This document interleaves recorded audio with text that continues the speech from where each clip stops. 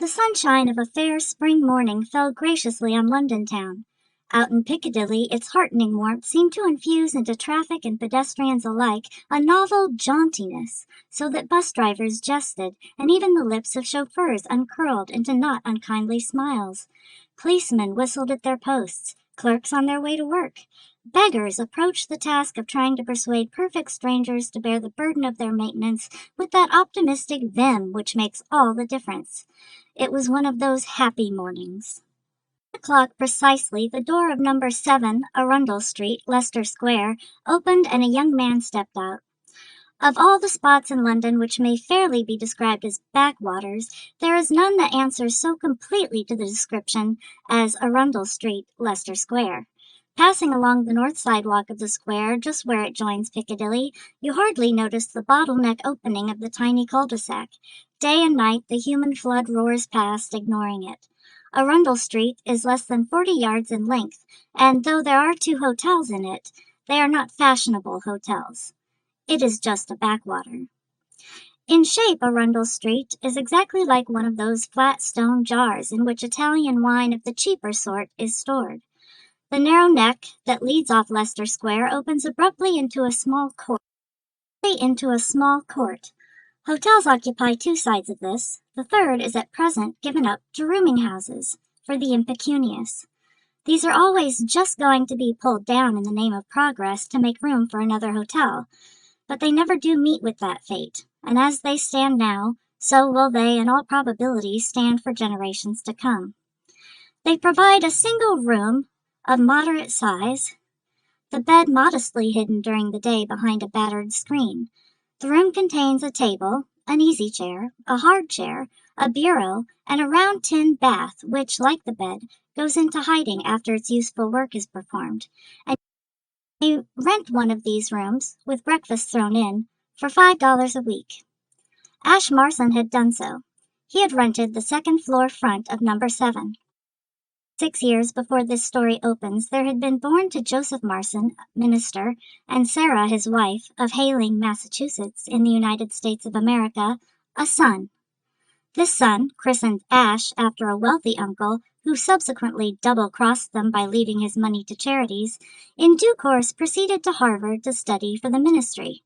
So far as can be ascertained from contemporary records, he did not study a great deal for the ministry, but he did succeed in running the mile in 4 minutes and a half, and the half-mile at a correspondingly rapid speed, and his researches in the art of long jumping won him the respect of all.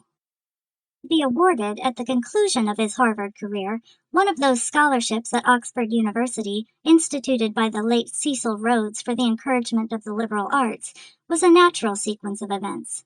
That was how Ash came to be in England. Of Ash's history follows almost automatically. He won his blue for athletics at Oxford, and gladdened thousands by winning the mile and the half-mile 2 years in succession against Cambridge at Queen's Club. But owing to the pressure of other engagements, he unfortunately omitted to do any studying, and when the hour of parting arrived, he was peculiarly unfitted for any of the learned professions. Having, however, managed to obtain a sort of degree, enough to enable him to call himself a Bachelor of Arts, and realizing that you can fool some of the people some of the time, he applied for and secured a series of private tutorships. Private tutor is a sort of blend of poor relation and nursemaid, and few of the stately homes of England are without one. He is supposed to instill learning and deportment into the small son of the house, but what he's really there for is to prevent the latter from being a nuisance to his parents when he is home from school on his vacation. Having saved a little money at this dreadful trade, Ash came to London and tried newspaper work. After 2 years of moderate success, he got in touch with the Mammoth Publishing Company. The Mammoth Publishing Company, which controls several important newspapers, a few weekly journals, and a number of other things, does not disdain the pennies of the office boy and the junior clerk. One of its many profitable ventures is a series of paper-covered tales of crime and adventure. It was here that Ash found his niche. Those adventures of Gridley Quayle Investigator, which are so popular with a certain section of the reading public, were his work. The advent of Ash and Mr. Quayle The British Pluck Library had been written by many hands and had included the adventures of many heroes. But in Gridley Quayle, the proprietors held that the ideal had been reached, and Ash received a commission to conduct the entire British Pluck Library monthly himself. On the meager salary paid him for these labors, he had been supporting himself ever since. That was how Ash came to be in Arundel Street, Leicester Square, on this May morning.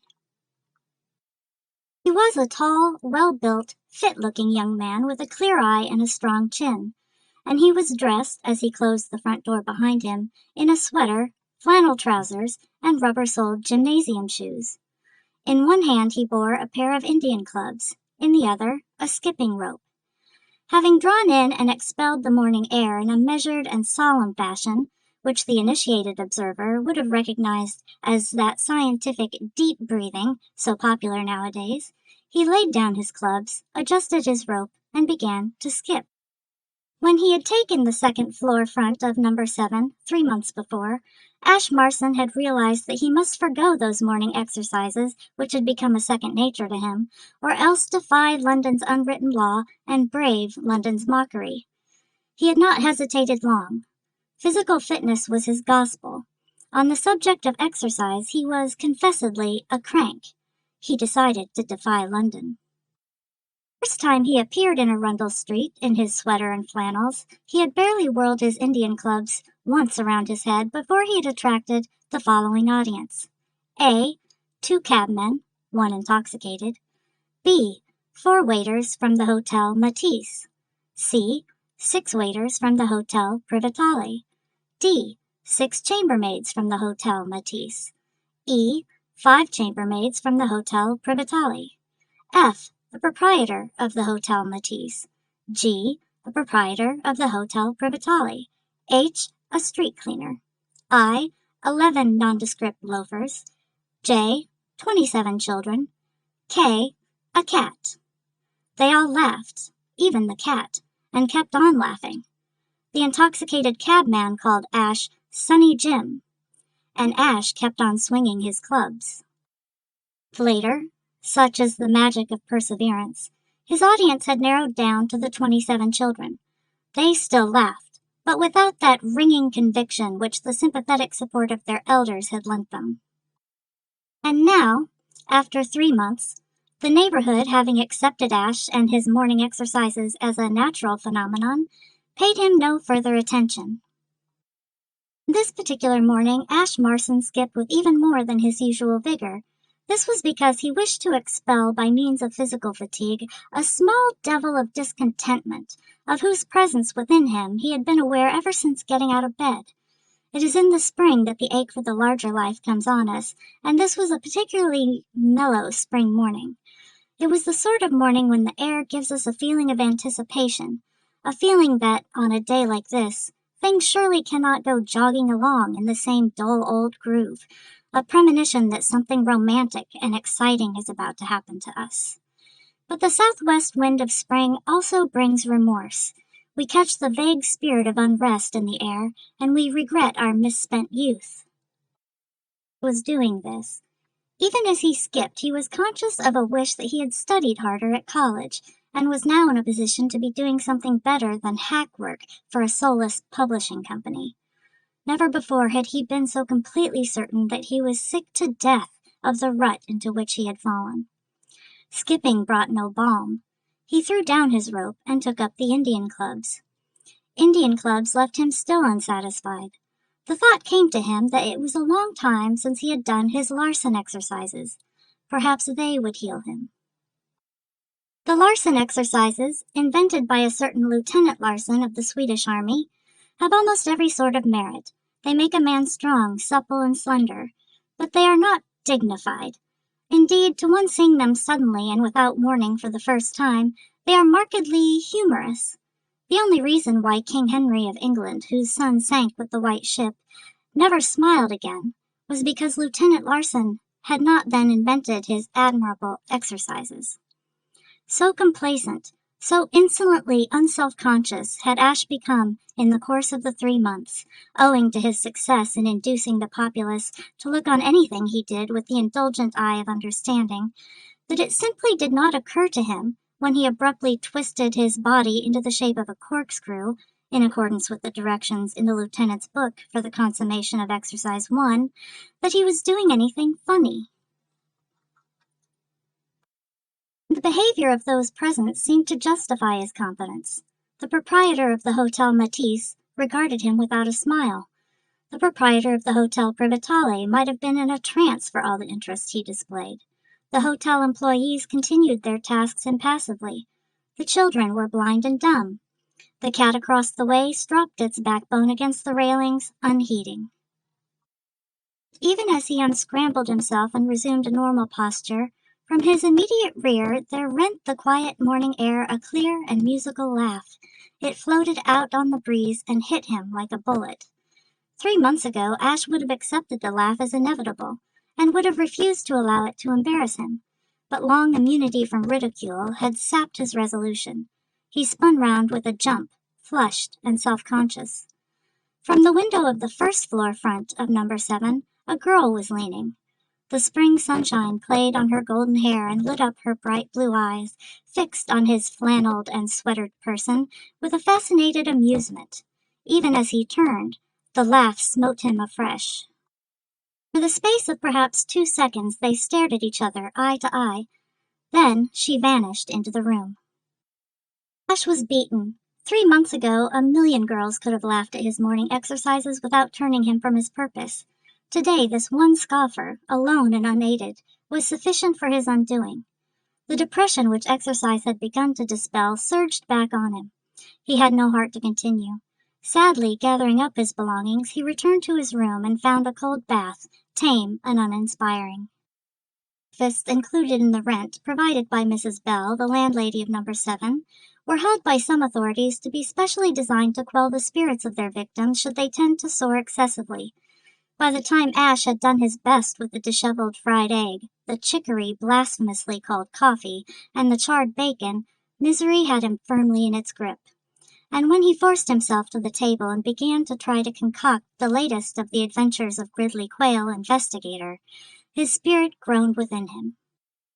As he sat and chewed his pen, his loathing for Gridley seemed to have reached its climax. It was his habit, in writing these stories, to think of a good title first, and then fit an adventure to it. And overnight, in a moment of inspiration, he had jotted down on an envelope the words, "The Adventure of the Wand of Death." It was with the sullen repulsion of a vegetarian who finds a caterpillar in his salad that he now sat glaring at them. The title had seemed so promising overnight, so full of strenuous possibilities. It was still speciously attractive, but now that the moment had arrived for writing the story, its flaws became manifest. What was a wand of death? It sounded good, but coming down to hard facts, what was it? You cannot write a story about a wand of death without knowing what a wand of death is. And conversely, if you have thought of such a splendid title, you cannot jettison it offhand. Ash rumpled his hair and gnawed his pen. There came a knock at the door. He spun round in his chair. This was the last straw. If he had told Mrs. Bell once that he was never to be disturbed in the morning on any pretext whatsoever, he had told her 20 times. It was simply too infernal to be endured if his work time was to be cut into like this. Ash ran over in his mind a few opening remarks. Then he shouted, and braced himself for battle. A girl walked in, the girl of the first-floor front, the girl with the blue eyes who had laughed at his Larson exercises. Previous circumstances contributed to the poorness of the figure Ash cut in the opening moments of this interview. In the first place, he was expecting to see his landlady, whose height was about 4 feet 6, and the sudden entry of somebody who was about 5 feet 7 threw the universe temporarily out of focus. In the second place, in anticipation of Mrs. Bell's entry, he had twisted his face into a forbidding scowl, and it was no slight matter to change this on the spur of the moment into a pleasant smile. Finally, a man who has been sitting for half an hour in front of a sheet of paper bearing the words, "The Adventure of the Wand of Death," and trying to decide what a wand of death might be, has not his mind under proper control. The net result of these things was that for perhaps half a minute Ash behaved absurdly. He goggled and he yammered. An alienist, had one been present, would have made up his mind about him without further investigation. For an appreciable time, he did not think of rising from his seat. When he did, the combined leap and twist he executed practically amounted to a Larson exercise. Nor was the girl unembarrassed. If Ash had been calmer, he would have observed on her cheek the flush which told that she, too, was finding the situation trying. But woman, being ever better equipped with poise than man, it was she who spoke first. "Afraid I'm disturbing you." "No, no," said Ash. "Oh, no, not at all, not at all. No, no, not at all, no," and would have continued to play on the theme indefinitely had not the girl spoken again. "I wanted to apologize," she said, "for my abominable rudeness in laughing at you just now. It was idiotic of me, and I don't know why I did it. I'm sorry." Science, with 1,000 triumphs to her credit, has not yet succeeded in discovering the correct reply for a young man to make who finds himself in the appalling position of being apologized to by a pretty girl. If he says nothing, he seems sullen and unforgiving. If he says anything, he makes a fool of himself. Ash, hesitating between these two courses, suddenly caught sight of the sheet of paper over which he had been poring so long. "What is a wand of death?" he asked. "I beg your pardon?" "A wand of death." "I don't understand." The delirium of the conversation was too much for Ash. He burst out laughing. A moment later the girl did the same, and simultaneously embarrassment ceased to be. "I suppose you think I'm mad," said Ash. "Certainly," said the girl. "Well, I should have been, if you hadn't come in." "Why was that?" "I was trying to write a detective story." "I was wondering whether you were a writer." "Do you write?" "Yes. Do you ever read Home Gossip?" "Never." "You are quite right to speak in that thankful tone. It's a horrid little paper, all brown paper patterns and advice to the lovelorn and puzzles. I do a short story for it every week, under various names. A duke or an earl goes with each story. I loathe it intensely." "I am sorry for your troubles," Ash said firmly, "but we are wandering from the point. What is a wand of death?" "A wand of death? A wand of death." The girl frowned reflectively. "Why, of course, it's the sacred ebony stick stolen from the Indian temple, which is supposed to bring death to whoever possesses it. The hero gets hold of it, and the priests dog him and send him threatening messages. What else could it be?" Ash could not restrain his admiration. "This is genius." "Oh, no." "Absolute genius. I see it all. The hero calls in Gridley Quayle, and that patronizing ass, by the aid of a series of wicked coincidences, solves the mystery. And there am I, with another month's work done." He looked at him with interest. "Are you the author of Gridley Quayle?" "Don't tell me you read him." "I do not read him, but he is published by the same firm that publishes Home Gossip, and I can't help seeing his cover sometimes when I am waiting in the waiting room to see the editress." Ash felt like one who meets a boyhood's chum on a desert island. Here was a real bond between them. "Does the Mammoth publish you, too? Why, we are comrades in misfortune, fellow serfs. We should be friends. Shall we be friends?" "I should be delighted." "Shall we shake hands, sit down, and talk about ourselves a little?" "But I'm keeping you from your work." "An errand of mercy." He sat down. It is a simple act, this of sitting down, but like everything else, it may be an index to character. There was something wholly satisfactory to Ash in the manner in which the girl did it. She neither seated herself on the extreme edge of the easy chair as one braced for instant flight, nor did she wallow in the easy chair as one come to stay for the weekend. She carried herself in an unconventional situation with an unstudied self-confidence that he could not sufficiently admire. It is not rigid in Rundle Street, but nevertheless a girl in a first-floor front may be excused for showing surprise and hesitation when invited to a confidential chat with a second-floor front young man whom she has only known 5 minutes. But there is a freemasonry among those who live in large cities on small earnings. "Shall we introduce ourselves?" said Ash. "Or did Mrs. Bell tell you my name? By the way, you have not been here long, have you?" "I took my room day before yesterday." But your name, if you are the author of Gridley Quail, is Felix Clovelly, isn't it? Good heavens, no. Surely you don't think anyone's name could really be Felix Clovelly. That is only the cloak under which I hide my shame. My real name is Marson, Ash Marson. And yours? Valentine, Joan Valentine. Will you tell me the story of your life, or shall I tell mine first? I don't know that I have any particular story. I am an American. Not American. Why not? Because it's too extraordinary, too much like a Gridley Quail coincidence. I'm an American. Well, so are a good many other people. You miss the point. We are not only fellow serfs, we are fellow exiles. You can't round the thing off by telling me you were born in Hayling, Massachusetts, I suppose. I was born in New York. Surely not. I didn't know anybody was. Why Hayling, Massachusetts? That was where I was born. I'm afraid I've never heard of it. Strange. I know your hometown quite well. But I have not yet made my birthplace famous. In fact, I doubt whether I ever shall. I am beginning to realize that I am one of the failures. How old are you? 26. You are only 26 and you call yourself a failure? I think that's a shameful thing to say. What would you call a man of 26 whose only means of making a living was the writing of Gridley Quail stories? An empire builder? How do you know it's your only means of making a living? Why don't you try something new? Such as? Well, how should I know? Anything that comes along. Good gracious, Mr. Marson, here you are in the biggest city in the world, with chances for adventure simply shrieking to you on every side. I must be deaf. The only thing I have heard shrieking to me on every side has been Mrs. Bell for the week's rent.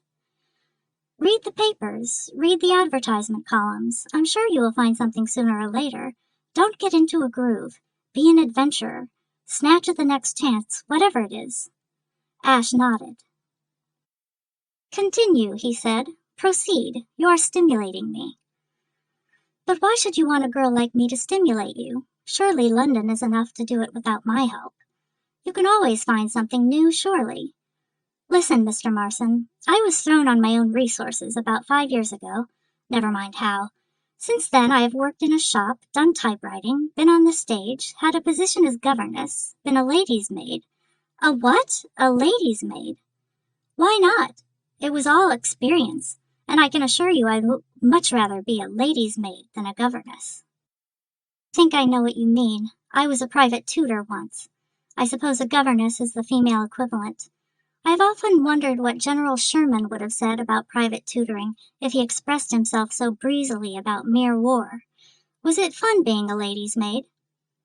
It was pretty good fun, and it gave me an opportunity of studying the aristocracy in its native haunts, which has made me the gossip's established authority on dukes and earls. Ash drew a deep breath. Not a scientific deep breath, but one of admiration. You are perfectly splendid. Splendid? I mean, you have such pluck. Oh, well, I keep on trying. I'm 23 and I haven't achieved anything much yet, but I certainly don't feel like sitting back and calling myself a failure. Ash made a grimace. All right, he said. I've got it. I meant you to, said Joan placidly. I hope I haven't bored you with my autobiography, Mr. Marson. I'm not setting myself up as a shining example, but I do like action and hate stagnation. You are absolutely wonderful, said Ash. You are a human correspondence course in efficiency, one of the ones you see advertised in the back pages of the magazines, beginning, Young man, are you earning enough? With a picture showing the deadbeat gazing wistfully at the boss's chair. You would galvanize a jellyfish. If I had really stimulated you... I think that was another slam, said Ash pensively. Well, I deserve it. Yes, you have stimulated me. I feel like a new man. It's queer that you should have come to me right on top of everything else.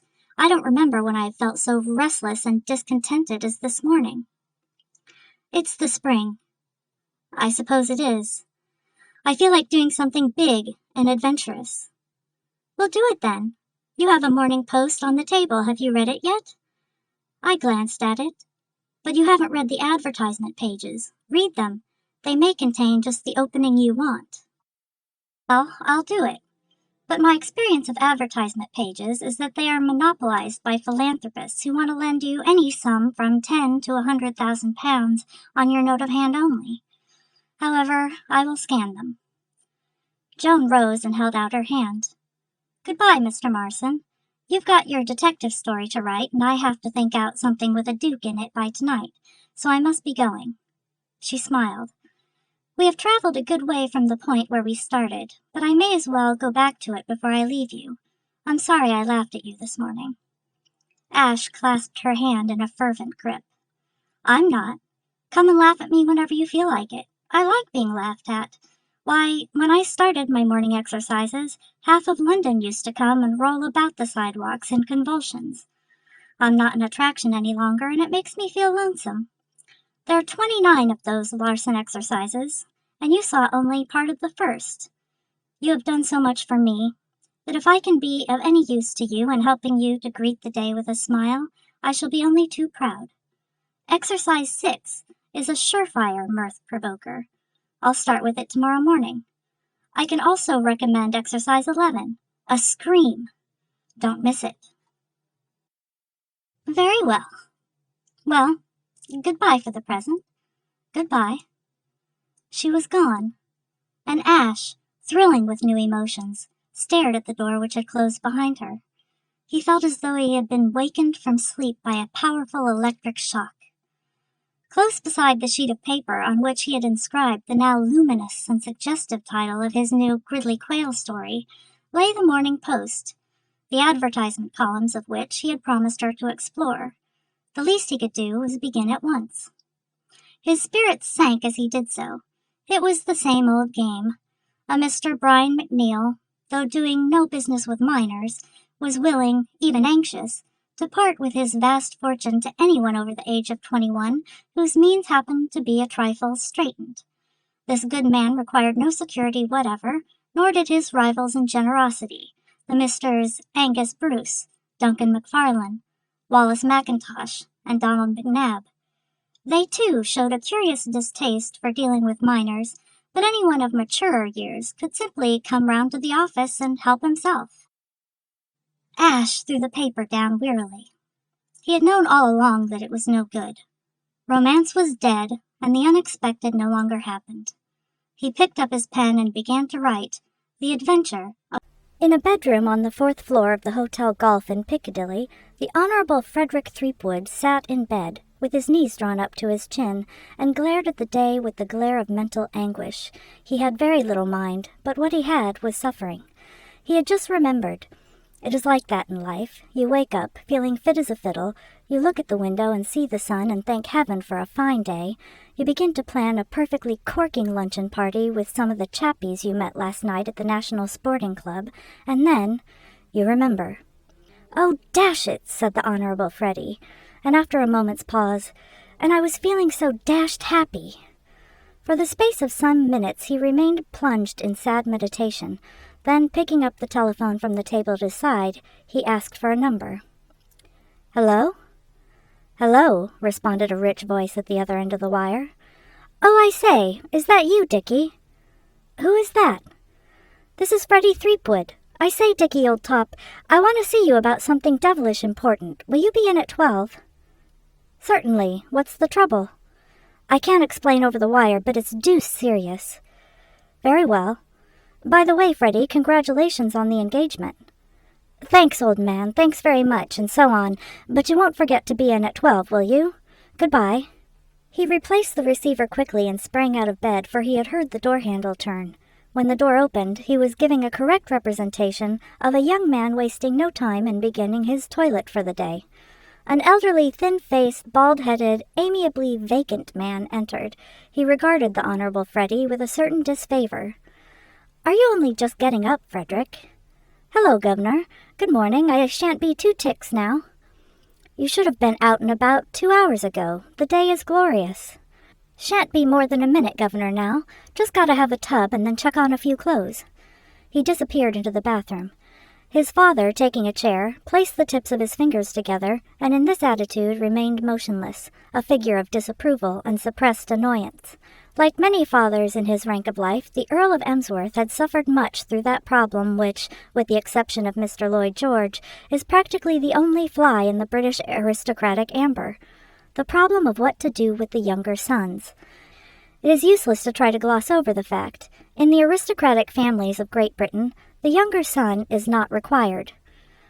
Apart, however, from the fact that he was a younger son, and, as such, a nuisance in any case, the Honourable Freddie had always annoyed his father in a variety of ways. The Earl of Emsworth was so constituted that no man or thing really had the power to trouble him deeply, but Freddie had come nearer to doing it than anybody else in the world. There had been a consistency, a perseverance, about his irritating performances that had acted on the placid peer as dripping water on a stone. Isolated acts of annoyance would have been powerless to ruffle his calm, but Freddie had been exploding bombs under his nose since he went to Eton. He had been expelled from Eton for breaking out at night and roaming the streets of Windsor in a false mustache. He had been sent down from Oxford for pouring ink from a second-story window on the junior dean of his college. He had spent 2 years at an expensive London crammer's and failed to pass into the army. He had also accumulated an almost record series of racing debts, besides a shady gang of friends, for the most part vaguely connected with the turf, as any young man of his age ever contrived to collect. These things try the most placid of parents, and finally Lord Emsworth had put his foot down. It was the only occasion in his life when he acted with decision, and he did it with the accumulated energy of years. He stopped his son's allowance, hailed him home to Blandings Castle, and kept him there so relentlessly that until the previous night, when they had come up together by the afternoon train, Freddie had not seen London for nearly a year. Possibly it was the reflection that whatever his secret troubles, he was at any rate once more in his beloved metropolis that caused Freddie at this point to burst into discordant song. He splashed and warbled simultaneously. Lord Emsworth's frown deepened, and he began to tap his fingers together irritably. Then his brow cleared, and a pleased smile flickered over his face. He, too, had remembered. What Lord Emsworth remembered was this. Late in the previous autumn, the next estate to Blandings had been rented by an American, a Mr. Peters, a man with many millions, chronic dyspepsia, and one fair daughter, Aileen. The two families had met. Freddie and Aileen had been thrown together, and only a few days before the engagement had been announced. And for Lord Emsworth, the only flaw in this best of all possible worlds had been removed. Yes, he was glad Freddie was engaged to be married to Aileen Peters. He liked Aileen. He liked Mr. Peters. Such was the relief he experienced that he found himself feeling almost affectionate toward Freddie, who emerged from the bathroom at this moment, clad in a pink bathrobe, to find the paternal wrath evaporated, and all, so to speak, right with the world. Nevertheless, he wasted no time about his dressing. He was always ill at ease in his father's presence, and he wished to be elsewhere with all possible speed. He sprang into his trousers with such energy that he nearly tripped himself up. As he disentangled himself, he recollected something that had slipped his memory. "By the way, Governor, I met an old pal of mine last night and asked him down to Blandings this week. That's all right, isn't it? He's a man named Emerson, an American. He knows Aileen quite well, he says. He's known her since she was a kid." "I do not remember any friend of yours named Emerson." "Well, as a matter of fact, I met him last night for the first time, but it's all right. He's a good chap, don't you know, and all that sort of rot." Lord Emsworth was feeling too benevolent to raise the objections he certainly would have raised had his mood been less sunny. "Certainly. Let him come if he wishes." "Thanks, Governor." Freddie completed his toilet. "Doing anything special this morning, Governor? I rather thought of getting a bit of breakfast and strolling round a bit. Have you had breakfast?" 2 hours ago. "I trust that in the course of your strolling you will find time to call at Mr. Peters and see Aileen. I shall be going there directly after lunch. Mr. Peters wishes to show me his collection of... I think scarabs was the word he used." "Oh, I'll look in all right, don't worry. Or if I don't, I'll call the old boy up on the phone and pass the time of day. Well, I rather think I'll be popping off and getting a bit of that breakfast, what?" Several comments on this speech suggested themselves to Lord Emsworth. In the first place, he did not approve of Freddie's allusion to one of America's merchant princes as the old boy. Second, his son's attitude did not strike him as the ideal attitude of a young man toward his betrothed. There seemed to be a lack of warmth. But, he reflected, Possibly this was simply another manifestation of the modern spirit, and in any case it was not worth bothering about, so he offered no criticism. Presently, Freddie, having given his shoes a flick with a silk handkerchief and thrust the latter carefully up his sleeve, they passed out and down into the main lobby of the hotel, where they parted. Freddie to his bit of breakfast, his father to potter about the streets and kill time until luncheon. London was always a trial to the Earl of Emsworth. His heart was in the country, and the city held no fascinations for him. On one of the floors in one of the buildings in one of the streets that slope precipitously from the Strand to the Thames embankment, there is a door that would be all the better for a lick of paint, which bears what is perhaps the most modest and unostentatious announcement of its kind in London. The grimy ground glass displays the words, R. Jones. Simply that and nothing more. It is rugged in its simplicity. You wonder as you look at it, if you have time to look at and wonder about these things, who this Jones may be, and what is the business he conducts with such coy reticence. As a matter of fact, these speculations had passed through suspicious minds at Scotland Yard, which for some time had taken not little interest in our Jones. But beyond ascertaining that he bought and sold some curios, did a certain amount of bookmaking during the flat racing season, and had been known to lend money, Scotland Yard did not find out much about Mr. Jones, and presently dismissed him from its thoughts. On the theory given to the world by William Shakespeare, that it is the lean and hungry-looking men who are dangerous, and that the fat, sleek-headed men, and such as sleep o' nights, are harmless, R. Jones should have been above suspicion. He was infinitely the fattest man in the West Central Postal District of London. He was a round ball of a man, who wheezed when he walked upstairs, which was seldom, and shook like jelly if some tactless friend, wishing to attract his attention, tapped him unexpectedly on the shoulder. But this occurred still less frequently than his walking upstairs, for in R. Jones's circle it was recognized that nothing is a greater breach of etiquette and worse form than to tap people unexpectedly on the shoulder. That, it was felt, should be left to those who are paid by the government to do it. R. Jones was about 50 years old, gray-haired, of a mauve complexion, jovial among his friends, and perhaps even more jovial with chance acquaintances. It was estimated by envious intimates that his joviality with chance acquaintances, especially with young men of the upper classes, with large purses and small foreheads, was worth hundreds of pounds a year to him. There was something about his comfortable appearance and his jolly manner that irresistibly attracted a certain type of young man. It was his good fortune that this type of young man should be the type financially most worth attracting. Freddie Threepwood had fallen under his spell during his short but crowded life in London.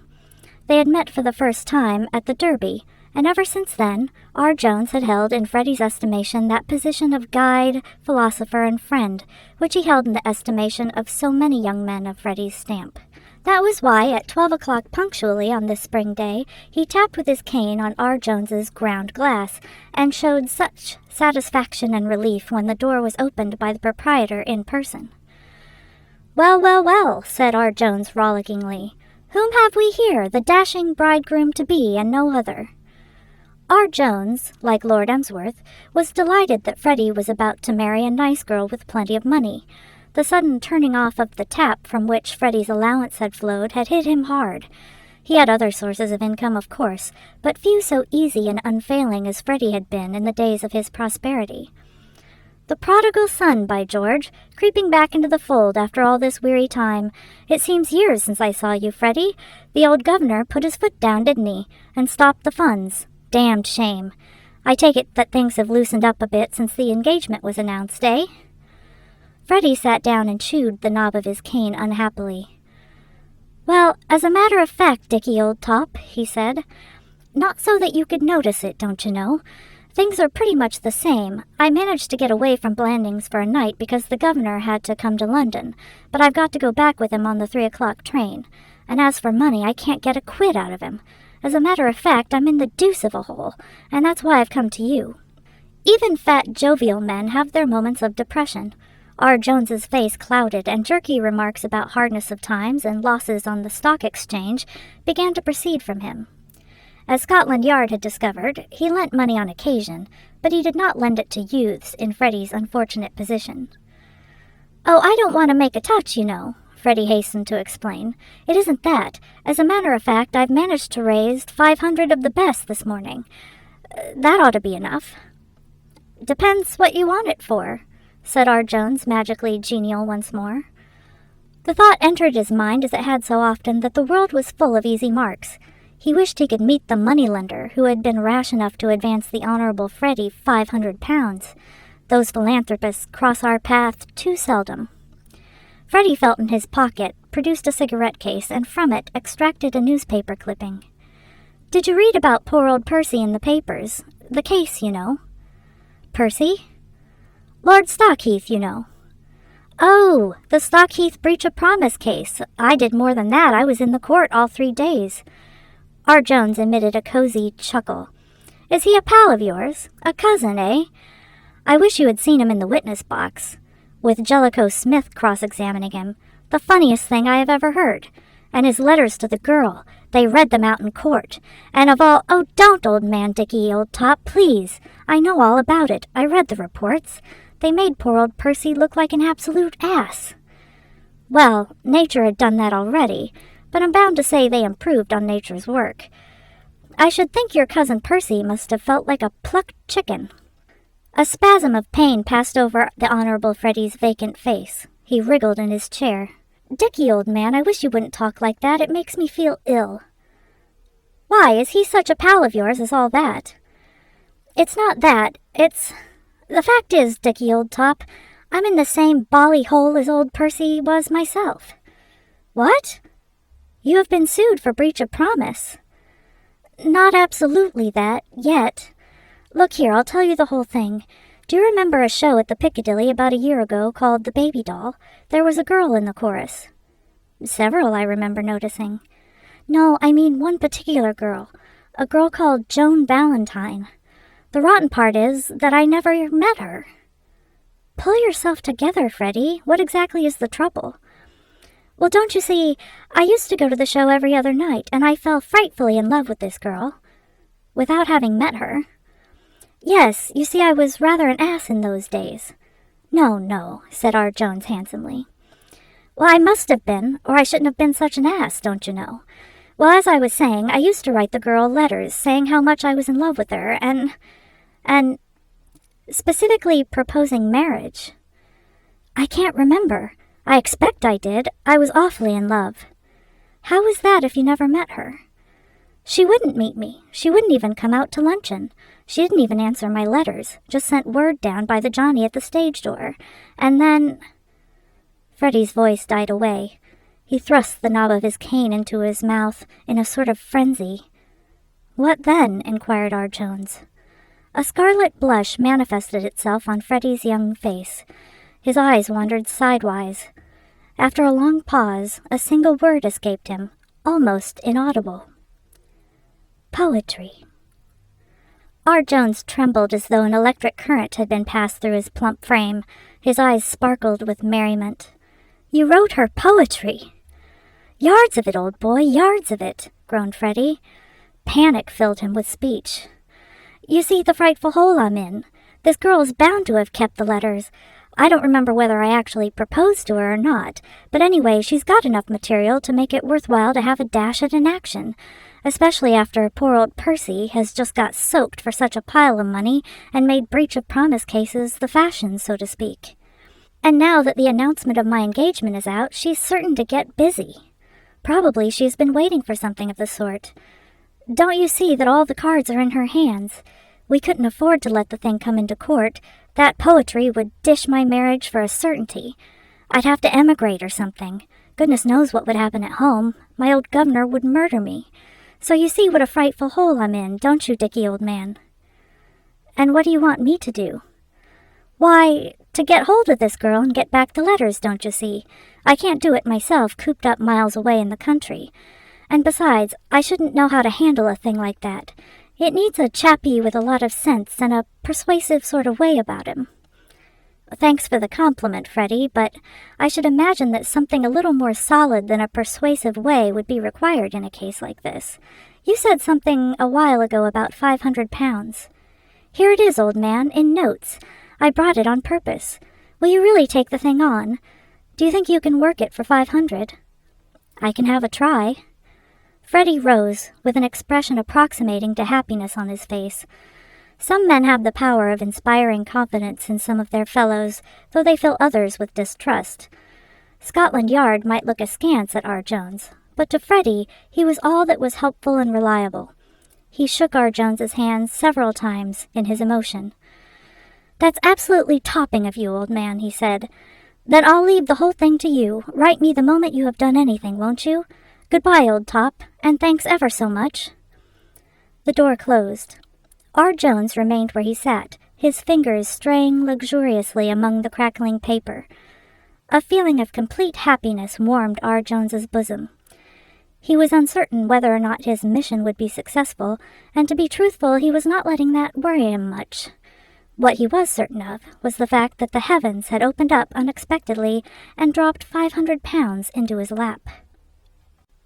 The Earl of Emsworth stood in the doorway of the Senior Conservative Club's vast dining room and beamed with a vague sweetness on the 200 or so senior conservatives who, with much clattering of knives and forks, were keeping body and soul together by means of the coffee-room luncheon. He might have been posing for a statue of amiability. His pale blue eyes shone with a friendly light through their protecting glasses. The smile of a man at peace with all men curved his weak mouth. His bald head, reflecting the sunlight, seemed almost to wear a halo. Nobody appeared to notice him. He so seldom came to London these days that he was practically a stranger in the club.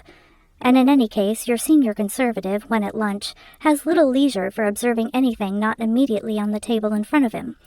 To attract attention in the dining room of the Senior Conservative Club between the hours of 1 and 2:30, you have to be a mutton chop, not an earl. It is possible that, lacking the initiative to make his way down the long aisle and find a table for himself, he might have stood there indefinitely, but for the restless activity of Adams, the head steward. It was Adams' mission in life to flit to and fro, hauling would-be lunchers to their destinations, as a St. Bernard dog hauls travelers out of alpine snowdrifts. He sighted Lord Emsworth and secured him with a genteel pounce. "A table, your lordship. This way, your lordship." Adams remembered him, of course. Adams remembered everybody. Lord Emsworth followed him beamingly and presently came to anchor at a table in the farther end of the room.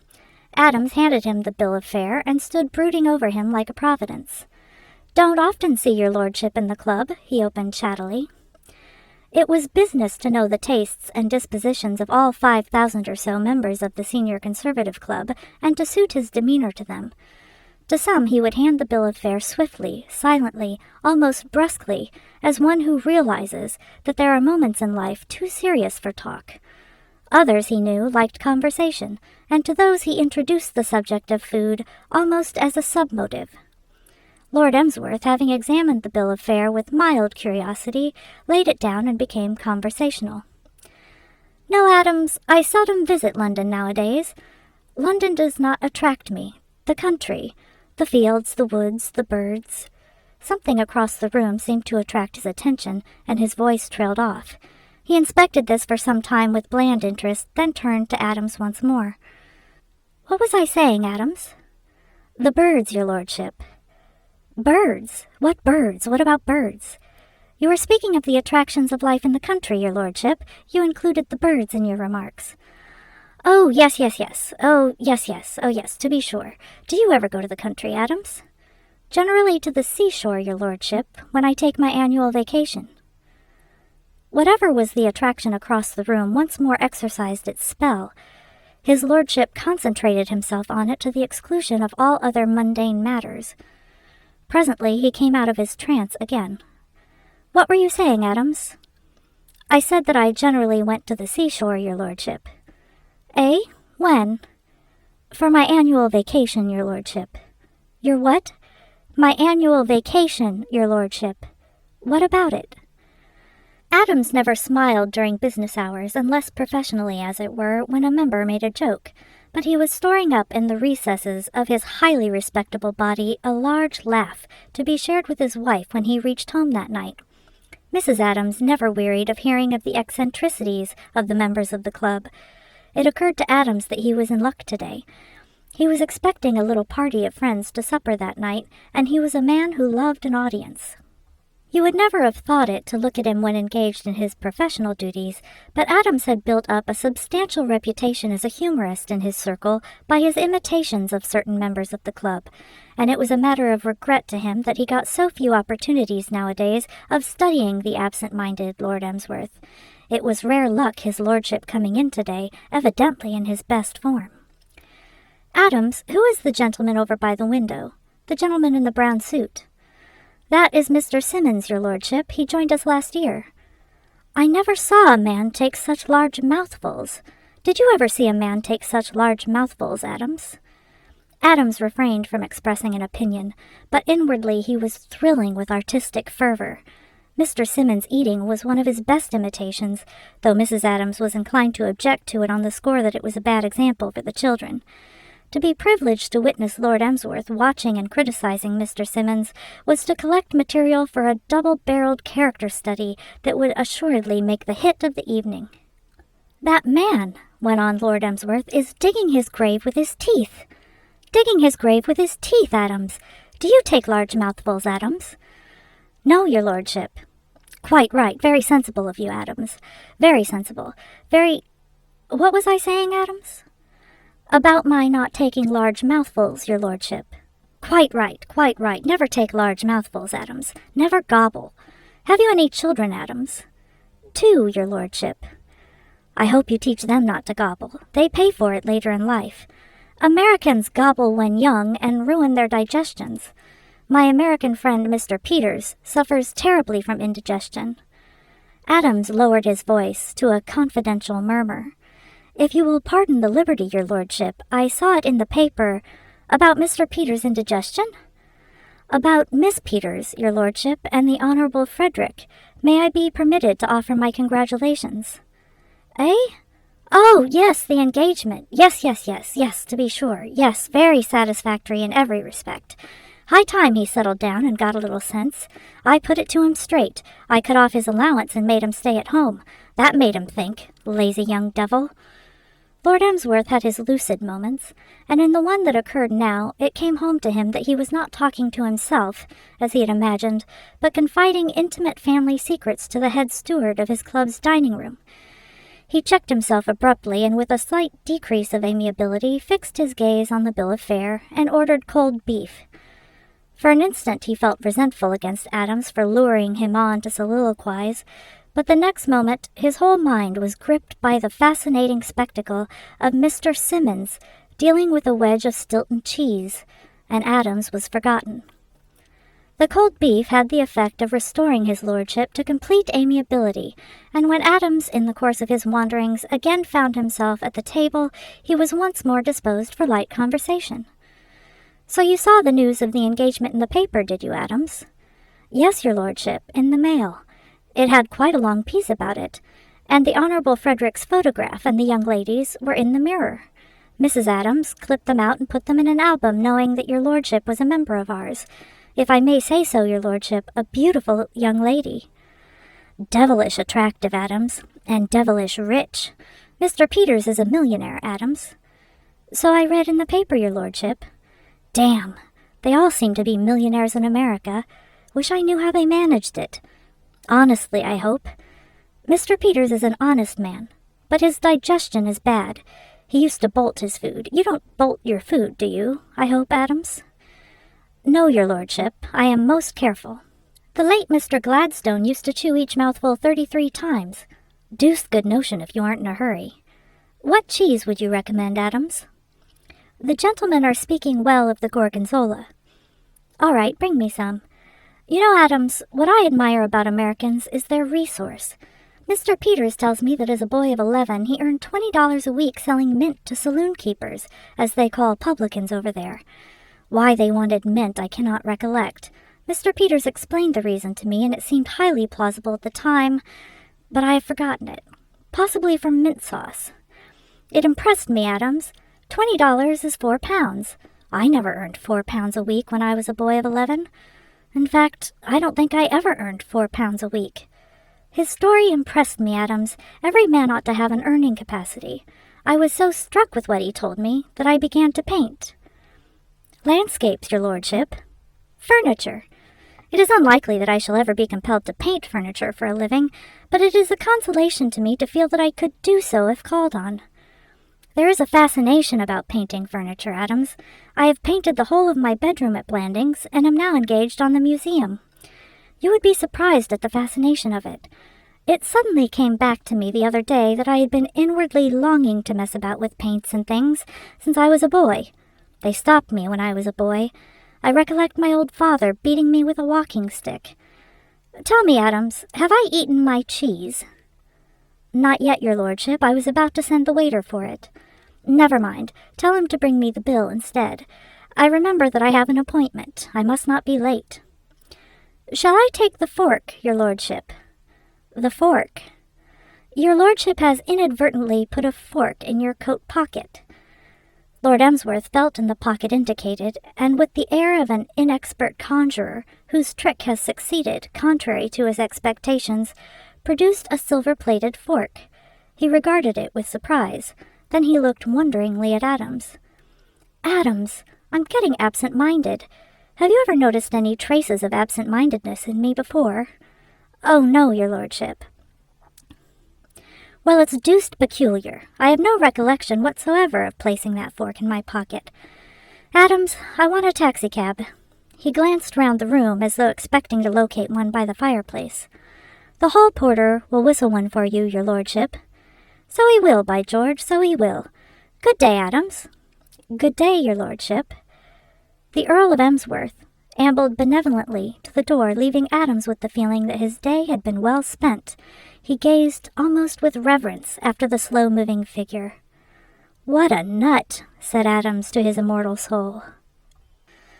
Wafted through the sunlit streets in his taxicab, the Earl of Emsworth smiled benevolently on London's teeming millions.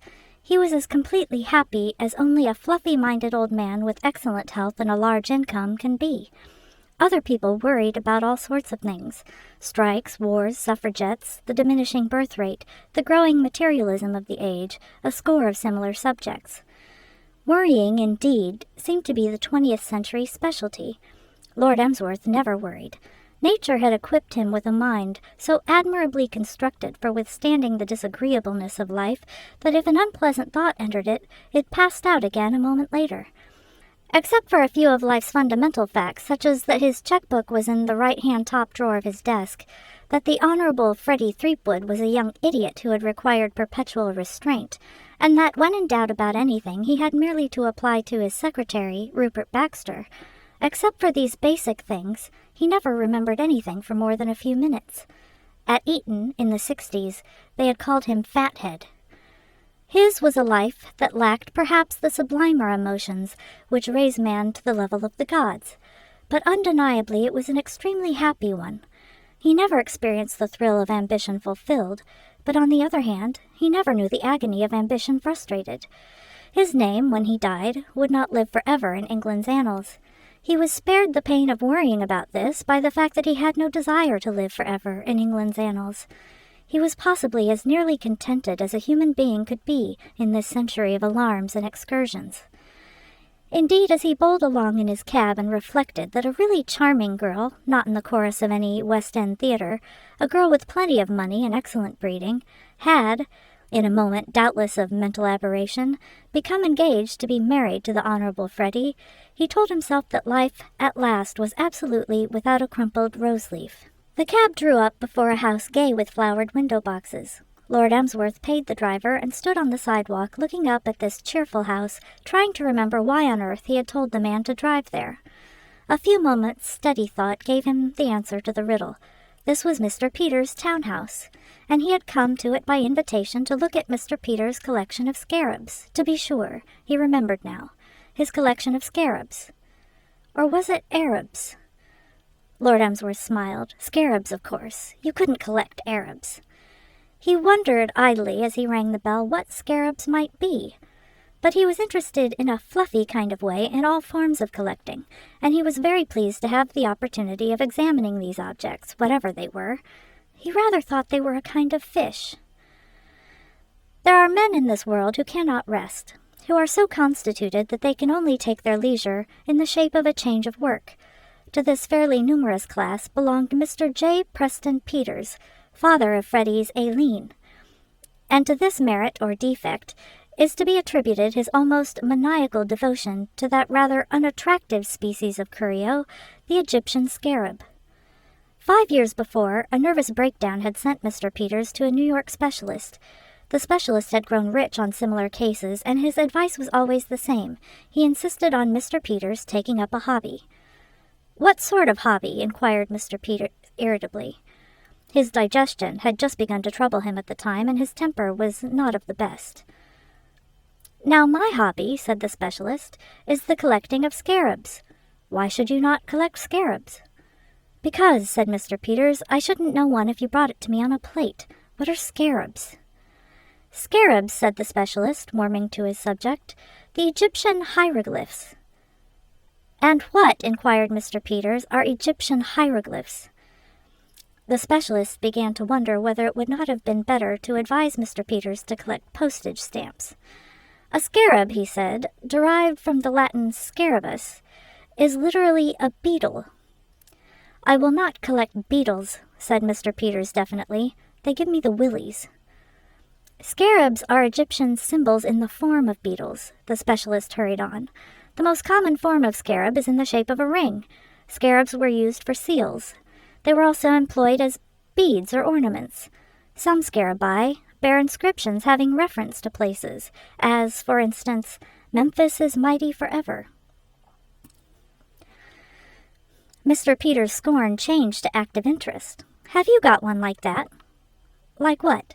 "A scarab boosting Memphis. It's my hometown."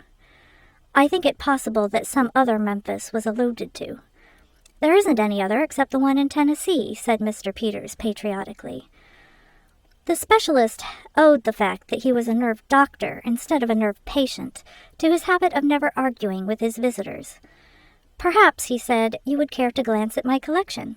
It is in the next room." That was the beginning of Mr. Peters' devotion to scarabs.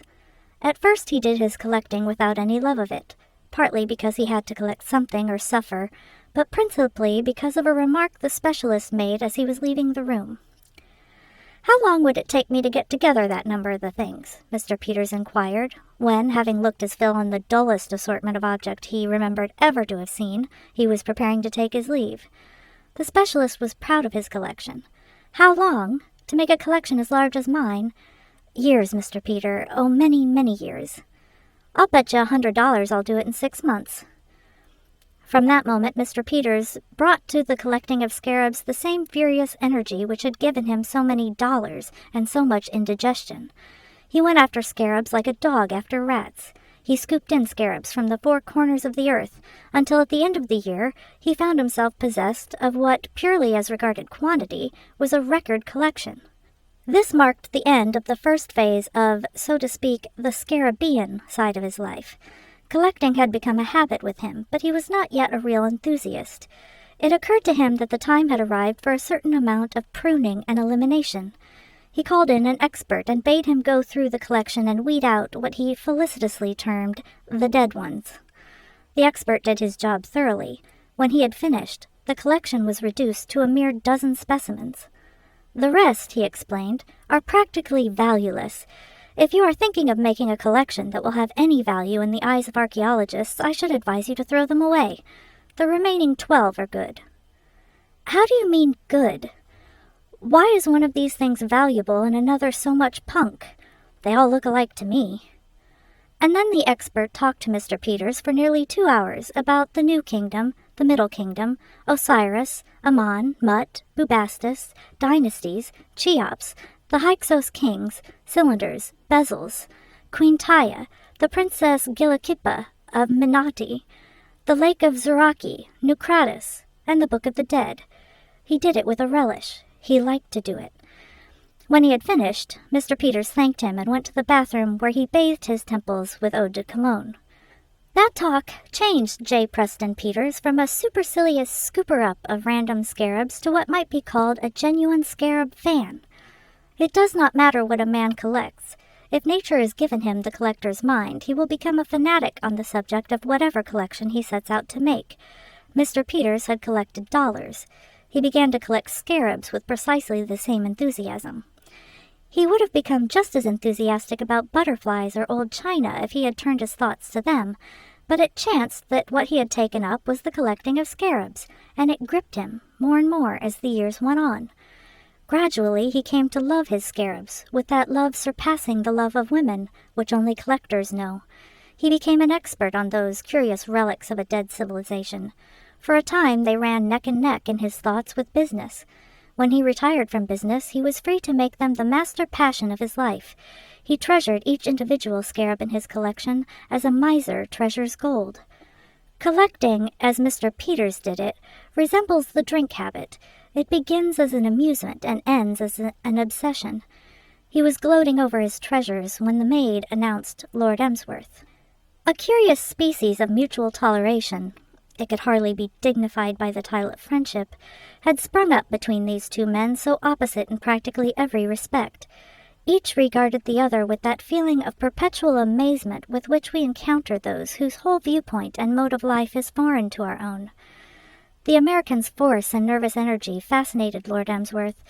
As for Mr. Peters, nothing like the Earl had ever happened to him before in a long and varied life. Each, in fact, was to the other a perpetual freak show with no charge for admission, and if anything had been needed to cement the alliance, it would have been supplied by the fact that they were both collectors. They differed in collecting as they did in everything else. Mr. Peters' collecting, as has been shown, was keen, furious, concentrated. Lord Emsworth's had the amiable dodderingness that marked every branch of his life. In the museum at Blandings Castle, you could find every manner of valuable and valueless curio. There was no central motive. The place was simply an amateur junk shop. Side by side with a Gutenberg Bible, for which rival collectors would have bidden without limit, you would come upon a bullet from the field of Waterloo, one of a consignment of 10,000 shipped there for the use of tourists by a Birmingham firm. Each was equally attractive to its owner. "My dear Mr. Peters," said Lord Emsworth sunnily, advancing into the room, "I trust I am not unpunctual. I have been lunching at my club." "I'd have asked you to lunch here," said Mr. Peters, "but you know how it is with me. I've promised the doctor I'll give those nuts and grasses of his a fair trial, and I can do it pretty well when I'm alone with Aileen, but to have to sit by and see somebody else eating real food would be trying me too high." Lord Emsworth murmured sympathetically. The other's digestive tribulations touched a ready chord. An excellent trencherman himself, he understood what Mr. Peters must suffer. "Too bad," he said. Mr. Peters turned the conversation to other channels. "These are my scarabs," he said. Lord Emsworth adjusted his glasses, and the mild smile disappeared from his face, to be succeeded by a set look. A stage director of a moving picture firm would have recognized the look. Lord Emsworth was registering interest. Interest which he perceived from the first instant would have to be completely simulated, for instinct told him as Mr. Peters began to talk that he was about to be bored as he had seldom been bored in his life. Mr. Peters, in his character of showman, threw himself into his work with even more than his customary energy. His flow of speech never faltered. He spoke of the New Kingdom, the Middle Kingdom, Osiris, Ammon, waxed eloquent concerning Mut, Bubastis, Cheops, the Hyksos kings, cylinders, bezels, and became at times almost lyrical when touching on Queen Taia and the Princess Gillikipa, the Lake of Zeraki, Nucratis, and the Book of the Dead. Time slid by. "Take a look at this, Lord Emsworth."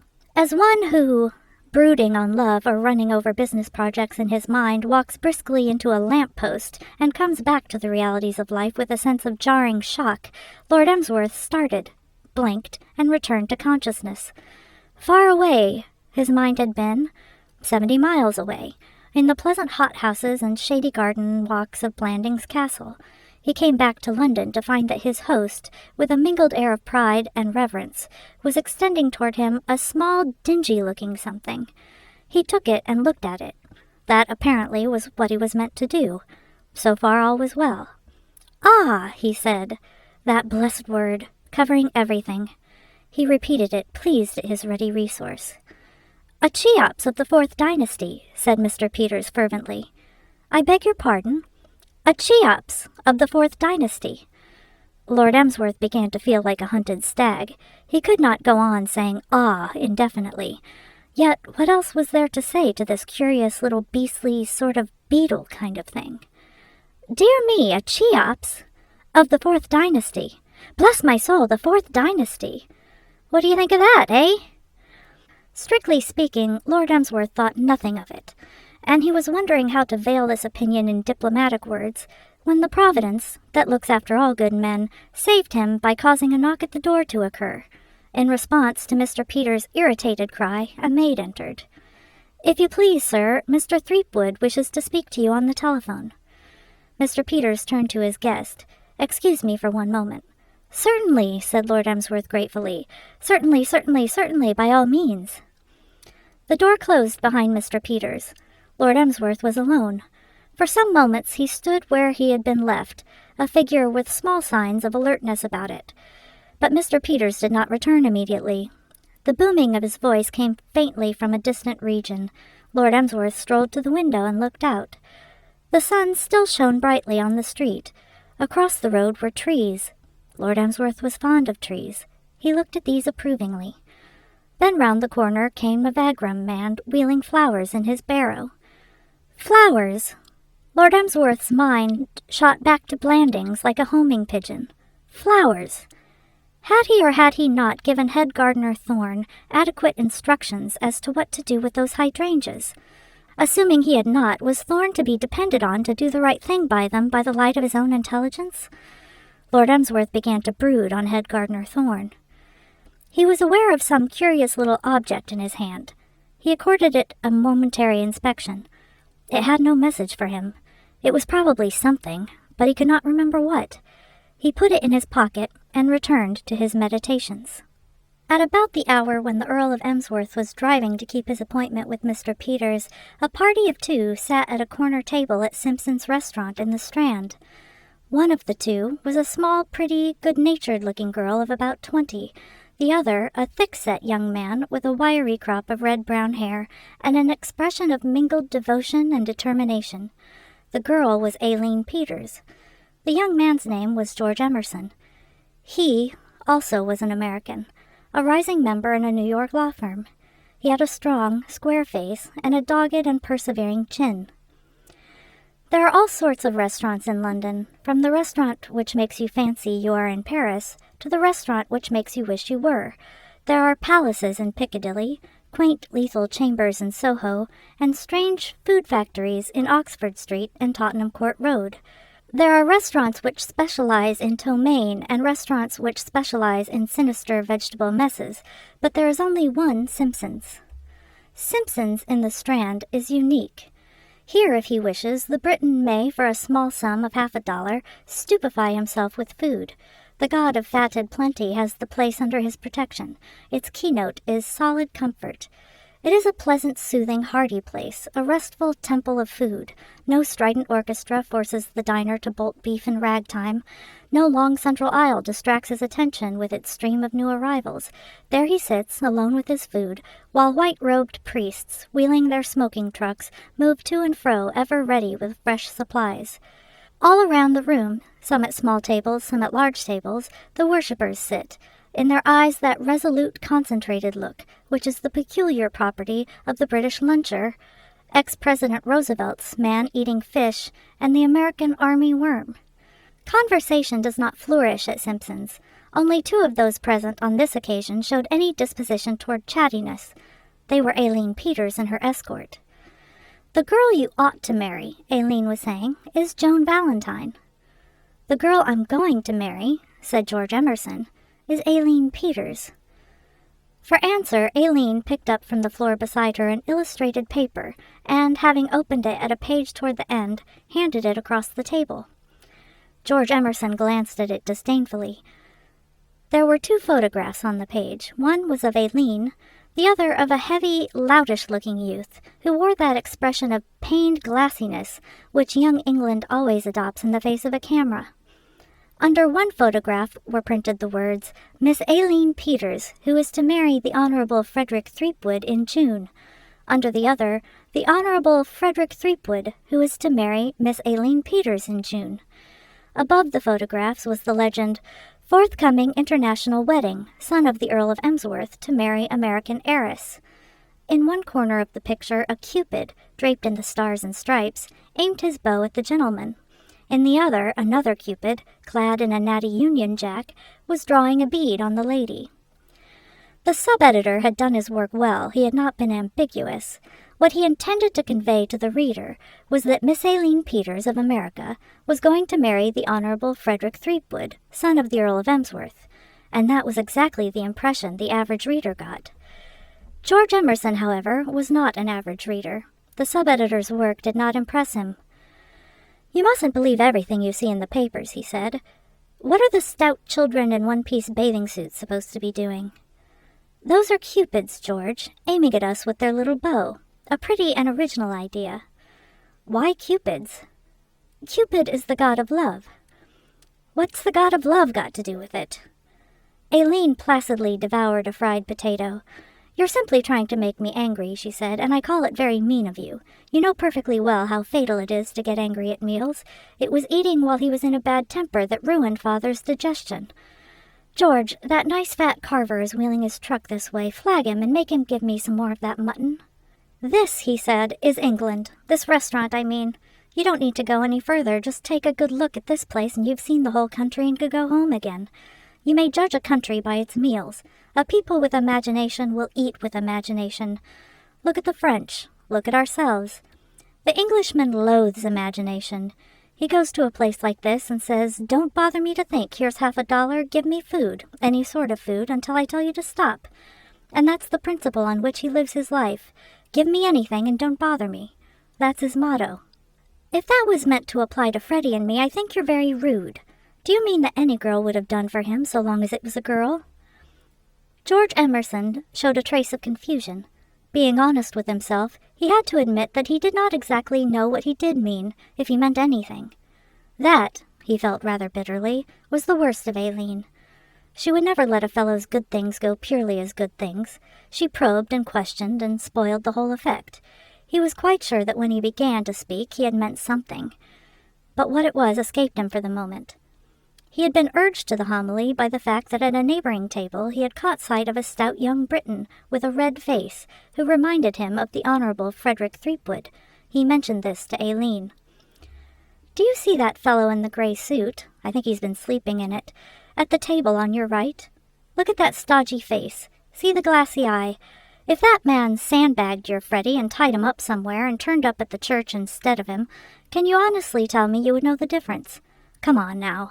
Wouldn't you simply say, 'Why, Freddie, how natural you look,' and go through the ceremony without a suspicion?"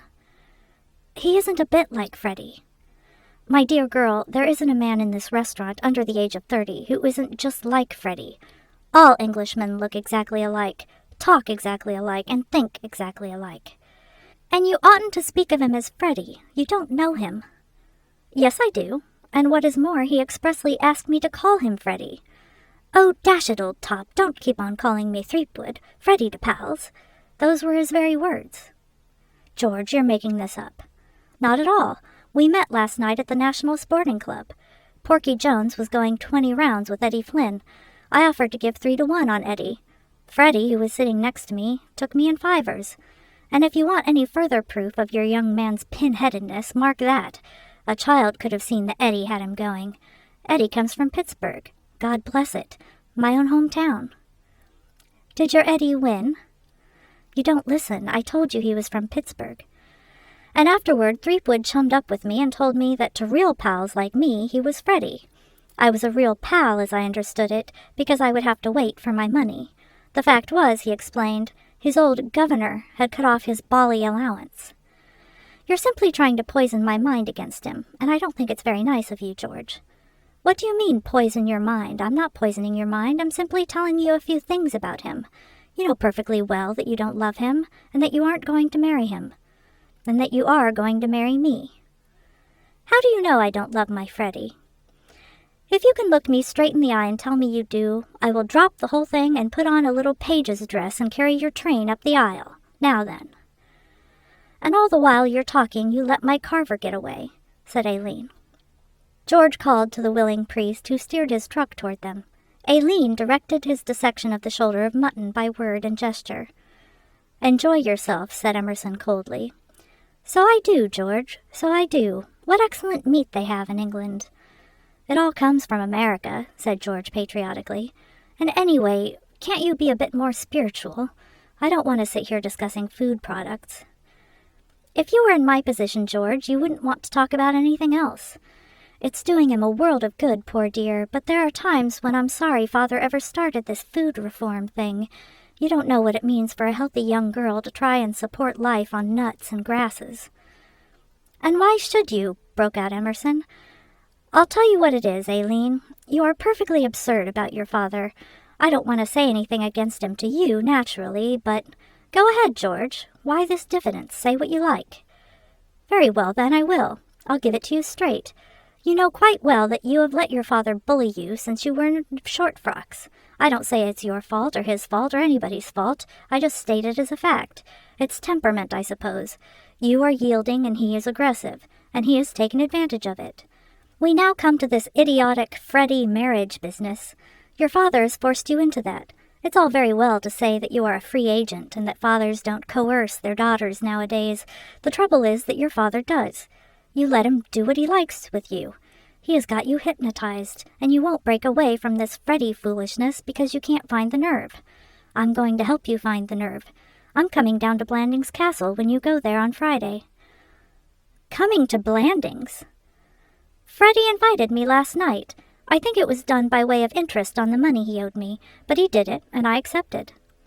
"But George, my dear boy, do you never read the etiquette books and the hints in the Sunday papers on how to be the perfect gentleman? Don't you know you can't be a man's guest and take advantage of his hospitality to try to steal his fiancée away from him? Watch me." A dreamy look came into Aileen's eyes. "I wonder what it feels like being a countess," she said. "You will never know." George looked at her pityingly. "My poor girl," he said, "have you been lured into this engagement in the belief that pop-eyed Freddie, the idiot child, is going to be an earl some day? You have been stung. Freddie is not the heir. His older brother, Lord Bosham, is as fit as a prize-fighter and has 3 healthy sons. Freddie has about as much chance of getting the title as I have. George, your education has been sadly neglected. Don't you know that the heir to the title always goes on a yachting cruise with his whole family and gets drowned, and the children too? It happens in every English novel you read. Listen, Aileen, let us get things straight. I have been in love with you since I wore knickerbockers. I proposed to you at your first dance. Very clumsily, but sincerely. Last year, when I found out that you had gone to England, I came on after you as soon as the firm could spare me, and I found you engaged to this Freddie. I like the way you stand up for Freddie. So many men in your position might say horrid things about him. Oh, I've nothing against Freddie. He is practically an imbecile, and I don't like his face. Outside of that, he's all right. But you will be glad later that you did not marry him. You are much too real a person. What a wife you will make for a hard-working man. What does Freddie work hard at? I am alluding at the moment not to Freddie, but to myself. I shall come home tired out. Maybe things will have gone wrong downtown. I shall be fagged, disheartened, and then you will come with your cool white hands and placing them gently on my forehead. Aileen shook her head. It's no good, George, really. You had better realize it. I'm very fond of you, but we are not suited. Why not? You are too overwhelming, too much like a bomb. I think you must be one of the supermen one reads about. You would want your own way, and nothing but your own way. Now Freddie will roll through hoops and sham dead, and we shall be the happiest pair in the world. I am much too placid and mild to make you happy. You want someone who would stand up to you, somebody like Joan Valentine. That's the second time you've mentioned this Joan Valentine. Who is she? She's a girl who was at school with me. We were the greatest chums, or at least I worshipped her and would have done anything for her, and I think she liked me. Then we lost touch with one another and didn't meet for years. I met her on the street yesterday, and she is just the same. She has been through the most awful times. Her father was quite rich. He died suddenly while he and Joan were in Paris, and she found that he hadn't left her a cent. He had been living right up to his income all the time. His life wasn't even insured. She came to London, and so far as I could make out from the short talk we had, she has done pretty nearly everything since we last met. She worked in a shop and went on the stage and all sorts of things. Isn't it awful, George? Pretty tough, said Emerson. He was but faintly interested in Miss Valentine. "She is so plucky and full of life. She would stand up to you." "Thanks. My idea of marriage is not a perpetual scrap. My notion of a wife is something cozy and sympathetic and soothing. That is why I love you. We shall be the happiest." Aileen laughed. "Dear old George. Now pay the check and get me a taxi. I've endless things to do at home. If Freddie is in town, I suppose he will be calling to see me. Who is Freddie, do you ask? Freddie is my fiancé, George, my betrothed, my steady, the young man I'm going to marry." Emerson shook his head resignedly. "Curious how you cling to that Freddie idea. Never mind. I'll come down to Blandings on Friday and we shall see what happens. Bear in mind the broad fact that you and I are going to be married, and that nothing on earth is going to stop us." It was Aileen Peters who had to bear the brunt of her father's mental agony when he discovered, shortly after Lord Emsworth had left him, that the gem of his collection of scarabs had done the same. It is always the innocent bystander who suffers.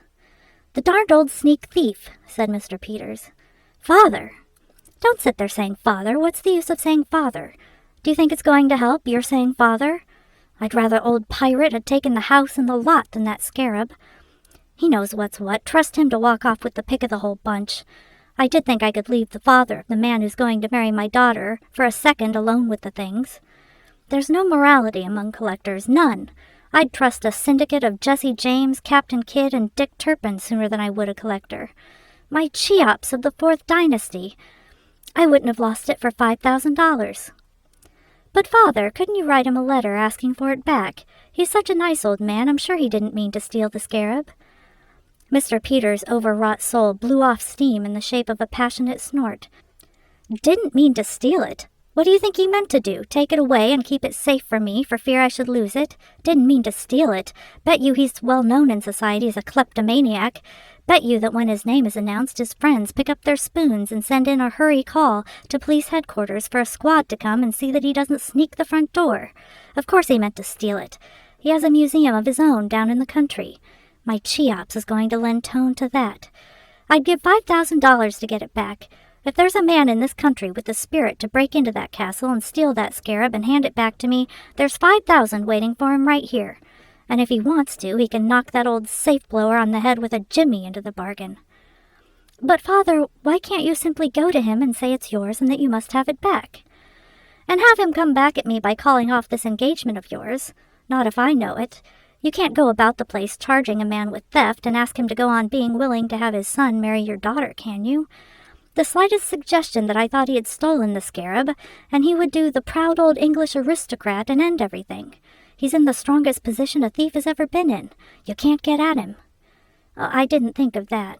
"You don't think at all. That's the trouble with you," said Mr. Peters. Years of indigestion had made Mr. Peters' temper, even when in a normal mood, perfectly impossible. In a crisis like this, it ran amok.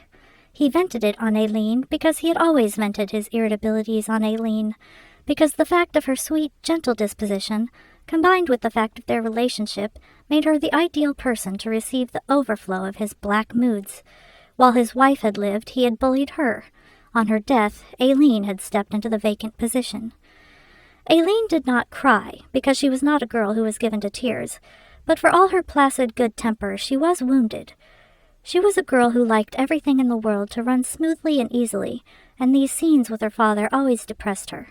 She took advantage of a lull in Mr. Peters' flow of words and slipped from the room.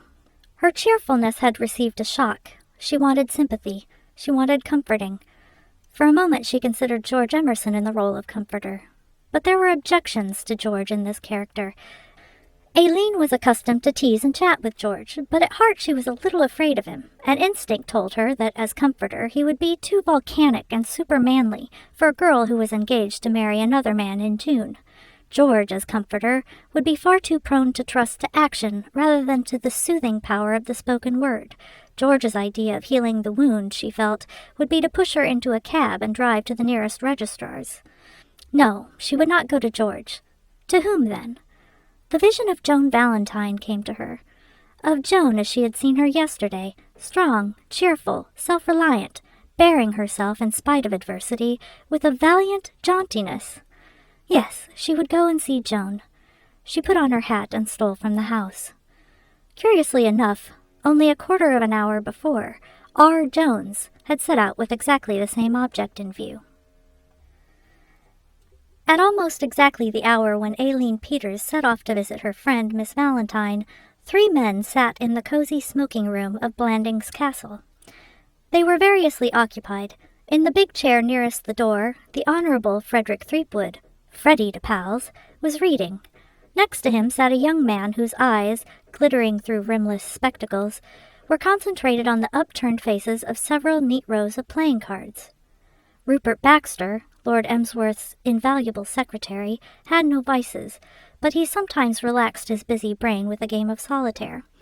Beyond Baxter, a cigar in his mouth and a weak highball at his side, the Earl of Emsworth took his ease. The book the Honorable Freddie was reading was a small paper-covered book. Its cover was decorated with a color scheme in red, black, and yellow, depicting a tense moment in the lives of a man with a black beard, a man with a yellow beard, a man without any beard at all, and a young woman who at first sight appeared to be all eyes and hair. The man with the black beard, to gain some private end, had tied this young woman with ropes to a complicated system of machinery, mostly wheels and pulleys. The man with the yellow beard was in the act of pushing or pulling a lever. The beardless man, protruding through a trapdoor in the floor, was pointing a large revolver at the parties of the second part. The Honorable Freddie did not so much read as gulp the adventure of the Secret Six. His face was crimson with excitement, his hair was rumpled, his eyes bulged. He was absorbed. This is peculiarly an age in which each of us, if we do but search diligently, find the literature suited to his mental powers.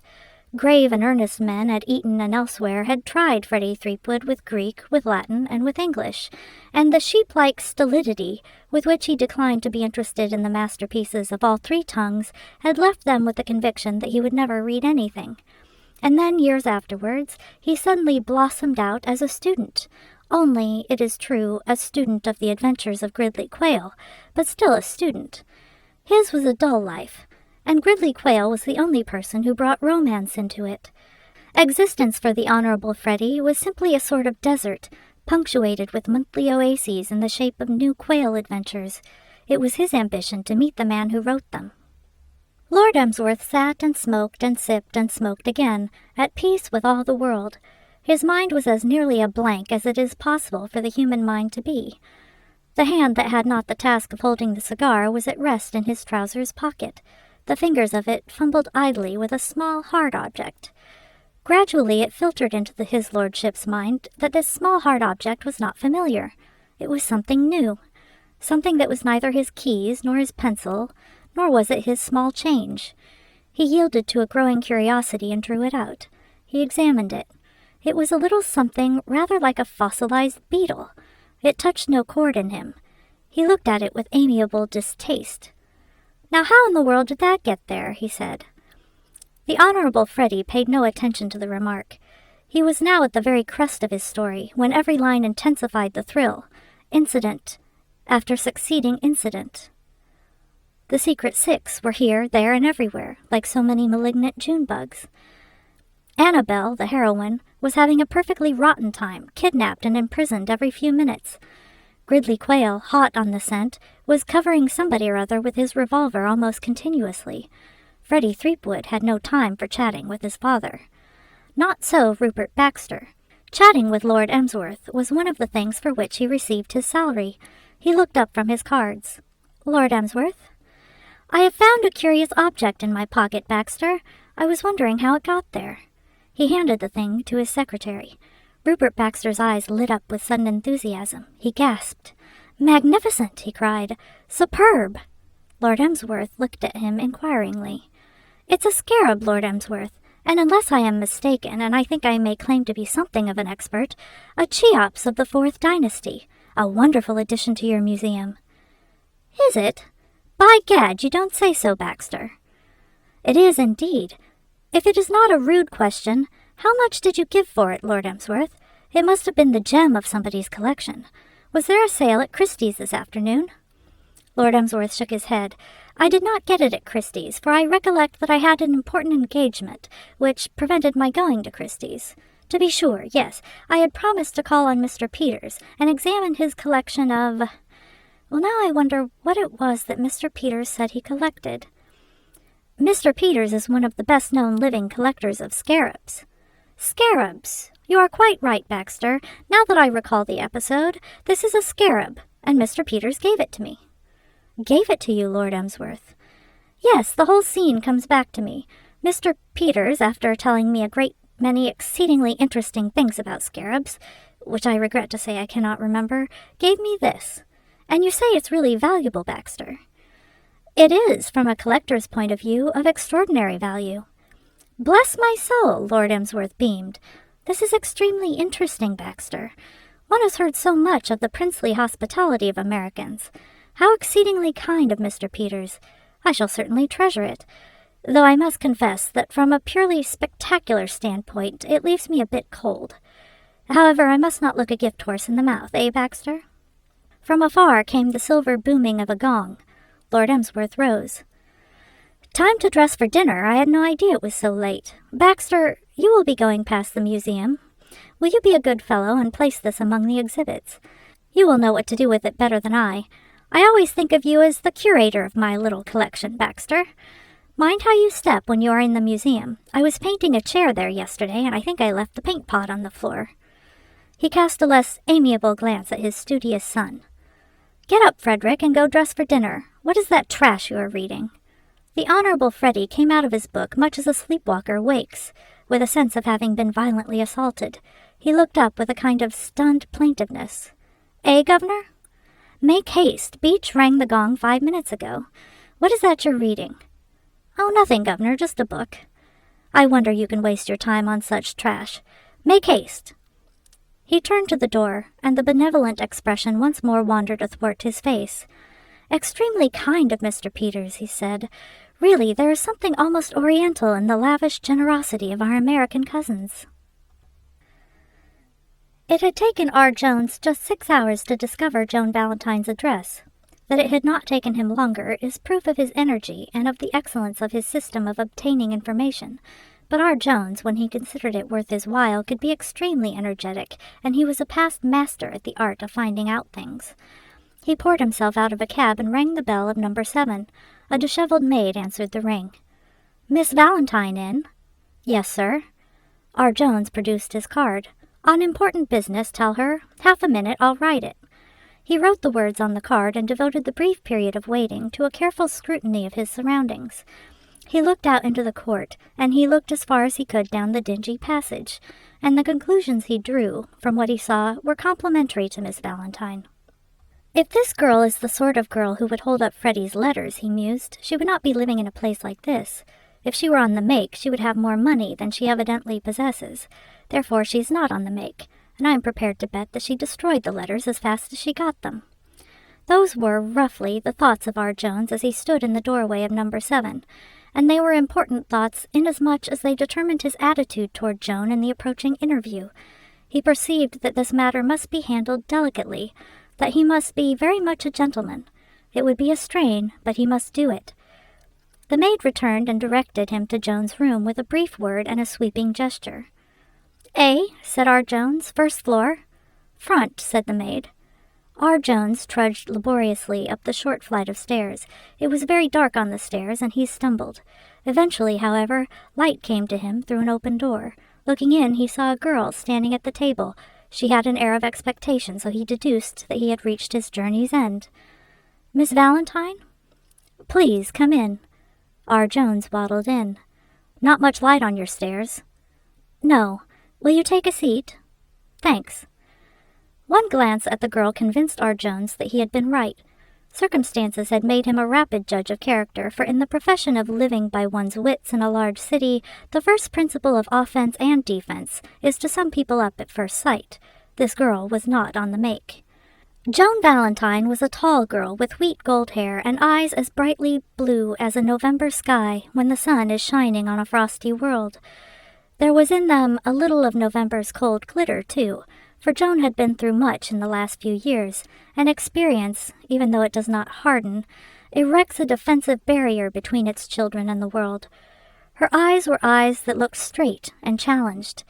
They could thaw to the satin blue of the Mediterranean Sea where it purrs about the little villages of southern France. But they did not thaw for everybody. She looked what she was, a girl of action, a girl whom life had made both reckless and wary. Wary of friendly advances, reckless when there was a venture afoot. Her eyes, as they met R. Jones's now, were cold and challenging.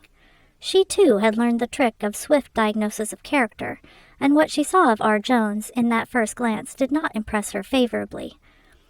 "You wish to see me on business?" "Yes," said R. Jones. "Yes, Miss Valentine. May I begin by begging you to realize that I have no intention of insulting you?" Joan's eyebrows rose. For an instant she did her visitor the injustice of suspecting that he had been dining too well. "I don't understand." "Let me explain. I have come here," R. Jones went on, getting more gentlemanly every moment, "on a very distasteful errand, to oblige a friend. Will you bear in mind that whatever I say is said entirely on his behalf?" By this time Joan had abandoned the idea that this stout person was a life insurance tout, and was inclining to the view that he was collecting funds for a charity. "I came here at the request of the Honorable Frederick Threepwood." "I don't quite understand." "You never met him, Miss Valentine, but when you were in the chorus at the Piccadilly Theatre, I believe he wrote you some very foolish letters. Possibly you have forgotten them." "I certainly have." "You have probably destroyed them then, eh?" "Certainly. I never keep letters. Why do you ask?" "Well, you see, Miss Valentine, the Honorable Frederick Threepwood is about to be married, and he thought that possibly, on the whole, it would be better that the letters and poetry which he wrote you were non-existent." Not all R. Jones's gentlemanliness, and during this speech he diffused it like a powerful scent in waves about him, could hide the unpleasant meaning of the words. "He was afraid I might try to blackmail him," said Joan, with formidable calm. R. Jones raised and waved a fat hand deprecatingly. "My dear Miss Valentine." Joan rose, and R. Jones followed her example. The interview was plainly at an end. "Please tell Mr. Threepwood to make his mind quite easy. He is in no danger." Exactly, precisely. I assured Threepwood that my visit here would be a mere formality. I was quite sure you had no intention whatever of worrying him. I may tell him definitely, then, that you have destroyed the letters?" "Yes. Good evening." "Good evening, Miss Valentine." The closing of the door behind him left him in total darkness, but he hardly liked to return and ask Joan to reopen it in order to light him on his way. He was glad to be out of her presence. He was used to being looked at in an unfriendly way by his fellows, but there had been something in Joan's eyes that had curiously discomfited him. R. Jones groped his way down, relieved that all was over and had ended well. He believed what she had told him, and he could conscientiously assure Freddie that the prospect of his sharing the fate of poor old Percy was non-existent. It is true that he proposed to add in his report that the destruction of the letters had been purchased with difficulty at a cost of just £500, but that was a mere business formality. He had almost reached the last step when there was a ring at the front door. With what he was afterward wont to call an inspiration, he retreated with unusual nimbleness until he had almost reached Joan's door again. Then he leaned over the banister and listened. The disheveled maid opened the door. A girl's voice spoke. "Is Miss Valentine in?" "She is, but she's engaged." "I wish you would go up and tell her that I want to see her. Say it's Miss Peters, Miss Aileen Peters." The banister shook between R. Jones's sudden clutch. For a moment he felt almost faint. Then he began to think swiftly. A great light had dawned on him, and the thought outstanding in his mind was that never again would he trust a man or a woman on the evidence of his senses. He could have sworn that this Valentine girl was on the level. He had been perfectly satisfied with her statement that she had destroyed the letters, and all the while she had been playing as deep a game as he had come across in the whole course of his professional career. He almost admired her. How she had taken him in. It was obvious now what her game was. Previous to his visit, she had arranged a meeting with Freddie's fiancé, with the view of opening negotiations for the sale of the letters. She had held him, Jones, at arm's length, because she was going to sell the letters to whoever would pay the best price. But for the accident of his happening to be here when Miss Peters arrived, Freddie and his fiancé would have been bidding against each other and raising each other's price. He had worked the same game himself a dozen times, and he resented the entry of female competition into what he regarded as essentially a male field of enterprise. As the maid stumped up the stairs, he continued his retreat. He heard Joan's door open, and the stream of light showed him the disheveled maid standing in the doorway. "Oh, I thought there was a gentleman with you, miss. He left a moment ago. Why?" "There's a lady wants to see you. Miss Peters, her name is. Will you ask her to come up?" The disheveled maid was no polished mistress of ceremonies. She leaned down into the void and hailed Aileen. "She says, will you come up?" Aileen's feet became audible on the stairs. There were greetings. "Whatever brings you here, Aileen?" "Am I interrupting you, Joan, dear?" "No, do come in. I was only surprised to see you so late. I didn't know you paid calls at this hour. Is anything wrong? Come in." The door closed. The maid retired to the depths, and Art Jones stole cautiously down again. He was feeling absolutely bewildered. Apparently his deductions, his second thoughts, had been all wrong, and Joan was, after all, the honest person he had imagined at first. Those two girls had talked to each other as though they were old friends, as though they had known each other all their lives. That was the thing which perplexed Art Jones. He approached the door and put his ear to it. He found he could hear quite comfortably.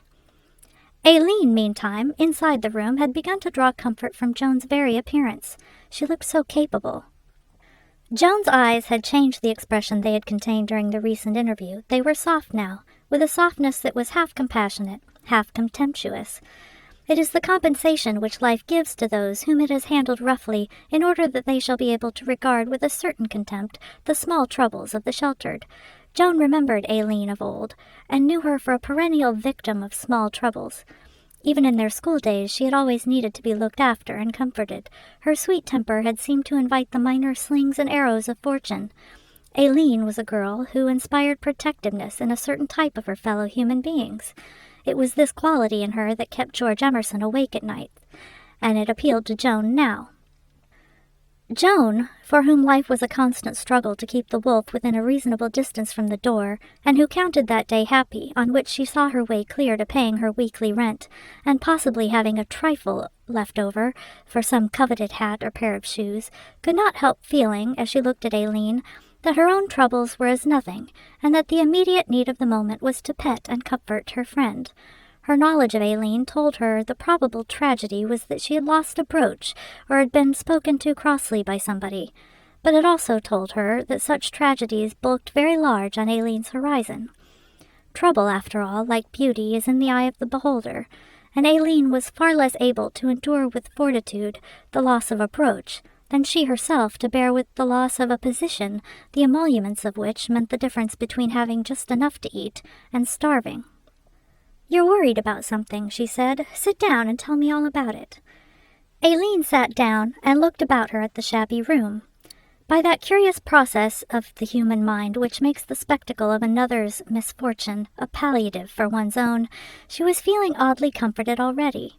Her thoughts were not definite, and she could not analyze them, but what they amounted to was that, though it was unpleasant to be bullied by a dyspeptic father, the world manifestly held worse tribulations, which her father's other outstanding quality, besides dyspepsia, wealth, to wit, enabled her to avoid.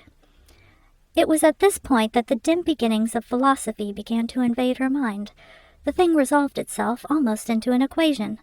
If father had not had indigestion, he would not have bullied her, but if father had not made a fortune, he would not have had indigestion. Therefore, if father had not made a fortune, he would not have bullied her.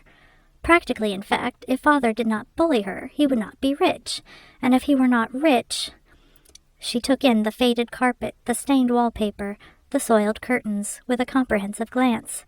It certainly cut both ways. She began to be a little ashamed of her misery. "It's nothing at all, really," she said. "I think I've been making rather a fuss about very little." Joan was relieved. The struggling life breeds moods of depression, and such a mood had come to her just before Aileen's arrival. Life at that moment had seemed to stretch before her like a dusty, weary road without hope. She was sick of fighting. She wanted money and ease, and a surcease from this perpetual race with the weekly bills. The mood had been partly the outcome of R. Jones's gentlemanly veiled insinuations, but still more, though she did not realize it, of her yesterday's meeting with Aileen. Mr. Peters might be unguarded in his speech when conversing with his daughter. He might play the tyrant toward her in many ways, but he did not stint her in the matter of dress allowance. And on the occasion when she met Joan, Aileen had been wearing so Parisian a hat and a tailor-made suit of such obviously expensive simplicity that green-eyed envy had almost spoiled Joan's pleasure at meeting this friend of her opulent days. She had suppressed the envy, and it had revenged itself by assaulting her afresh in the form of the worst fit of the blues she had had in 2 years. She had been loyally ready to sink her depression in order to alleviate Aileen's, but it was a distinct relief to find that the feat would not be necessary. "Never mind," she said. "Tell me what the very little thing was." "It was only father," said Aileen simply. Joan cast her mind back to the days of school and placed father as a rather irritable person, vaguely reputed to be something of an ogre in his home circle. "Was he angry with you about something?" she asked. "Not exactly angry with me, but, well, I was there." Joan's depression lifted slightly. She had forgotten in the stunning anguish of the sudden spectacle of that hat and that tailor-made suit that Paris hats and $120 suits not infrequently had what the vulgar term a string attached to them. After all, she was independent. She might have to murder her beauty with hats and frocks that had never been nearer Paris than the Tottenham Court Road, but at least no one bullied her because she happened to be at hand when tempers were short. "What a shame," she said. "Tell me all about it." With a prefatory remark that it was all so ridiculous, really, Aileen embarked on the narrative of the afternoon's events. Joan heard her out, checking a strong disposition to giggle. Her viewpoint was that of the average person, and the average person cannot see the importance of the Scarab in the scheme of things. The opinion she formed of Mr. Peters was of his being an eccentric old gentleman, making a great to-do about nothing at all. Losses had to have a concrete value before they could impress Joan. It was beyond her to grasp that Mr. Peters would sooner have lost a diamond necklace, if he had happened to possess one, than his Cheops of the 4th dynasty. It was not until Aileen, having concluded her tale, added one more strand to it that she found herself treating the matter seriously. "Father says he would give $5,000 to anyone who would get it back for him." "What?" The whole story took on a different complexion for Joan. Money talks. Mr. Peters' words might have been merely the rhetorical outburst of a heated moment, but even discounting them, there seemed to remain a certain exciting substratum. A man who shouts that he will give $5,000 for a thing may very well mean that he will give $500, and Joan's finances were perpetually in a condition which makes $500 a sum to be gasped at. He wasn't serious, surely. "I think he was," said Aileen. "But $5,000! It isn't really very much to father, you know.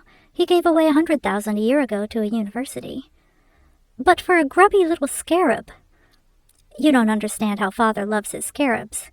Since he retired from business, he has been simply wrapped up in them. You know collectors are like that. You read in the papers about men giving all sorts of money for funny things." Outside the door, R. Jones, his ear close to the panel, drank in all these things greedily. He would have been willing to remain in that attitude indefinitely in return for this kind of special information, but just as Aileen said these words, a door opened on the floor above, and somebody came out, whistling, and began to descend the stairs. R. Jones stood not on the order of his going.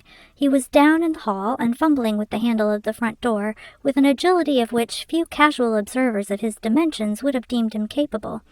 The next moment he was out on the street, walking calmly down Leicester Square, pondering over what he had heard. Much of R. Jones's substantial annual income was derived from pondering over what he had heard. In the room, Joan was looking at Aileen with the distended eyes of one who sees visions or has inspirations. She got up. There are occasions when one must speak standing. "Then you mean to say that your father would really give $5,000 to anyone who got this thing back for him?" "I'm sure he would, but who could do it?"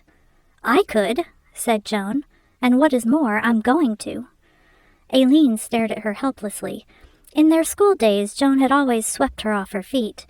Then she had always had the feeling that with Joan, nothing was impossible. Heroine worship, like hero worship, dies hard. She looked at Joan now with the stricken sensation of one who has inadvertently set powerful machinery in motion. "But Joan," it was all she could say. "My dear child, it's perfectly simple. This Earl of yours has taken the thing off to his castle like a brigand. You say you are going down there on Friday for a visit. All you have to do is take me along with you, and sit back and watch me get busy." "But Joan, where's the difficulty? I don't see how I could take you down very well." "Why not?" "Oh, I don't know. But what is your objection?" "Well, don't you see, if you went down there as a friend of mine and were caught stealing the scarab, there would be just the trouble Father wants to avoid, about my engagement, you see, and so on." It was an aspect of the matter that had escaped Joan. She frowned thoughtfully. "I see. Yes, there is that. But there must be a way." "You mustn't, Joan, really. Don't think any more about it." "Not think any more about it? My child, do you even faintly realize what $5,000, or a quarter of $5,000, means to me? I would do anything for it. Anything. And there's the fun of it. I don't suppose you can realize that either. I want a change. I've been grubbing away here on nothing a week for years, and it's time I had a vacation. There must be a way by which you could get me down. Why, of course, why didn't I think of it before? You shall take me on Friday as your lady's maid." "But, Joan, I couldn't." "Why not?" I couldn't." "Why not?"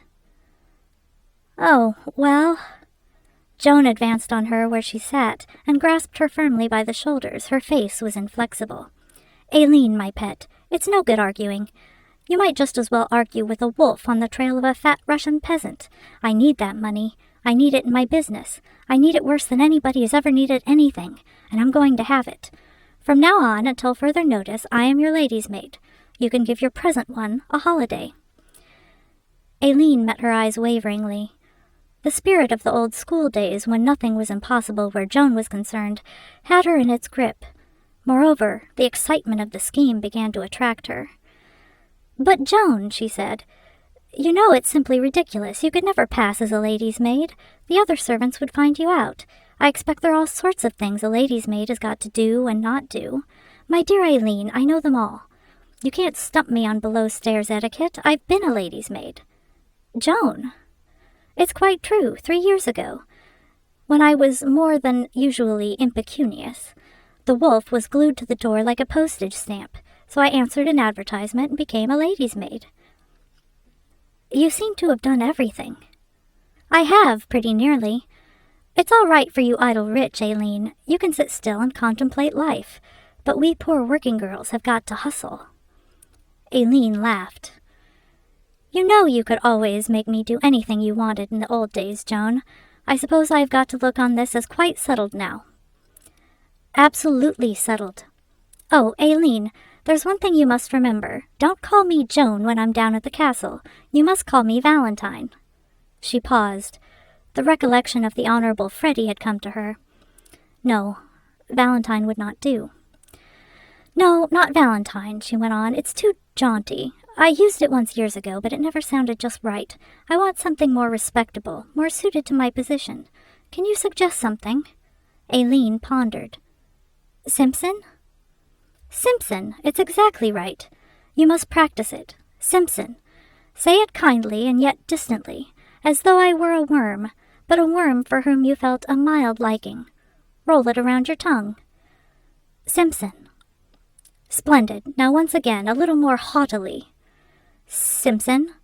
Simpson. Simpson." Joan regarded her with affectionate approval. "It's wonderful," she said. "You might have been doing it all your life." "What are you laughing at?" asked Aileen. "Nothing," said Joan. "I was just thinking of something. There's a young man who lives on the floor above this, and I was lecturing him yesterday on enterprise. I told him to go and find something exciting to do. I wonder what he would say if he knew how thoroughly I am going to practice what I preach." In the morning following Aileen's visit to Joan Valentine, Ash sat in his room, the Morning Post on the table before him. The heady influence of Joan had not yet ceased to work within him, and he proposed, in pursuance of his promise to her, to go carefully through the columns of advertisements, however pessimistic he might feel concerning the utility of that action. His first glance assured him that the vast fortunes of the philanthropists whose acquaintance he had already made in print were not yet exhausted. Brian McNeill still dangled his gold before the public, so did Angus Bruce, so did Duncan McFarland and Wallace McIntosh and Donald McNabb. They still had the money, and they still wanted to give it away. Ash was reading listlessly down the column when, from the mass of advertisements, one of an unusual sort detached itself. Wanted. Young man of good appearance who is poor and reckless to undertake a delicate and dangerous enterprise. Good pay for the right man. Apply between the hours of 10 and 12 at offices of Main Price and Boole, 3 Denver Street, Strand. And as he read it, 10:30 struck on the little clock on his mantelpiece. It was probably this fact that decided Ash. If he had been compelled to postpone his visit to the offices of Messrs. Main Price and Boole until the afternoon, it is possible that barriers of laziness might have reared themselves in the path of adventure. For Ash, an adventurer at heart, was also uncommonly lazy. As it was, however, he could make an immediate start.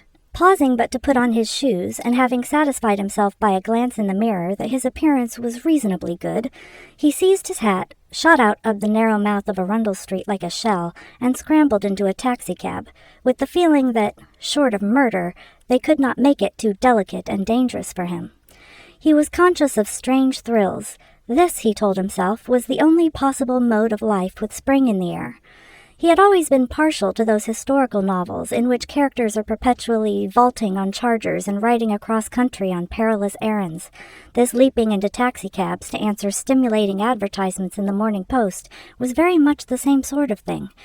It was with fine fervor animating him that he entered the gloomy offices of Main Price and Boole. His brain was afire, and he felt ready for anything. "I come in answer," he began to the diminutive office boy, who seemed to be the nearest thing visible to a Main Price or a Boole. "Sit down, gotta take your turn," said the office boy, and for the first time Ash perceived that the anteroom in which he stood was crowded to overflowing. This, in the circumstances, was something of a damper. He had pictured himself during his ride in the cab, striding into the office and saying, "The delicate and dangerous enterprise, lead me to it." He had not realized until now that he was not the only man in London who read the advertisement column of the Morning Post, and for an instant his heart sank at the sight of all this competition. A second and more comprehensive glance at his rivals gave him confidence. The wanted column of the morning paper is a sort of dredger which churns up strange creatures from the mud of London's underworld.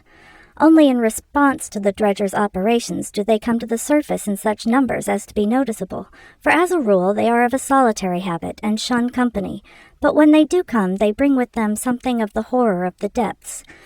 It is the saddest spectacle in the world, that of a crowd collected by a wanted advertisement. They are so palpably not wanted by anyone for any purpose whatsoever, yet every time they gather together with a sort of hopeful hopelessness. What they were originally, the units of these collections, heaven knows. Fate has battered out of them every trace of individuality. Each now is exactly like his neighbor, no worse, no better. Ash, as he sat and watched them, was filled with conflicting emotions. One half of him, thrilled with the glamour of adventure, was chafing at the delay and resentful of these poor creatures, as of so many obstacles to the beginning of all the brisk and exciting things that lay behind the mysterious brevity of the advertisement. The other, pitifully alive to the tragedy of the occasion, was grateful for the delay. On the whole, he was glad to feel that if one of these derelicts did not secure the good pay for the right man, it would not be his fault. He had been the last to arrive, and he would be the last to pass through that door, which was the gateway of adventure. The door with Mr. Boole inscribed on its ground glass, behind which sat the author of the mysterious request for assistance, interviewing applicants. It would be through their own shortcomings, not because of his superior attractions, if they failed to please that unseen arbiter. That they were so failing was plain.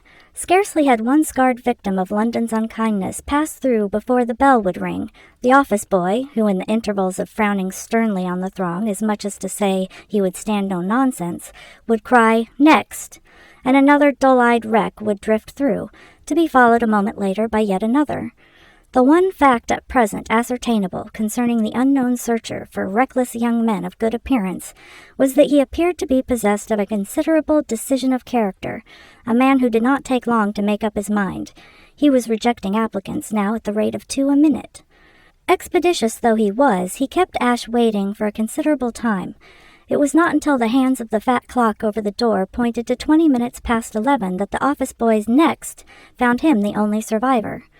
He gave his clothes a hasty smack with the palm of his hand, and his hair a fleeting dab to accentuate his good appearance, and turned the handle of the door of fate.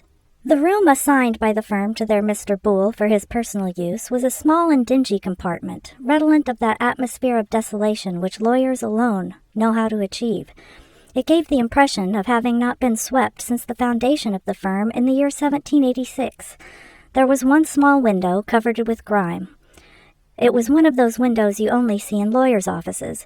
Possibly some reckless Mainprice or harebrained Boole had opened it in a fit of mad excitement induced by the news of the Battle of Waterloo in 1815, and had been instantly expelled from the firm.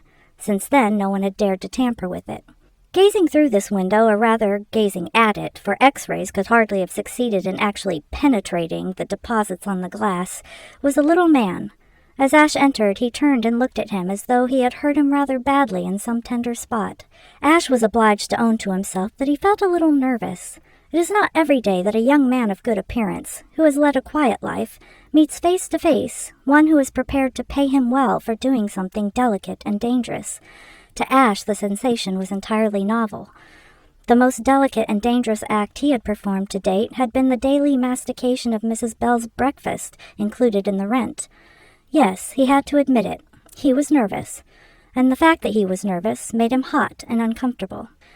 To judge him by his appearance, the man at the window was also hot and uncomfortable.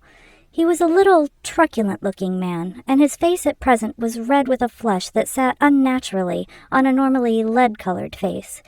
His eyes looked out from under thick gray eyebrows with an almost tortured expression. This was partly owing to the strain of interviewing Ash's preposterous predecessors, but principally to the fact that the little man had suddenly been seized with acute indigestion, a malady to which he was peculiarly subject. He removed from his mouth the black cigar he was smoking, inserted a digestive tabloid, and replaced the cigar. Then he concentrated his attention on Ash. As he did so, the hostile expression of his face became modified. He looked surprised and, grudgingly, pleased. "Well, what do you want?" he said.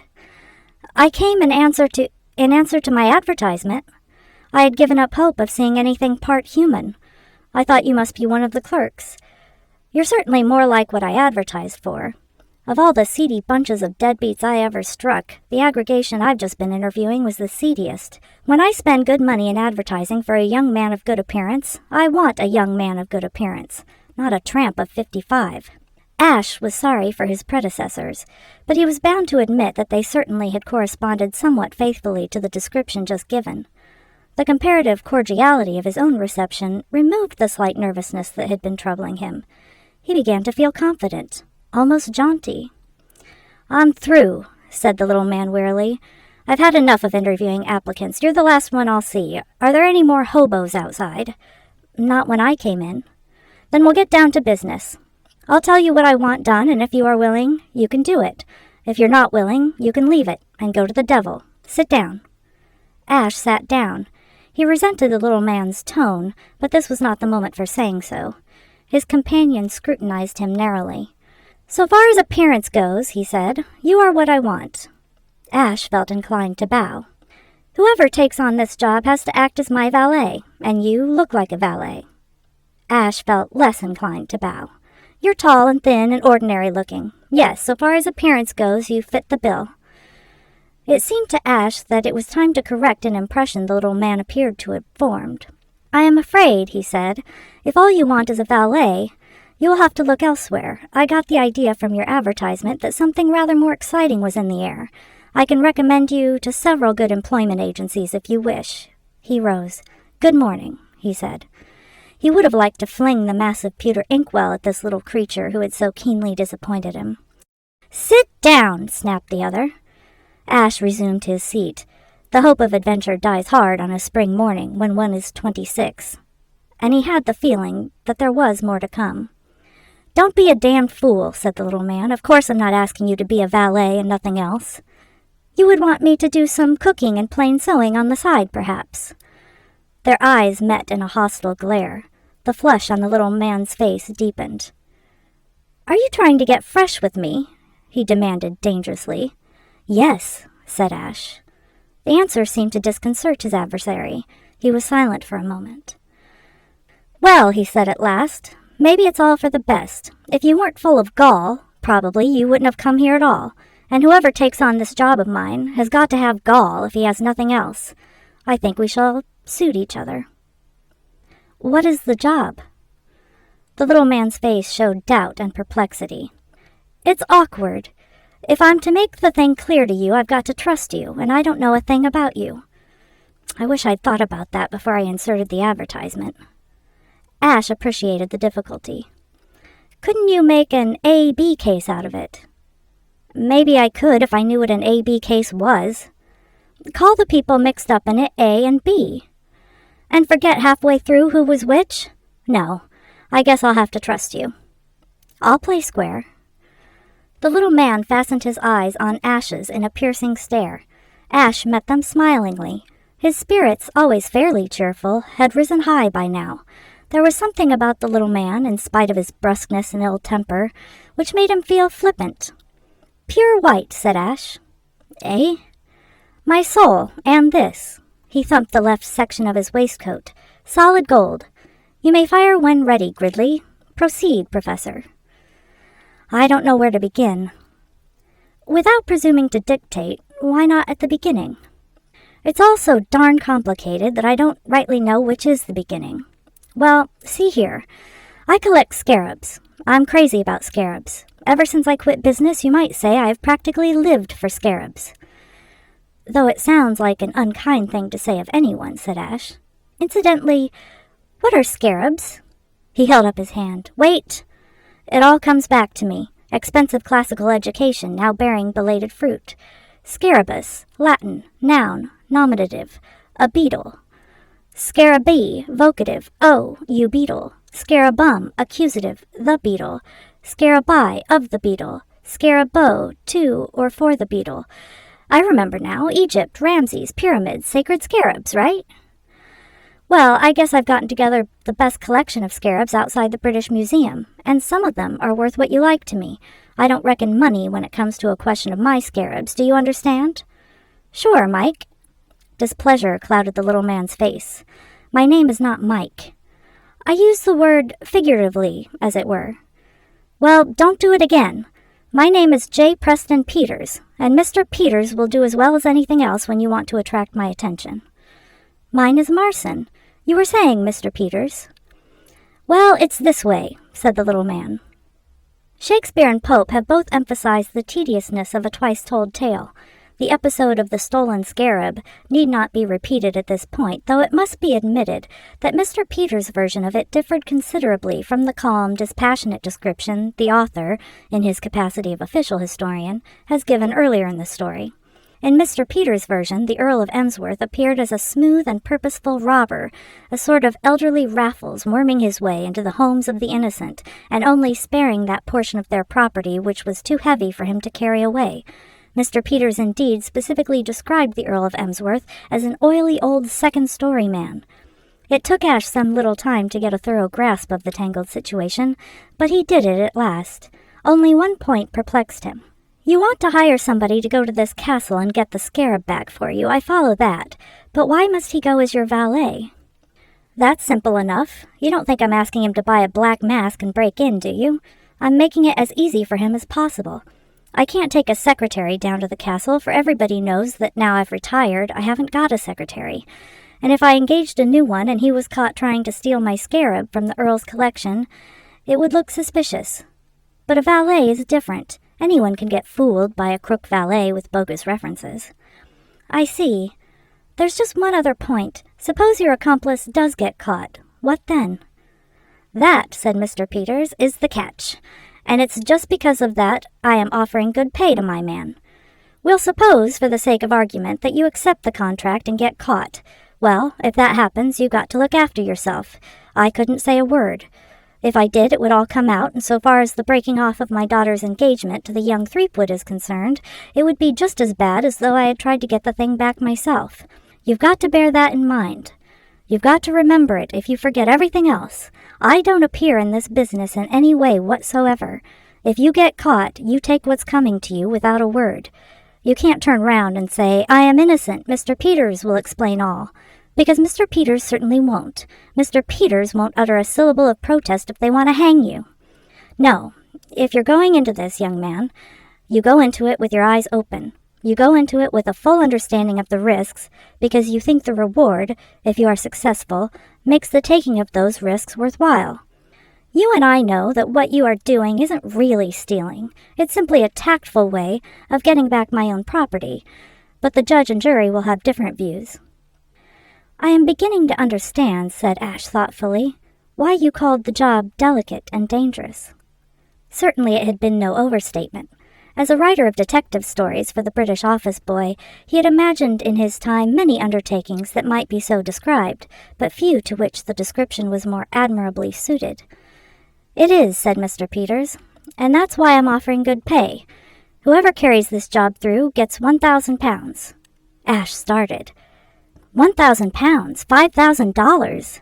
$5,000. When do I begin? You'll do it? For $5,000 I certainly will. With your eyes open? Wide open.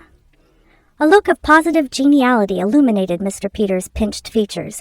He even went so far as to pat Ash on the shoulder. Good boy, he said. Meet me at Paddington Station at 4 o'clock on Friday, and if there's anything more you want to know, come round to this address. There remained the telling of Joan Valentine, for it was obviously impossible not to tell her. When you have revolutionized your life at the bidding of another, you cannot well conceal the fact, as though nothing had happened. Ash had not the slightest desire to conceal the fact. On the contrary, he was glad to have such a capital excuse for renewing the acquaintance. He could not tell her, of course, the secret details of the thing. Naturally, those must remain hidden. No, he would just go airily in and say, You know what you told me about doing something new? Well, I've just got a job as a valet. So he went airily in and said it. To whom? Said Joan. To a man named Peters, an American. Women are trained from infancy up to conceal their feelings. Joan did not start or otherwise express emotion. Not Mr. J. Preston Peters. Yes. Do you know him? What a remarkable thing. His daughter, said Joan, has just engaged me as a lady's maid. What? It will not be quite the same thing as 3 years ago, Joan explained. It is just a cheap way of getting a holiday. I used to know Miss Peters very well, you see. It will be more like traveling as her guest. But... Ash had not yet overcome his amazement. Yes? But what an extraordinary coincidence. Yes. By the way, how did you get the situation? And what put it into your head to be a valet at all? It seems such a curious thing for you to think of doing. Ash was embarrassed.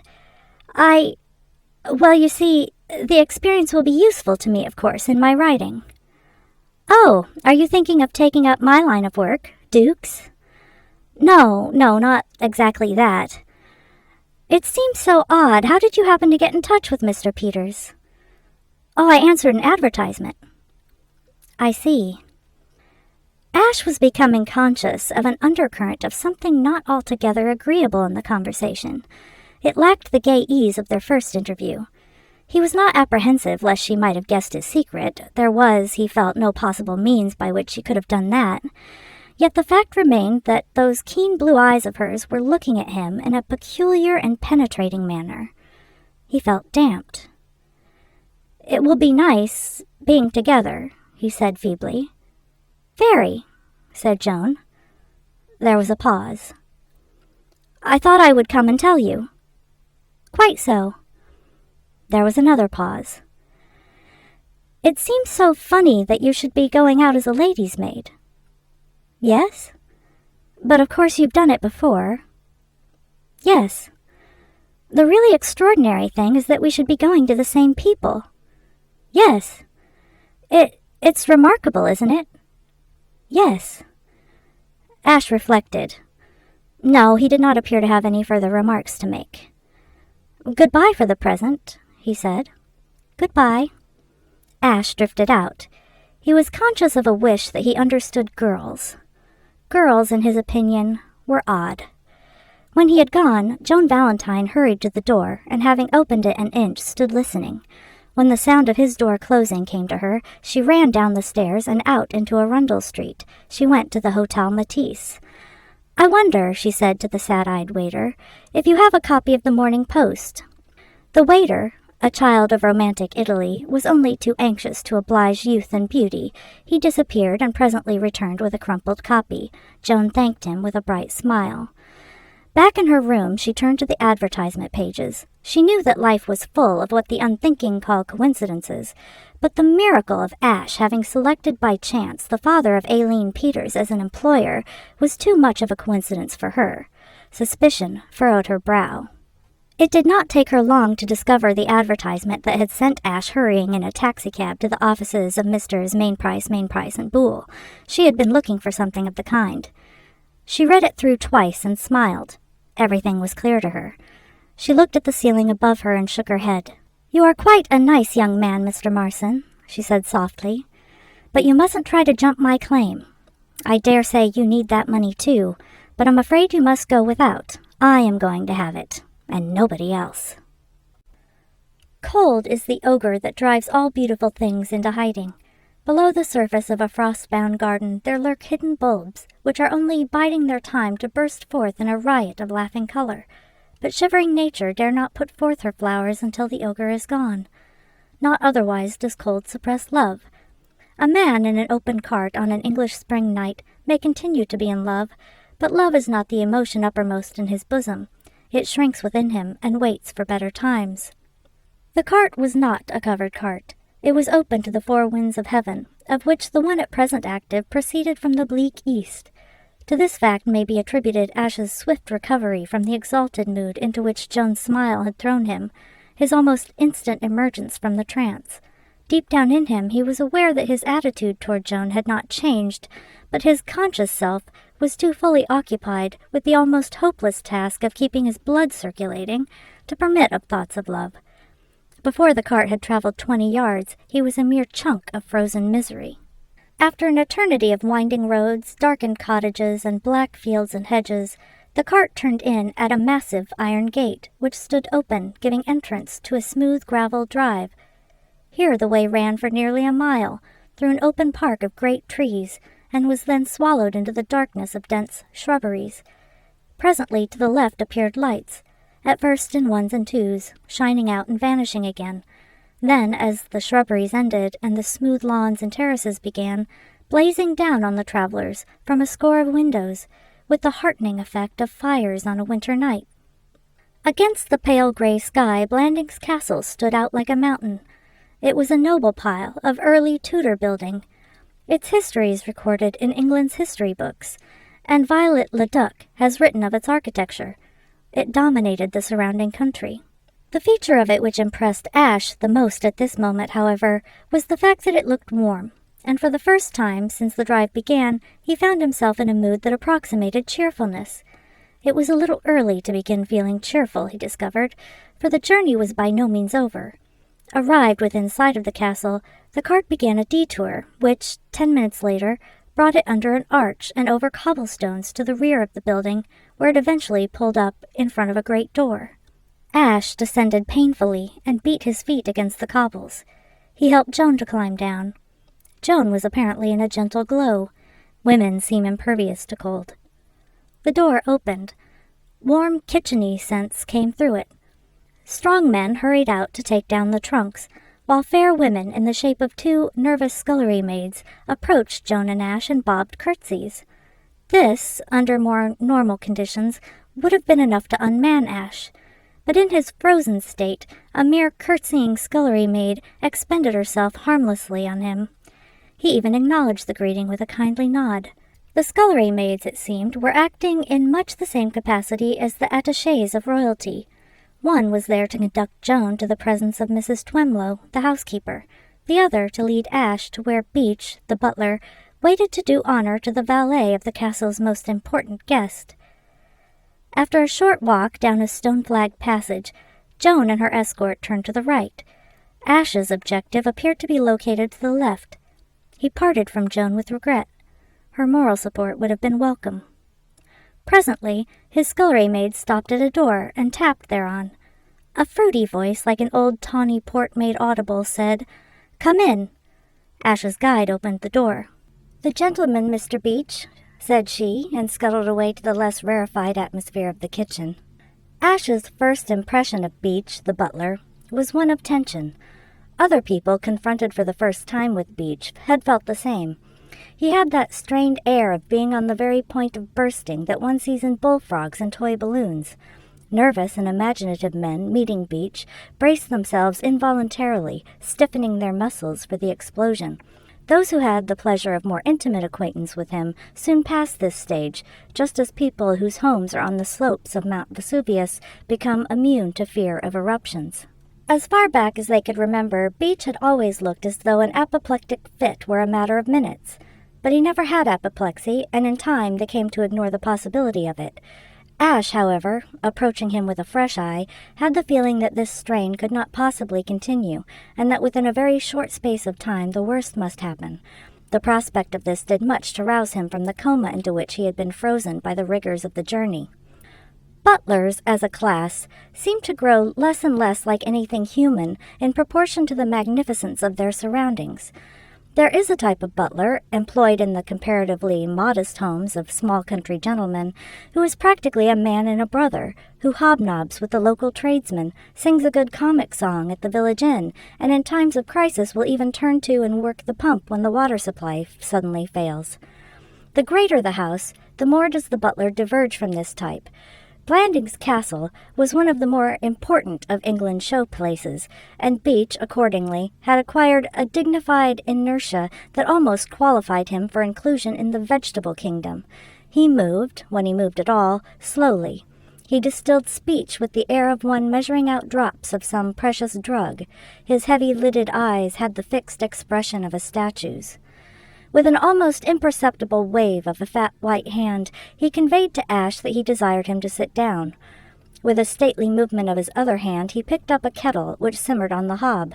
With an inclination of his head, he called Ash's attention to the decanter on the table. In another moment, Ash was sipping a whiskey toddy with the feeling that he had been privileged to assist in some mystic rite. Mr. Beach, posting himself before the fire and placing his hands behind his back, permitted speech to drip from him. "I have not the advantage of your name, Mr. Ash introduced himself. Beach acknowledged the information with a half bow. "You must have had a cold ride, Mr. Marson. The wind is in the east." Ash said yes, the ride had been cold. "When the wind is in the east," continued Mr. Beach, letting each syllable escape with apparent reluctance, "I suffer from my feet." "I beg your pardon?" "I suffer from my feet," repeated the butler, measuring out the drops. "You are a young man, Mr. Marson. Probably you do not know what it is to suffer from your feet." He surveyed Ash, his whiskey toddy, and the wall beyond him, with heavy-lidded inscrutability. "Corns," he said. Ash said he was sorry. "I suffer extremely from my feet. Not only corns, but I have but recently recovered from an ingrowing toenail. I suffered greatly from my ingrowing toenail. I suffer from swollen joints." Ash regarded this martyr with increasing disfavor. It is the flaw in the character of many excessively healthy young men that, though kind-hearted enough in most respects, they listen with a regrettable feeling of impatience to the confessions of those less happily situated as regards the ills of the flesh. Rightly or wrongly, they hold that these statements should be reserved for the ear of the medical professional, and other more general topics selected for conversation with the layman. "I'm sorry," he said hastily. "You must have had a bad time. Is there a large house party here just now?" "We are expecting," said Mr. Beach, "a number of guests. We shall in all probability sit down 30 or more to dinner." "A responsibility for you," said Ash ingratiatingly, well pleased to be quit of the feet topic. Mr. Beach nodded. "You are right, Mr. Marson. Few persons realize the responsibilities of a man in my position. Sometimes, I can assure you, it preys on my mind, and I suffer from nervous headaches." Ash began to feel like a man trying to put out a fire, which, as fast as he checks it at one point, breaks out in another. Sometimes when I come off duty, everything gets blurred. The outlines of objects grow indistinct and misty. I have to sit down in a chair. The pain is excruciating.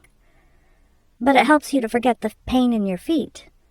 No, I suffer from my feet simultaneously. Ash gave up the struggle.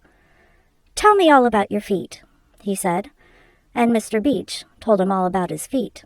The pleasantest functions must come to an end, and the moment arrived when the final word on the subject of swollen joints had been spoken. Ash, who had resigned himself to a permanent contemplation of the subject, could hardly believe he heard correctly when, at the end of some 10 minutes, his companion changed the conversation. You have been with Mr. Peters some time, Mr. Marson. No, only since last Wednesday. Indeed. Might I inquire whom you assisted before that? For a moment, Ash did what he would not have believed himself capable of doing, regretted that the topic of feet was no longer under discussion. The question placed him in an awkward position. If he lied and credited himself with a lengthy experience as a valet, he risked exposing himself. If he told the truth and confessed that this was his maiden effort in the capacity of gentleman's gentleman, what would the butler think? There were objections to each course, but to tell the truth was easier of the two, so he told it. Your first situation, said Mr. Beach. Indeed. I was, doing something else before I met Mr. Peters, said Ash. Mr. Beach was too well bred to be inquisitive, but his eyebrows were not. Ah, he said. Ash ignored the eyebrows. Something different, he said. There was an awkward silence. Ash appreciated its awkwardness. He was conscious of a grievance against Mr. Peters. Why could not Mr. Peters have brought him down here as his secretary? To be sure, he had advanced some objection to that course in their conversation at the offices of Mainprice, and Boole, but merely a silly, far-fetched objection.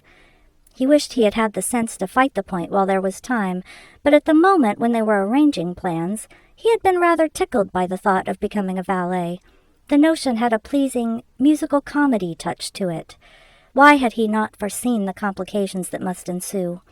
He could tell by the look on his face that this confounded butler was waiting for him to give a full explanation. What would he think if he withheld it? He would probably suppose that Ash had been in prison. Well, there was nothing to be done about it. If Beach was suspicious, he must remain suspicious. Fortunately, the suspicions of a butler do not matter much. Mr. Beach's eyebrows were still mutely urging him to reveal all, but Ash directed his gaze at that portion of the room which Mr. Beach did not fill. He would be hanged if he was going to let himself be hypnotized by a pair of eyebrows into incriminating himself. He stared stolidly at the pattern of the wallpaper, which represented a number of birds of an unknown species seated on a corresponding number of exotic shrubs. The silence was growing oppressive. Somebody had to break it soon. And as Mr. Beach was still confining himself to the language of the eyebrow, and apparently intended to fight it out on that line if it took all summer, Ash himself broke it. It seemed to him as he reconstructed the scene in bed that night that Providence must have suggested the subject to Mr. Peters' indigestion, for the mere mention of his employer's sufferings acted like magic on the butler. I might have had better luck while I was looking for a place, said Ash. I dare say you know how bad-tempered Mr. Peters is. He is dyspeptic. So, responded Mr. Beach, I have been informed. He brooded for a space. I, too, he proceeded, suffer from my stomach. I have a weak stomach. The lining of my stomach is not what I could wish the lining of my stomach to be. Tell me, said Ash gratefully, leaning forward in an attitude of attention, all about the lining of your stomach. It was a quarter of an hour later when Mr. Beach was checked in his discourse by the chiming of the little clock on the mantelpiece. He turned round and gazed at it with surprise, not unmixed with displeasure. So late, he said. I shall have to be going about my duties. And you also, Mr. Marson, if I may make the suggestion. No doubt Mr. Peters will be wishing to have your assistance in preparing for dinner. If you go along the passage outside, you will come to the door that separates our portion of the house from the other. I must beg you to excuse me. I have to go to the cellar. Following his directions, Ash came, after a walk of a few yards, to a green door, which, swinging at his push, gave him a view of what he correctly took to be the main hall of the castle, a wide, comfortable space ringed with settees and warmed by a log fire burning in a mammoth fireplace. On the right, a broad staircase led to the upper regions. It was at this point that Ash realized the incompleteness of Mr. Beach's directions. Doubtless the broad staircase would take him to the floor on which were the bedrooms, but how was he to ascertain, without the tedious process of knocking and inquiring at each door, which one was assigned to Mr. Peters? It was too late to go back and ask the butler for further guidance. Already he was on his way to the cellar in quest of the evening's wine. As he stood irresolute, a door across the hall opened, and a man of his own age came out. Through the door, which the young man held open for an instant while he answered a question from somebody within, Ash had a glimpse of glass-topped cases. Could this be the museum, his goal? The next moment, the door, opening a few inches more, revealed the outlying portions of an Egyptian mummy and brought certainty.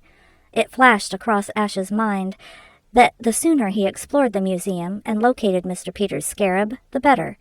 He decided to ask Beach to take him there as soon as he had leisure. Meantime, the young man had closed the museum door and was crossing the hall. He was a wiry-haired, severe-looking young man with a sharp nose and eyes that gleamed through rimless spectacles, none other, in fact, than Lord Emsworth's private secretary, the efficient Baxter. Ash hailed him. "I say, old man, would you mind telling me how I get to Mr. Peters' room? I've lost my bearings." He did not reflect that this was hardly the way in which valets in the best society addressed their superiors. That is the worst of adopting what might be called a character part. One can manage the business well enough. It is the dialogue that provides the pitfalls. Mr. Baxter would have accorded a hearty agreement to the statement that this was not the way in which a valet should have spoken to him, but at the moment he was not aware that Ash was a valet. From his easy mode of address, he assumed that he was one of the numerous guests who had been arriving at the castle all day. As he had asked for Mr. Peters, he fancied that Ash must be the Honorable Freddie's American friend, George Emerson, whom he had not yet met. Consequently, he replied with much cordiality that Mr. Peters' room was the second at the left on the second floor. He said Ash could not miss it. Ash said he was much obliged. "Awfully good of you," said Ash. "Not at all," said Baxter. "You lose your way in a place like this," said Ash. "You certainly do," said Mr. Baxter. Ash went on his upward path and in a few moments was knocking at the door indicated, and sure enough it was Mr. Peters' voice that invited him to enter. Mr. Peters, partially arrayed in the correct garb for gentlemen about to dine, was standing in front of the mirror, wrestling with his evening tie. As Ash entered, he removed his fingers and anxiously examined his handiwork. It proved unsatisfactory. With a yelp and an oath, he tore the offending linen from his neck. Damn the thing! It was plain to Ash that his employer was in no sunny mood. There are few things less calculated to engender sunniness in a naturally bad-tempered man than a dress tie that will not let itself be pulled and twisted into the right shape. Even when things went well, Mr. Peters hated dressing for dinner. Words cannot describe his feelings when they went wrong. There is something to be said in excuse for his impatience. It is a hollow mockery to be obliged to deck one's person as for a feast, when that feast is to consist of a little asparagus and a few nuts. Mr. Peters' eye met Ash's in the mirror. "Oh, it's you, is it? Come in, then.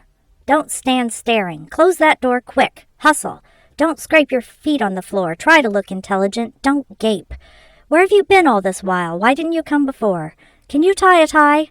All right, then, do it." Somewhat calmed by the snow-white butterfly-shaped creation that grew under Ash's fingers, he permitted himself to be helped into his coat. He picked up the remnant of a black cigar from the dressing table and relit it. "I've been thinking about you," he said. "Yes," said Ash. "Have you located the scarab yet?" "No." "What the devil have you been doing with yourself, then? You've had time to collar it a dozen times." "I've been talking to the butler." "What the devil do you waste time talking to butlers for? I suppose you haven't even located the museum yet." "Yes, I've done that." "Oh, you have you? Well, that's something. And how do you propose setting about the job?" "The best plan would be to go there very late at night." "Well, you didn't propose to stroll in the afternoon, did you? How are you going to find the scarab when you do get in?" Ash had not thought of that. The deeper he went into this business, the more things did there seem to be in it of which he had not thought. "I don't know," he confessed. "You don't know? Tell me, young man, are you considered pretty bright as Englishmen go?" "I am not English. I was born near Boston." "Oh, you were you? You blank, bone-headed, bean-eating boob," cried Mr. Peters, frothing over quite unexpectedly and waving his arms in a sudden burst of fury. "Then if you are an American, why don't you show a little more enterprise? Why don't you put something over? Why do you loaf about the place as though you were supposed to be an ornament? I want results, and I want them quick. I'll tell you how you can recognize my scarab when you get into the museum. That shameless old green goods man who sneaked it from me has had the gall, the nerve, to put it all by itself, with a notice as big as a circus poster alongside it, saying that it is a Cheops of the 4th Dynasty, presented—" Mr. Peters choked. "Presented by J. Preston Peters, Esquire. That's how you're going to recognize it." Ash did not laugh, but he nearly dislocated a rib in his effort to abstain from doing so. It seemed to him that this act on Lord Emsworth's part effectually disposed of the theory that Britons have no sense of humor. To rob a man of his choicest possession and then thank him publicly for letting you have it appealed to Ash as excellent comedy. "The thing isn't even in a glass case," continued Mr. Peters. "It's lying on an open tray on top of a cabinet of Roman coins. Anybody who was left alone for 2 minutes in the place could take it. It's criminal carelessness to leave a valuable scarab about like that. If Lord Jesse James was going to steal my Cheops, he might at least have had the decency to treat it as though it was worth something." "But it makes it easier for me to get it," said Ash consolingly. "It's got to be made easy if you're going to get it," snapped Mr. Peters. "Here's another thing. You say you are going to try for it late at night. Well, what are you going to do if anyone catches you prowling around at that time? Have you considered that?" "No." "You would have to say something, wouldn't you? You wouldn't chat about the weather, would you? You wouldn't discuss the latest play. You would have to say something, wouldn't you? You wouldn't chat about the weather, would you? You wouldn't discuss the latest play. You would have to think up some mighty good reason for being out of bed at that time, wouldn't you?" "I suppose so." "Oh, you do admit that, do you? Well, what you would say is this. You would explain that I had rung for you to come and read me to sleep. Do you understand?" "You think that would be a satisfactory explanation of my being in the museum?" "Idiot! I don't mean that you're to say it if you're caught actually in the museum. If you're caught in the museum, the best thing you can do is say nothing, and hope that the judge will let you off light because it's your first offense. You're to say it if you're found wandering about on your way there." "It sounds thin to me." "Does it? Well, let me tell you that it isn't so thin as you suppose, for it's what you will actually have to do most nights. 2 nights out of 3, I have to be read to sleep. My indigestion gives me insomnia." As though to push this fact home, Mr. Peters suddenly bent double. "Oof," he said. "Wow." He removed the cigar from his mouth and inserted a digestive tabloid. "The lining of my stomach is all wrong," he added. It is curious how trivial are the immediate causes that produce revolutions. If Mr. Peters had worded his complaint differently, Ash would, in all probability, have borne it without active protest. He had been growing more and more annoyed with this little person who buzzed and barked and bit at him, yet the idea of definite revolt had not occurred to him. But his sufferings at the hands of Beach, the butler, had reduced him to a state where he could endure no further mention of stomach linings. There comes a time when our capacity for listening to detailed data about the linings of other people's stomachs is exhausted. He looked at Mr. Peters sternly. He had ceased to be intimidated by the fiery little man, and regarded him simply as a hypochondriac who needed to be told a few useful facts. "How do you expect not to have indigestion? You take no exercise and you smoke all day long." The novel sensation of being criticized, and by a beardless youth at that, held Mr. Peters silent. He started convulsively, but he did not speak. Ash, on his pet subject, became eloquent. In his opinion, dyspeptics cumbered the earth. To his mind, they had the choice between health and sickness, and they deliberately chose the latter. "Your sort of man makes me angry. I know your type inside out. You overwork and shirk exercise, and let your temper run away with you, and smoke strong cigars on an empty stomach, and when you get indigestion as a natural result, you look on yourself as a martyr. nourish a perpetual grouch, and make the lives of everybody you meet miserable. If you would put yourself into my hands for a month, I would have you eating bricks and thriving on them. Up in the morning, Larson exercises, cold bath, a brisk rub-down, sharp walk. "Who the devil asked your opinion, you impertinent young hound?" inquired Mr. Peters. "Don't interrupt! Confound you!" shouted Ash. "Now you've made me forget what I was going to say." There was a tense silence. Then Mr. Peters began to speak. "You infernal, impudent—" "Don't talk to me like that." "I'll talk to you, just—" Ash took a step toward the door. "Very well, then," he said. "I'll quit. I'm through. You can get somebody else to do this job of yours for you." The sudden sagging of Mr. Peters' jaw, the look of consternation that flashed on his face, told Ash he had found the right weapon, that the game was in his hands. He continued with a feeling of confidence. "If I had known what being your valet involved, I wouldn't have undertaken the thing for $100,000. Just because you had some idiotic prejudice against letting me come down here as your secretary, which would have been the simple and obvious thing, I find myself in a position where at any moment I may be publicly rebuked by the butler and have the head stillroom maid looking at me as though I were something the cat had brought in." His voice trembled with self-pity. "Do you realize a fraction of the awful things you have let me in for? How on earth am I to remember whether I go in before the chef or after the third footman? I shan't have a peaceful minute while I'm in this place. I've got to sit and listen by the hour to a bore of a butler who seems to be a sort of walking hospital. I've got to steer my way through a complicated system of etiquette. And on top of all that, you have the nerve, the insolence, to imagine that you can use me as a punching bag to work your bad temper off. You have the immortal rind to suppose that I will stand for being nagged and bullied by you whenever your suicidal way of living brings on an attack of indigestion. You have the supreme gall to fancy that you can talk to me as you please. Very well, I've had enough of it. I resign.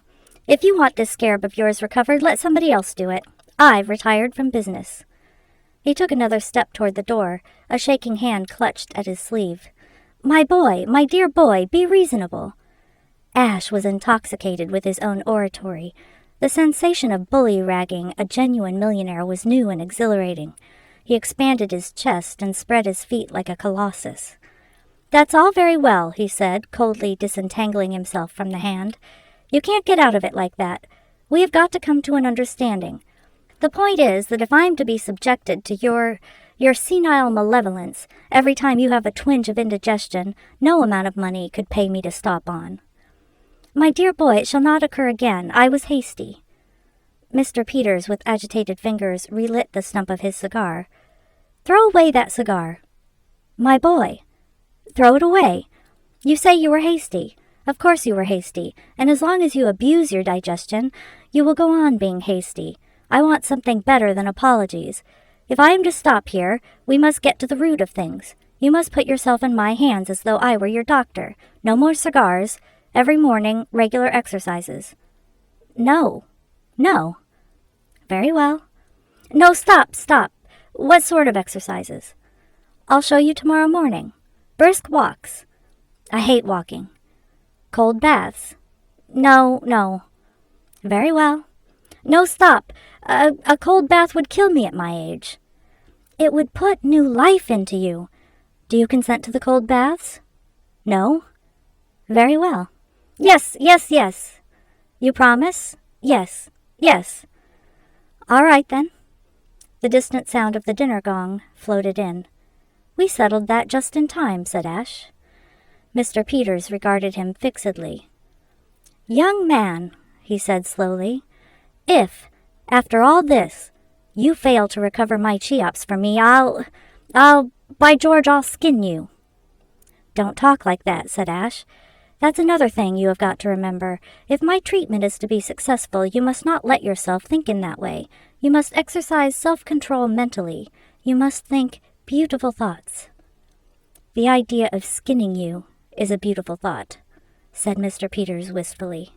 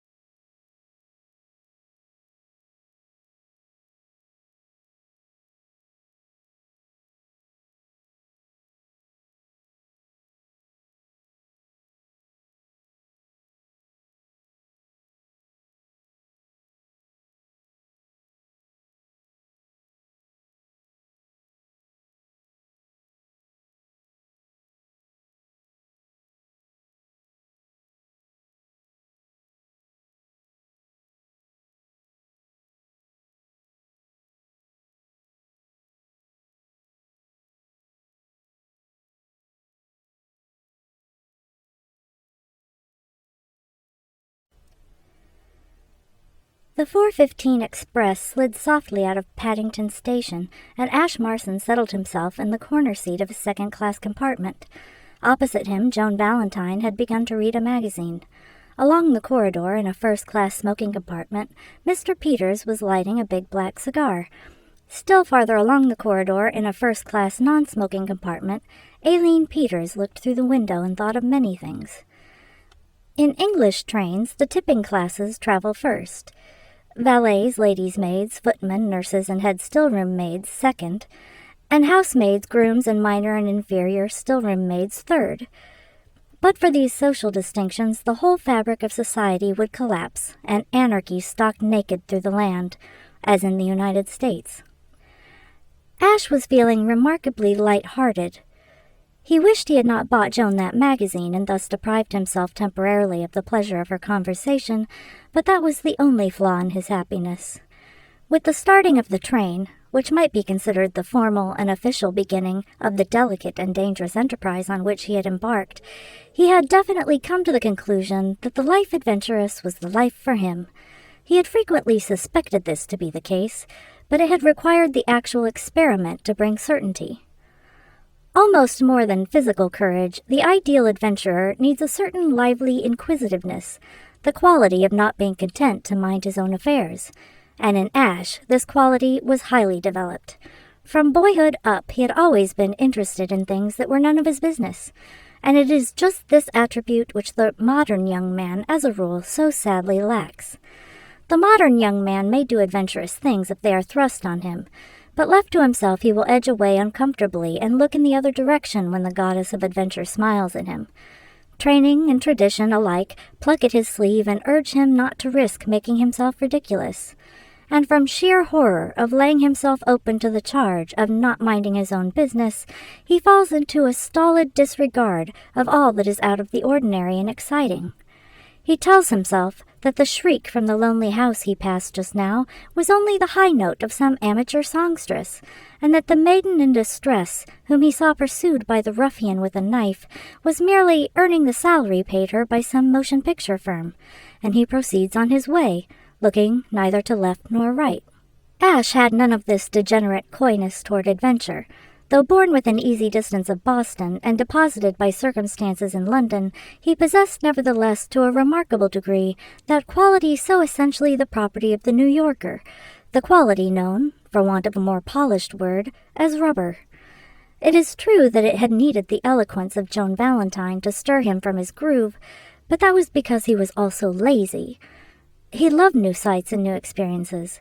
Yes, he was happy. The rattle of the train shaped itself into a lively march. He told himself that he had found the right occupation for a young man in the spring. Joan, meantime, entrenched behind her magazine, was also busy with her thoughts. She was not reading the magazine. She held it before her as a protection, knowing that if she laid it down, Ash would begin to talk, and just at present she had no desire for conversation. She, like Ash, was contemplating the immediate future, but unlike him, was not doing so with much pleasure. She was regretting heartily that she had not resisted the temptation to uplift this young man, and wishing she had left him to wallow in the slothful peace in which she had found him. It is curious how frequently in this world our attempts to stimulate and uplift swoop back on us and smite us like boomerangs. Ash's presence was a direct outcome of her lecture on enterprise, and it added a complication to an already complicated venture. She did her best to be fair to Ash. It was not his fault that he was about to try to deprive her of $5,000, which she looked on as her personal property, but illogically she found herself feeling a little hostile. She glanced furtively at him over the magazine, choosing by ill chance a moment when he had just directed his gaze at her. Their eyes met, and there was nothing for it but to talk. So she tucked away her hostility in a corner of her mind where she could find it again when she wanted it, and prepared for the time being to be friendly.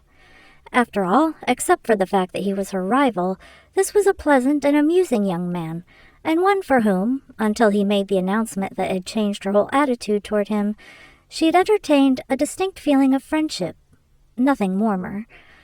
There was something about him that made her feel like she would have liked to stroke his hair, in a motherly way, and straighten his tie and have cozy chats with him in darkened rooms by the light of open fires, and make him tell her his inmost thoughts, and stimulate him to do something really worthwhile with his life. But this, she held, was merely the instinct of a generous nature to be kind and helpful, even to a comparative stranger. "Well, Mr. Marson," she said, "here we are." "Exactly what I was thinking," said Ash.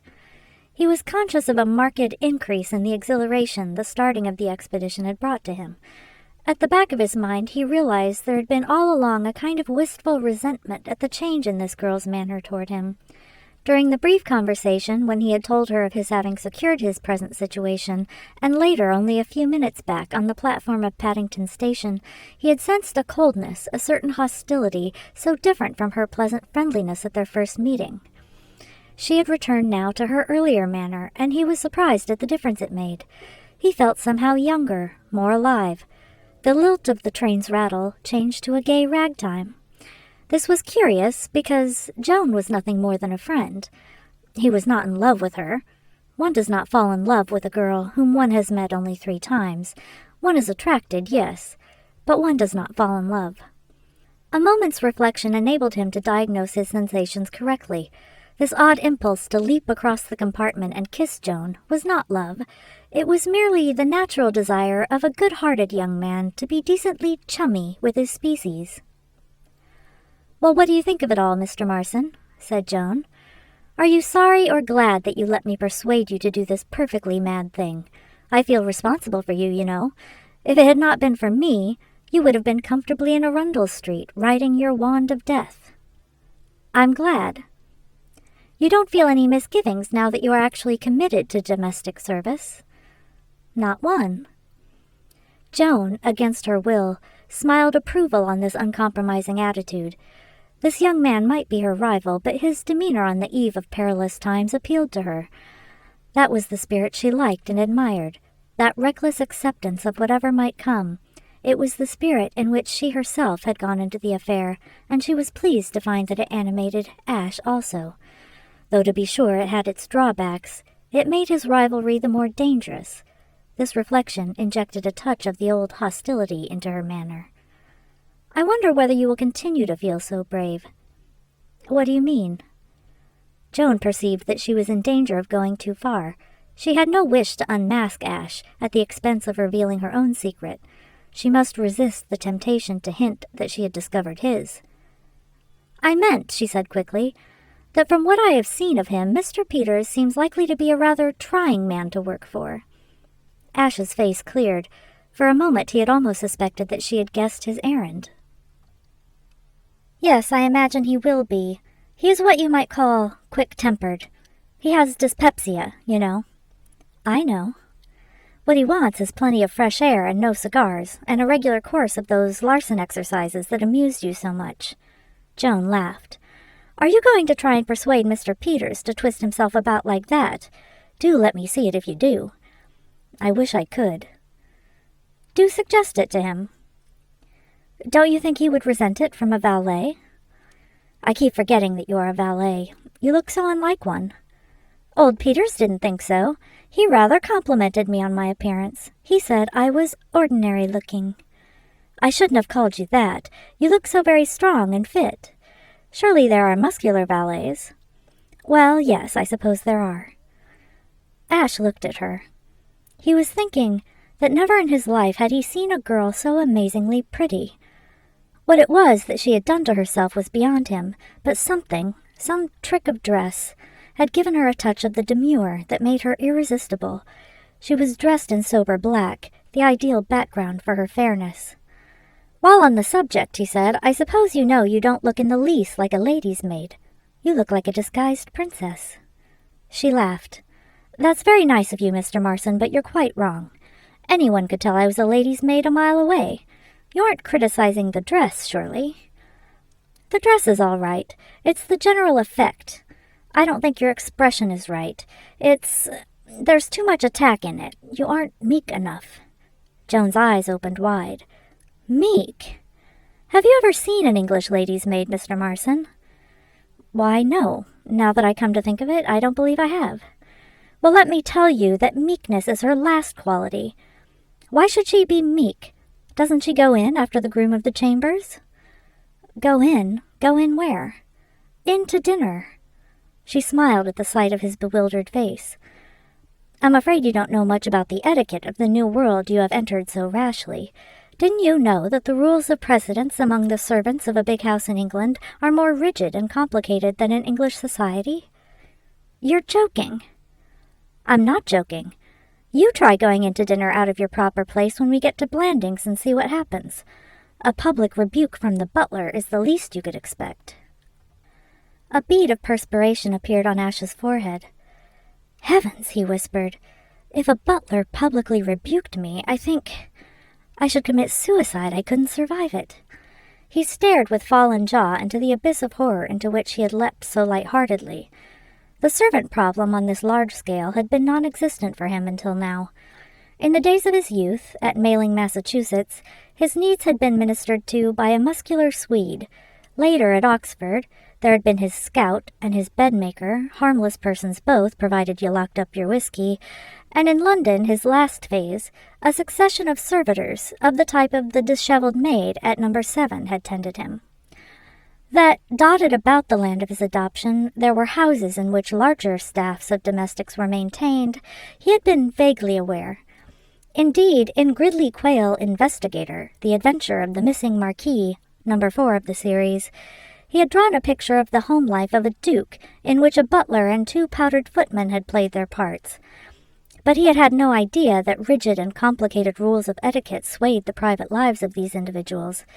If he had given the matter a thought, he had supposed that when the dinner hour arrived, the butler and the 2 footmen would troop into the kitchen and squash in at the table wherever they found room. "Tell me," he said. "Tell me all you know. I feel as though I had escaped a frightful disaster." "You probably have. I don't suppose there is anything so terrible as a snub from a butler." "If there is, I can't think of it. When I was at Oxford, I used to go and stay with a friend of mine who had a butler that looked like a Roman emperor in swallow-tails. He terrified me. I used to grovel to the man. Please, give me all the pointers you can." "Well, as Mr. Peters' valet, I suppose you'll be rather a big man." "I shan't feel it." "However large the house party is, Mr. Peters is sure to be the principal guest, so your standing will be correspondingly magnificent. You come after the butler, the housekeeper, the groom of the chambers, Lord Emsworth's valet, Lady Anne Warblington's lady's maid." "Who is she?" "Lady Anne, Lord Emsworth's sister. She has lived with him since his wife died. Now, what was I saying? Oh, yes. After them come the Honourable Frederick Threepwood's valet, and myself. And then you." "I'm not so high up then, after all." "Yes, you are. There's a whole crowd who comes after you. It all depends on how many other guests there are besides Mr. Peters." "I suppose I charge in at the head of a drove of housemaids and scullery maids." "My dear Mr. Marson, if a housemaid or a scullery maid tried to get into the steward's room and have her meals with us, she would be—" "Rebuked by the butler?" "Lynched, I should think. Kitchen maids and scullery maids eat in the kitchen. Chauffeurs, footmen, under-butler, pantry boys, hall boy, odd man, and steward's room footmen take their meals in the servants' hall, waited on by the hall boy. The still-room maids have breakfast and tea in the still-room, and dinner and supper in the hall. The housemaids and nursery maids have breakfast and tea in the housemaid's sitting-room, and dinner and supper in the hall. The head housemaid ranks next to the head still-room maid. The laundry maids have a place of their own near the laundry, and the head laundry maid ranks above the head housemaid. The chef has his meals in a room of his own near the kitchen. Is there anything else I can tell you, Mr. Marson?" Ash was staring at her with vacant eyes. He shook his head dumbly. "We stop at Swindon in half an hour," said Joan softly. "Don't you think you would be wise to get out there and go straight back to London, Mr. Marson? Think of all you would avoid." Ash found speech. "It's a nightmare." "You would be far happier in Arundel Street. Why don't you get out at Swindon and go back?" Ash shook his head. "I can't. There's a reason." Joan picked up her magazine again. Hostility had come out from the corner into which she had tucked it away and was once more filling her mind. She knew it was illogical, but she could not help it. For a moment, during her revelations of servants' etiquette, she allowed herself to hope that she had frightened her rival out of the field, and the disappointment made her feel irritable. She buried herself in a short story and countered Ash's attempts at renewing the conversation with cold monosyllables until he ceased his efforts and fell into a moody silence. He was feeling hurt and angry.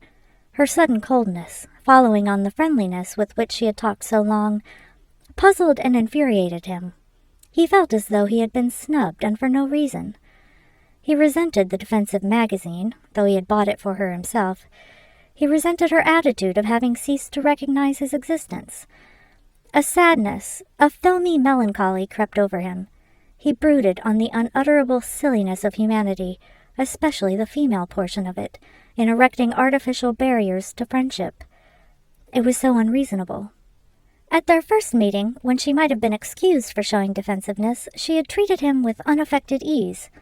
When that meeting had ended, there was a tacit understanding between them that all the preliminary awkwardnesses of the first stages of acquaintanceship were to be considered as having been passed, and that when they met again, if they ever did, it would be as friends. And here she was, luring him on with apparent friendliness, and then withdrawing into herself as though he had presumed. A rebellious spirit took possession of him. He didn't care. Let her be cold and distant. He would show her that she had no monopoly on those qualities. He would not speak to her until she spoke to him, and when she spoke to him he would freeze her with his courteous but bleakly aloof indifference. The train rattled on. Joan read her magazine. Silence reigned in the second-class compartment. Swindon was reached and passed. Darkness fell on the land. The journey began to seem interminable to Ash. But presently there came a creaking of the brakes, and the train jerked itself to another stop. A voice on the platform made itself heard, calling, "Market Blandings! Market Blandings Station!" The village of Market Blandings is one of those sleepy English hamlets that modern progress has failed to touch, except by the addition of a railroad station and a room over the grocer's shop where moving pictures are on view on Tuesdays and Fridays. The church is Norman, and the intelligence of the majority of the natives Paleozoic. To alight at Market Blandings Station in the dusk of a rather chilly spring day, when the southwest wind has shifted to due east and the thrifty inhabitants have not yet lit their windows, is to be smitten with the feeling that one is at the edge of the world with no friends near. Ash, as he stood beside Mr. Peters' baggage and raked the unsympathetic darkness with a dreary eye, gave himself up to melancholy. Above him an oil lamp shed a meager light. Along the platform a small but sturdy porter was juggling with a milk can. The east wind explored Ash's system with chilly fingers. Somewhere out in the darkness, into which Mr. Peters and Aileen had already vanished in a large automobile, lay the castle, with its butler and its fearful code of etiquette. Soon the cart that was to convey him and the trunks thither would be arriving.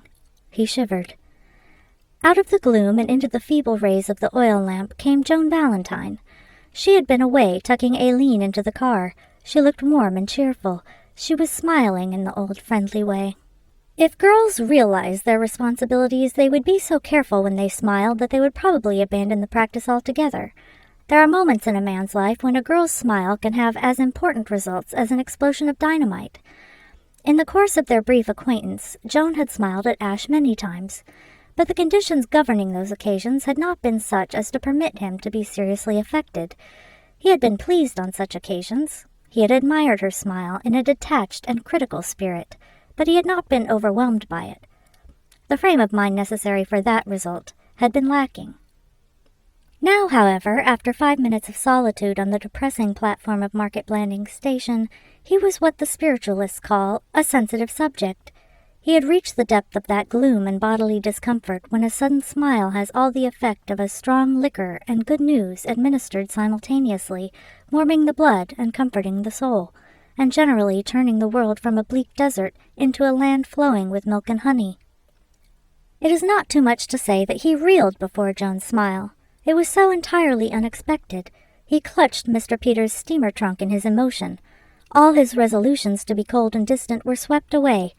He had the feeling that in a friendless universe, here was somebody who was fond of him and glad to see him. A smile of such importance demands analysis, and in this case repays it, for many things lay behind the smile of Joan Valentine's on the platform of Market Blandings Station. In the first place, she had had another of her swift changes of mood, and had once again tucked away hostility into its corner. She had thought it over, and had come to the conclusion that as she had no logical grievance against Ash for anything he had done, to be distant to him was the behavior of a cat. Consequently, she resolved, when they should meet again, to resume her attitude of good fellowship. That in itself would have been enough to make her smile. There was another reason, however, which had nothing to do with Ash. While she had been tucking Aileen into the automobile, she met the eye of the driver of that vehicle and had perceived a curious look in it, a look of amazement and sheer terror. A moment later, when Aileen called the driver Freddie, she had understood. No wonder the Honorable Freddie had looked as though he had seen a ghost. It would be a relief to the poor fellow when, as he undoubtedly would do in the course of the drive, he inquired of Aileen the name of her maid, and was told that it was Simpson. He would mutter something about, "Reminds me of a girl I used to know," and would brood on the remarkable way in which nature produces doubles. But he had had a bad moment, and it was partly at the recollection of his face that Joan smiled. A third reason was because the sight of the Honorable Freddie had reminded her that R. Jones had said he had written her poetry. That thought, too, had contributed toward the smile which so dazzled Ash. Ash, not being miraculously intuitive, accepted the easier explanation that she smiled because she was glad to be in his company, and this thought, coming on top of his mood of despair and general dissatisfaction with everything mundane, acted on him like some powerful chemical. In every man's life there is generally one moment to which in later years he can look back and say, "In this moment I fell in love." Such a moment came to Ash now. "Betwixt the stirrup and the ground, mercy I asked, mercy I found," so sings the poet, and so it was with Ash. In the almost incredibly brief time it took the small but sturdy porter to roll a milk can across the platform and hump it with a clang against the other milk cans, Ash fell in love. The word is so loosely used to cover 1,000 varying shades of emotion, from the volcanic passion of an Antony for a Cleopatra to the tepid preference of a grocer's assistant for the Irish maid at the second house on Main Street, as opposed to the Norwegian maid at the first house past the post office. The mere statement that Ash fell in love is not a sufficient description of his feelings as he stood grasping Mr. Peter's steamer trunk. Analysis is required. From his 14th year onward, Ash had been in love many times. His sensations in the case of Joan were neither the terrific upheaval that had caused him, in his 15th year, to collect 28 photographs of the heroine of the road company of a musical comedy which had visited the Hayling Opera House, nor the milder flame that had caused him, when at college, to give up smoking for a week and try to read the complete works of Ella Wheeler Wilcox. His love was something that lay between these two poles. He did not wish the station platform of Market Blandings to become suddenly congested so that he might save Joan's life, and he did not wish to give up anything at all, but he was conscious, to the very depths of his being, that a future in which Joan did not figure would be so insupportable as to not bear considering, and in the immediate present, he very strongly favored the idea of clasping Joan in his arms and kissing her until further notice. Mingled with these feelings was an excited gratitude for her coming to him like this, with that electric smile on her face, a stunned realization that she was 1,000 times prettier than he had ever imagined, and a humility that threatened to make him lose his clutch on the steamer and roll about at her feet, yapping like a dog. Gratitude, so far as he could dissect his tangled emotion, was the predominating ingredient of his mood. Only once in his life had he felt so passionately grateful to any human being. On that occasion, too, the object of his gratitude had been feminine.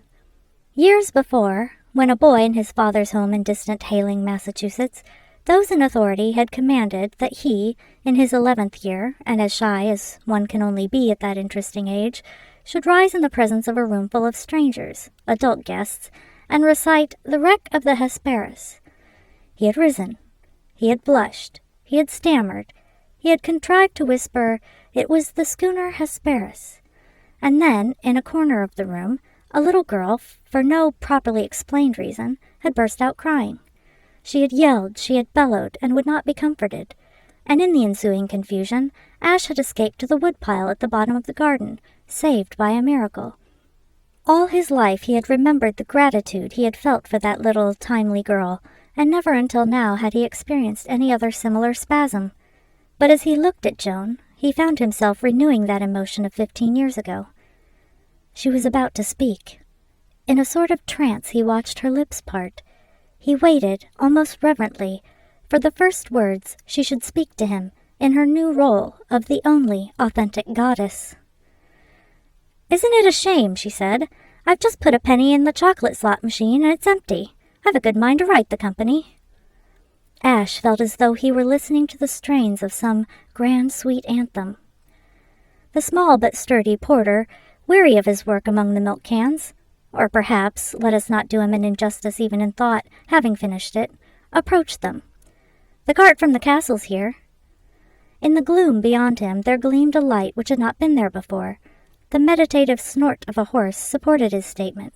He began to deal as authoritatively with Mr. Peters' steamer trunk as he had dealt with the milk cans. "At last," Joan said. "I hope it's a covered cart. I'm frozen. Let's go and see." Ash followed her with the gait of an automaton. In order that their gaiety might not be diminished and the food turned to ashes in their mouths by the absence from the festive board of Mr. Beach, it was the custom for the upper servants at Blandings to postpone the start of their evening meal until dinner was nearly over above stairs. This enabled the butler to take his place at the head of the table without fear of interruption, except for the few moments when coffee was being served. Every night, shortly before 8:30, at which hour Mr. Beach felt that he might safely withdraw from the dining-room and leave Lord Emsworth and his guests to the care of Merridew, the under-butler, and James and Alfred, the footmen, returning only for a few minutes to lend tone and distinction to the distribution of cigars and liqueurs. Those whose rank entitled them to do so made their way to the housekeeper's room, to pass in desultory conversation the interval before Mr. Beach should arrive, and a kitchen maid, with the appearance of one who has been straining at the leash and has at last managed to get free, opened the door with the announcement, "Mr. Beach, if you please, dinner is served." On which Mr. Beach, extending a crooked elbow toward the housekeeper, would say, "Mrs. Twemlow," and lead the way high and disposedly down the passage, followed in order of rank by the rest of the company, in couples, to the steward's room. For Blandings was not one of those houses, or shall we say hovels, where the upper servants are expected not only to feed, but to congregate before feeding in the steward's room. Under the auspices of Mr. Beach and Mrs. Twemlow, who saw eye to eye with him in these matters, things were done properly at the castle, with the correct solemnity. To Mr. Beach and Mrs. Twemlow, the suggestion that they and their peers should gather together in the same room in which they were to dine would have been as repellent as an announcement from Lady Anne Warblington that the house party would eat in the drawing-room. When Ash, returning from his interview with Mr. Peters, was intercepted by a respectful small boy and conducted to the housekeeper's room, he was conscious of a sensation of shrinking inferiority akin to his emotions on the first day of school. The room was full, and apparently on very cordial terms with itself. Everybody seemed to know everybody, and conversation was proceeding in a manner reminiscent of an old home week. As a matter of fact, the house party at Blandings, being in the main a gathering together of the Emsworth clan, by way of honor, and as a means of introduction to Mr. Peters and his daughter, the bride of the house-to-be, most of the occupants of the housekeeper's room were old acquaintances, and were renewing interrupted friendships at the top of their voices. A lull followed Ash's arrival, and all eyes, to his great discomfort, were turned in his direction. His embarrassment was relieved by Mrs. Twemlow, who advanced to do the honors. Of Mrs. Twemlow, little need be attempted in the way of pen portraiture, beyond the statement that she went as harmoniously with Mr. Beach as one of a pair of vases or one of a brace of pheasants goes with its fellow. She had the same appearance of imminent apoplexy, the same air of belonging to some dignified and haughty branch of the vegetable kingdom. "Mr. Marson, welcome to Blandings Castle." Ash had been waiting for somebody to say this, and had been a little surprised that Mr. Beach had not done so. He was also surprised at the housekeeper's ready recognition of his identity, until he saw Joan in the throng and deduced that she must have been the source of information. He envied Joan. In some amazing way she contrived to look not out of place in this gathering. He himself, he felt, had impostor stamped in large characters all over him. Mrs. Twemlow began to make the introductions, a long and tedious process, which she performed relentlessly, without haste, and without scamping her work. With each member of the aristocracy of his new profession, Ash shook hands, and on each member he smiled, until his facial and dorsal muscles were likely to crack under the strain. It was amazing that so many high-class domestics could be collected into one moderate-sized room. "Miss Simpson, you know," said Mrs. Twemlow, and Ash was about to deny the charge when he perceived that Joan was the individual referred to. "Mr. Judson, Mr. Marson. Mr. Judson is the Honorable Frederick's gentleman." "You have not the pleasure of our Freddie's acquaintance as yet, I take it, Mr. Marson," observed Mr. Judson genially, a smooth-faced, lazy-looking young man. "Freddie repays inspection." "Mr. Marson, permit me to introduce you to Mr. Ferris, Lord Stockheath's gentleman." Mr. Ferris, a dark, cynical man with a high forehead, shook Ash by the hand. "Happy to meet you, Mr. Marson." "Miss Willoughby, this is Mr. Marson, who will take you in to dinner. Miss Willoughby is Lady Mildred Mance's maid." "Miss Willoughby, this is Mr. Marson, who will take you in to dinner. Miss Willoughby, this is Mr. Marson, who will take you in to dinner. Miss Willoughby is Lady Mildred Mance's lady. As of course you are aware, Lady Mildred, our eldest daughter, married Colonel Horace Mant of the Scots Guards." Ash was not aware, and he was rather surprised that Mrs. Twemlow should have a daughter whose name was Lady Mildred, but reason, coming to his rescue, suggested that by "our" she meant the offspring of the Earl of Emsworth and his late countess. Miss Willoughby was a light-hearted damsel with a smiling face and chestnut hair done low over her forehead. Since etiquette forbade that he should take Joan into dinner, Ash was glad that at least an apparently pleasant substitute had been provided. He had just been introduced to an appallingly statuesque lady of the name of Chester, Lady Anne Warblington's own maid, and his somewhat hazy recollections of Joan's lecture on below-stairs precedents had left him with the impression that this was his destined partner. He had frankly quailed at the prospect of being linked to so much aristocratic hauteur. When the final introduction had been made, conversation broke out again. It dealt almost exclusively, so far as Ash could follow it, with the idiosyncrasies of the employers of those present. He took it that this happened down the entire social scale below stairs. Probably the lower servants in the servants' hall discussed the upper servants in the room, and the still lower servants in the housemaid's sitting room discussed their superiors of the servants' hall, and the still room gossiped about the housemaid's sitting room. He wondered which was the bottom circle of all, and came to the conclusion that it was probably represented by the small, respectful boy who had acted as his guide a short while before. This boy, having nobody to discuss with anybody, probably sat in solitary meditation, brooding on the odd job man. He thought of mentioning this theory to Miss Willoughby, but decided that it was too abstruse for her, and contented himself with speaking of some of the plays he had seen before leaving London. Miss Willoughby was an enthusiast on the drama, and Colonel Mant's military duties keeping him much in town, she had had wide opportunities of indulging her tastes. Miss Willoughby did not like the country. She thought it dull. "Don't you think the country dull, Mr. Marson?" "I shan't find it dull here," said Ash, and he was surprised to discover, through the medium of a pleased giggle, that he was considered to have perpetrated a compliment. Mr. Beach appeared in due season, a little distrait, as becomes a man who has just been engaged on important and responsible duties. "Alfred spilled the hock," Ash heard him announce to Mrs. Twemlow in a bitter undertone. "Within half an inch of his lordship's arm he spilled it." Mrs. Twemlow murmured condolences.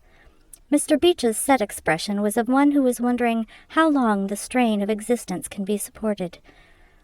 "Mr. Beach, if you please. Dinner is served." The butler crushed down sad thoughts and crooked his elbow. "Mrs. Twemlow."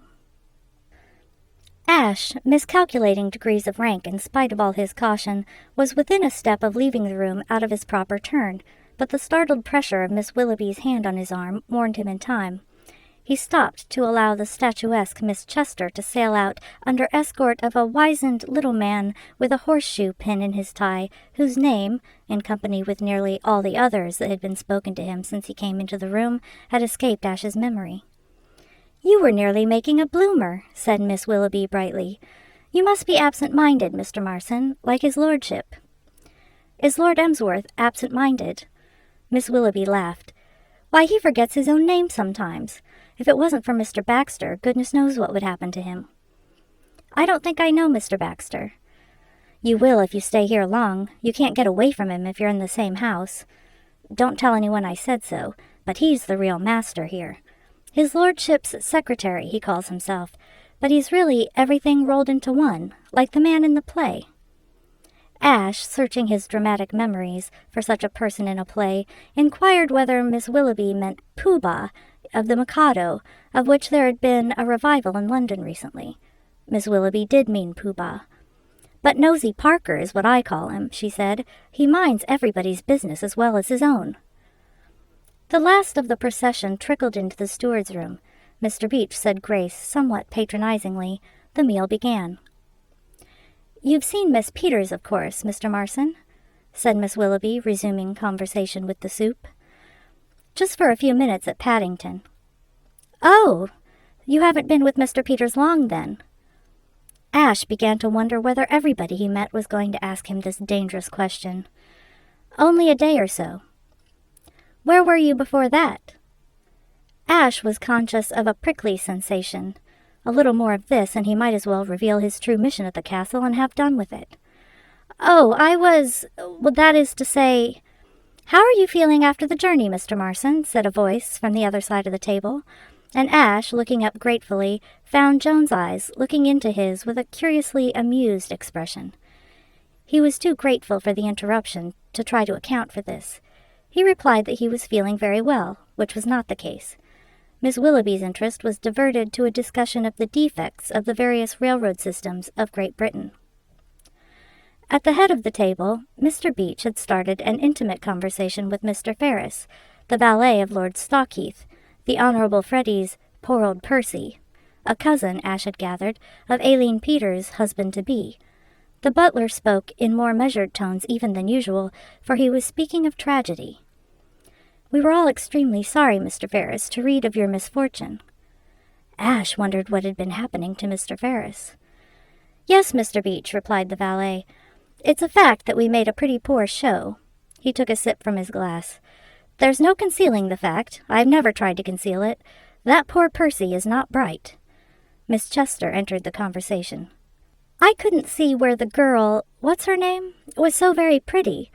All the papers had pieces where it said she was attractive and whatnot, but she didn't look anything special to me from her photograph in the mirror. What his lordship could see in her I can't understand." "The photo didn't quite do her justice, Miss Chester. I was present in court, and I must admit she was svelte, decidedly svelte. And you must recollect that Percy, from childhood up, has always been a highly susceptible young nut. I speak as one who knows him." Mr. Beach turned to Joan. "We are speaking of the Stockheath breach of promise case, Miss Simpson, of which you doubtless read in the newspapers. Lord Stockheath is a nephew of ours. I fancy his lordship was greatly shocked at the occurrence."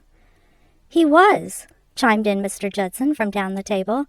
"I happened to overhear him speaking of it to young Freddie. It was in the library on the morning when the judge made his final summing up and slipped it to Lord Stockheath so proper. 'If ever anything of this sort happens to you, you young scallywag,' he says to Freddie." Mr. Beach coughed. "Mr. Judson." "Oh, it's all right, Mr. Beach. We're all in the family here, in a manner of speaking. It wasn't as though I was telling it to a lot of outsiders. I'm sure none of these ladies or gentlemen will let it go beyond this room." The company murmured virtuous acquiescence. "He says to Freddie, 'You young scallywag, if ever anything of this sort happens to you, you can pack up and go off to Canada, for I'll have nothing more to do with you,' or words to that effect. And Freddie says, 'Oh, dash it all, governor, you know, what?'"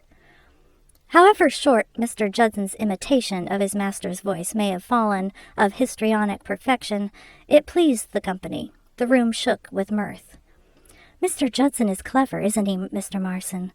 whispered Miss Willoughby, gazing with adoring eyes at the speaker. Mr. Beach thought it expedient to deflect the conversation. By the unwritten law of the room, every individual had the right to speak as freely as he wished about his own personal employer, but Judson, in his opinion, sometimes went a trifle too far. "Tell me, Mr. Ferris," he said, "does his lordship seem to bear it well?" "Oh, Percy is bearing it well enough." Ash noted a curious fact. that, though the actual valet of any person under discussion spoke of him almost affectionately by his Christian name, the rest of the company used the greatest ceremony and gave him his title with all respect. Lord Stockheath was Percy to Mr. Ferris, and the Honourable Frederick Threepwood was Freddie to Mr. Judson. But to Ferris, Mr. Judson's Freddie was the Honourable Frederick, and to Judson, Mr. Ferris's Percy was Lord Stockheath. It was rather a pleasant form of etiquette, and struck Ashe as somehow vaguely feudal. "Percy," went on Mr. Ferris, "is bearing it like a little Briton, the damages not having come out of his pocket. It's his old father, who had to pay them, that's taking it to heart. You might say he's doing himself proud. He says it's brought on his gout again, and that's why he's gone to Droitwich instead of coming here. I dare say Percy isn't sorry." "It has been," said Mr. Beach, summing up, "a most unfortunate occurrence. The modern tendency of the lower classes to get above themselves is becoming more marked every day. The young female in this case was, I understand, a barmaid. It is deplorable that our young men should allow themselves to get into such entanglements." "The wonder to me," said the irrepressible Mr. Judson, "is that more of these young chaps don't get put through it. His lordship wasn't so wide of the mark when he spoke like that to Freddie in the library that time. I give you my word, it's a mercy young Freddie hasn't been up against it. When we were in London, Freddie and I," he went on, cutting through Mr. Beach's disapproving cough, "before what you might call the crash, when his lordship cut off supplies and had him come back and live here, Freddie was asking for it, believe me. Fell in love with a girl in the chorus of one of the theaters. Used to send me to the stage door with notes and flowers every night for weeks, as regular as clockwork. What was her name? It's on the tip of my tongue. Funny how you forget these things. Freddie was pretty far gone. I recollect once, happening to be looking around his room in his absence, coming on a poem he had written to her. It was hot stuff. Very hot. If that girl has kept those letters, it's my belief we shall see Freddie following in Lord Stockheath's footsteps." There was a hush of delighted horror around the table. "Goo!" said Mrs. Chester's escort with unction. "You don't say so, Mr. Judson. It wouldn't half make them look silly if the Honourable Frederick was sued for breach just now, with the wedding coming on." "There is no danger of that." It was Joan's voice, and she had spoken with such decision that she had the ear of the table immediately. All eyes looked in her direction. Ashe was struck with her expression. Her eyes were shining as though she were angry, and there was a flush on her face. A phrase he used on the train came back to him. She looked like a princess in disguise. "What makes you say that, Miss Simpson?" inquired Judson, annoyed. He had been at pains to make the company's flesh creep, and it appeared to be Joan's aim to undo his work. It seemed to Ashe that Joan made an effort of some sort, as though she were pulling herself together and remembering where she was. "Well," she said, almost lamely, "I don't think it at all likely that he proposed marriage to this girl." "You never can tell," said Judson. "My impression is that Freddie did. It's my belief that there's something on his mind these days. Before he went to London with his lordship the other day, he was behaving very strange, and since he came back, it's my belief that he has been brooding. And I happen to know he followed the affair of Lord Stockheath pretty closely, for he clipped the clippings out of the paper. I found them myself one day when I happened to be going through his things." Beach cleared his throat, his mode of indicating that he was about to monopolize the conversation. "And in any case, Miss Simpson," he said solemnly, "with things come to the pass they have to come to, and the juries, drawn from the lower classes, in the nasty mood they're in, it don't seem hardly necessary in these affairs for there to have been any definite promise of marriage. What with all this socialism rampant, they seem so happy at the idea of being able to do one of us an injury that they give heavy damages without it. A few ardent expressions, and that's enough for them. You recollect the Havant case, and when young Lord Mount Anville was sued. What it comes to is that anarchy is getting the upper hand, and the lower classes are getting above themselves. It's all these here cheap newspapers that does it. They tempt the lower classes to get above themselves. Only this morning I had to speak severe to that young fellow James, the footman. He was a good young fellow once, and did his work well, and had a proper respect for people, but now he's gone all to pieces. And why? because 6 months ago he had had the rheumatism and had the audacity to send his picture and a testimonial saying that it had cured him of awful agonies to Walkinshaw's Supreme Ointment, and they printed it in 6 papers, and it has been the ruin of James. He has got above himself, and don't care for nobody. "Well, all I can say is," resumed Judson, "that I hope to goodness nothing won't happen to Freddie of that kind, for it's not every girl that would have him." There was a murmur of assent to this truth. "Now you're Miss Peters," said Judson tolerantly. "She seems a nice little thing." "She would be pleased to hear you say so," said Joan. "Joan Valentine!" cried Judson, bringing his hands down on the tablecloth with a bang. "I've just remembered it. That was the name of the girl Freddie used to write the letters and poems to. And that's who it is I've been trying all along to think you reminded me of, Miss Simpson.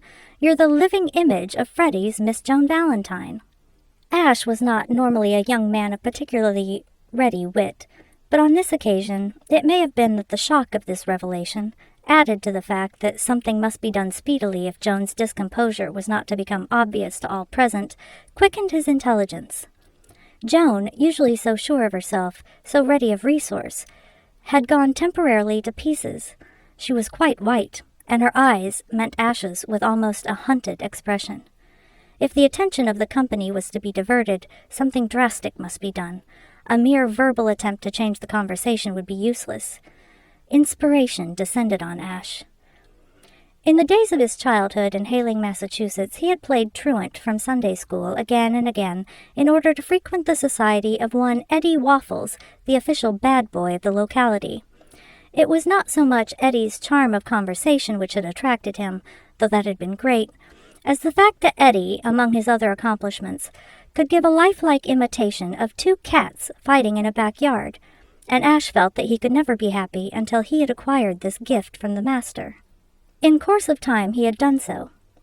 It might be that his absences from Sunday school in the cause of art had left him in later years a trifle shaky on the subject of the kings of Judah, but his hard-won accomplishment had made him in request at every smoking concert at Oxford, and it saved the situation now.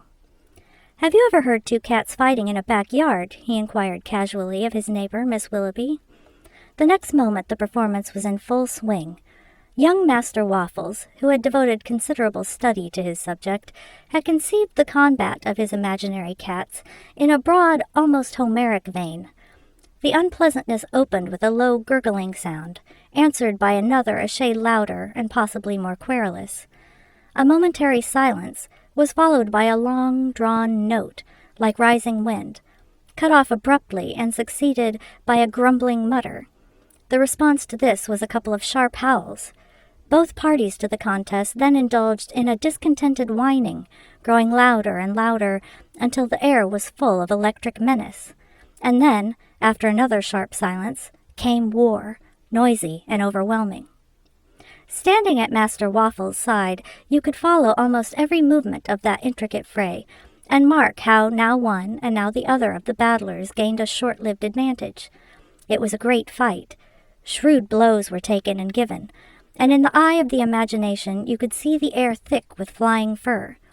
Louder and louder grew the din, and then, at its height, it ceased in one crescendo of tumult, and all was still, save for a faint, angry moaning.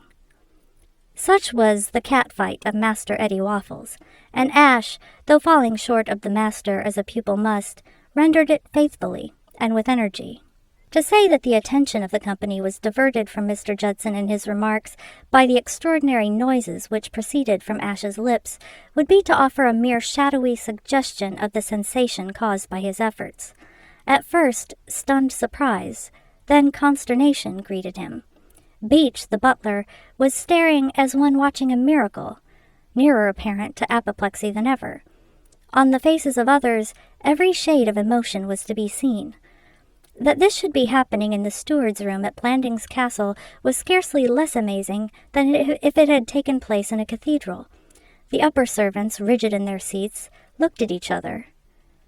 The last faint moan of feline defiance died away, and silence fell on the room. Ash turned to Miss Willoughby. "Just like that," he said. I was telling Miss Willoughby," he added apologetically to Mrs. Twemlow, "about the cats in London. They were a great trial." For perhaps 3 seconds his social reputation swayed to and fro in the balance, while the company pondered on what he had done. It was new, but it was humorous. Or was it vulgar? There is nothing the English upper servant so abhors as vulgarity.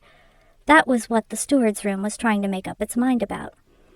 Then Miss Willoughby threw her shapely head back, and the squeal of her laughter smote the ceiling. And at that the company made its decision. Everybody laughed. Everybody urged Ash to give an encore. Everybody was his friend and admirer. Everybody but Beach, the butler. Beach, the butler, was shocked to his very core. His heavy-lidded eyes rested on Ash with disapproval.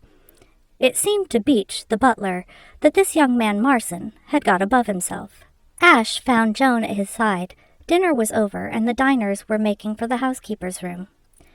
"Thank you, Mr. Marson. That was very good of you and very clever." Her eyes twinkled. "But what a terrible chance you took. You have made yourself a popular success, but you might just as easily have become a social outcast. As it is, I'm afraid Mr. Beach did not approve." "I'm afraid he didn't. In a minute or so I'm going to fawn on him and make all well." Joan lowered her voice. "It was quite true what that odious little man said. Freddie Threepwood did write me letters. Of course I destroyed them long ago." "But weren't you running the risk of coming here that he might recognize you? Wouldn't that make it rather unpleasant for you?"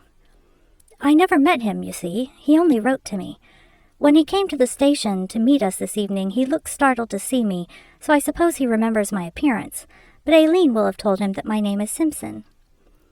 "That fellow Judson said he was brooding. I think you ought to put him out of his misery." "Mr. Judson must have been letting his imagination run away with him. He is out of his misery. He sent a horrid fat man named Jones to see me in London about the letters, and I told him I had destroyed them. He must have let him know that by now." "I see." They went into the housekeeper's room. Mr. Beach was standing before the fire. Ash went up to him. It was not an easy matter to mollify Mr. Beach. Ash tried the most tempting topics. He mentioned swollen feet. He dangled the lining of Mr. Beach's stomach temptingly before his eyes, but the butler was not to be softened. Only when Ash turned the conversation to the subject of the museum did a flicker of animation stir in him. Mr. Beach was fond and proud of the Blandings Castle Museum. It had been the means of getting him into print for the first and only time in his life. A year before, a representative of the Intelligencer and Echo from the neighboring town of Blatchford had come to visit the castle on behalf of his paper, and he had begun one section of his article with the words, "Under the auspices of Mr. Beach, I then visited his lordship's museum." Mr. Beach treasured the clipping in a special writing desk. He responded almost amiably to Ash's questions. Yes, he had seen the scarab, which he pronounced scarab, which Mr. Peters had presented to his lordship. He understood that his lordship thought very highly of Mr. Peters' scarab. He had overheard Mr. Baxter telling his lordship that it was extremely valuable. "Mr. Beach," said Ash, "I wonder whether you would take me to see Lord Emsworth's museum." Mr. Beach regarded him heavily. "I shall be pleased to take you to see his lordship's museum," he replied. One can attribute only to the nervous mental condition following the interview he had had with Ash in his bedroom the rash act Mr. Peters attempted shortly after dinner. Mr. Peters, shortly after dinner, was in a dangerous and reckless mood. He had had a wretched time all through the meal. The Blandings chef had extended himself in honor of the house party and had produced a succession of dishes which, in happier days, Mr. Peters would have devoured eagerly. To be compelled by considerations of health to pass these by was enough to damp the liveliest optimist. Mr. Peters had suffered terribly.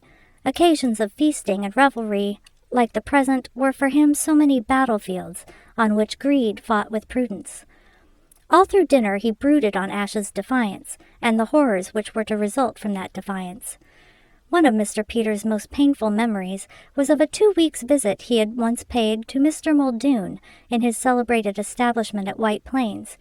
He had been persuaded to go there by a brother millionaire, whom, until then, he had always regarded as a friend. The memory of Mr. Muldoon's cold shower baths and brisk system of physical exercise still lingered. The thought that under Ash's rule he was to go through privately very much what he had gone through in the company of a gang of other unfortunates at Muldoon's froze him with horror. He knew those health cranks who believed that all mortal ailments could be cured by cold showers and brisk walks. They were all alike, and they nearly killed you.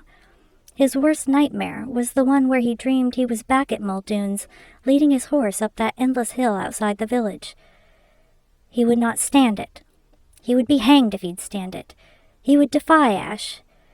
But if he defied Ash, Ash would go away, and then whom could he find to recover his lost scarab?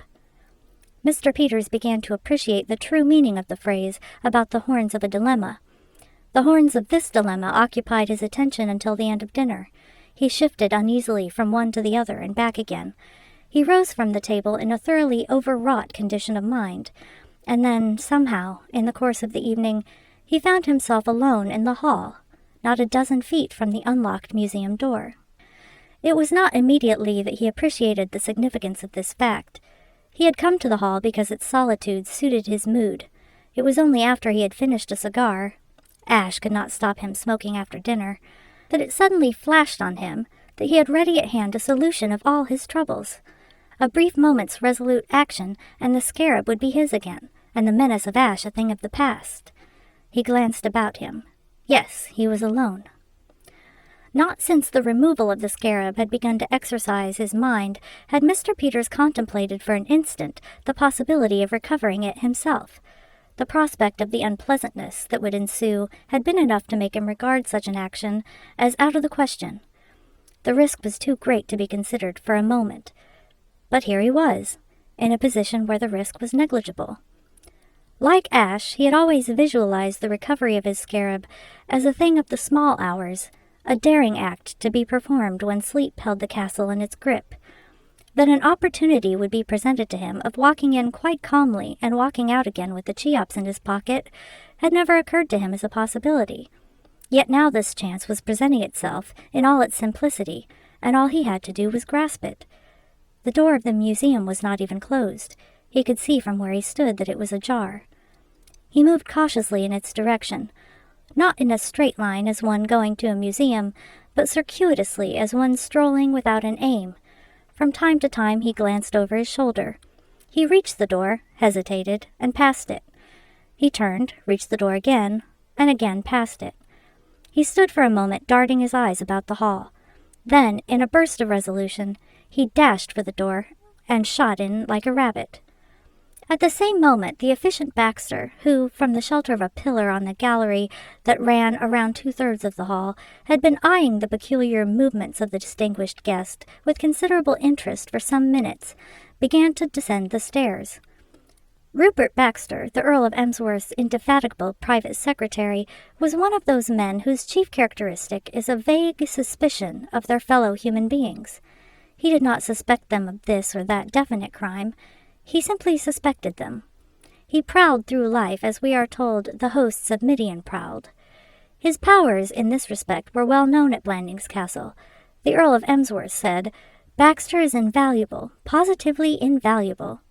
The Honorable Freddy said, "A chappie can't take a step in this bally house without stumbling over that damn feller Baxter." The manservant and maidservant within the gates, like Miss Willoughby, employing that crisp gift for characterization which is the property of the English lower orders, described him as a nosy Parker.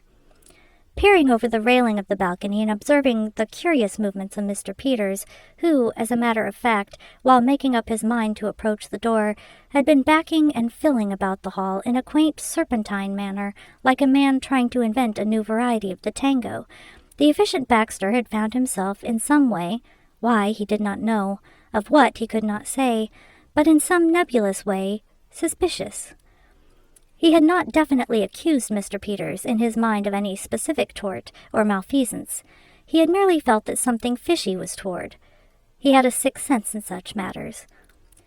But when Mr. Peters, making up his mind, leapt into the museum, Baxter's suspicions lost their vagueness and became crystallized. Certainty descended on him like a bolt from the skies. On oath before a notary, the efficient Baxter would have declared that J. Preston Peters was about to try to purloin the scarab. Lest we should seem to be attributing too miraculous powers of intuition to Lord Emsworth's secretary, it should be explained that the mystery which hung about that curio had exercised his mind not a little since his employer had given it to him to place in the museum. He knew Lord Emsworth's power of forgetting, and he did not believe his account of the transaction. Scarab maniacs like Mr. Peters did not give away specimens from their collections as presents. But he had not divined the truth of what had happened in London.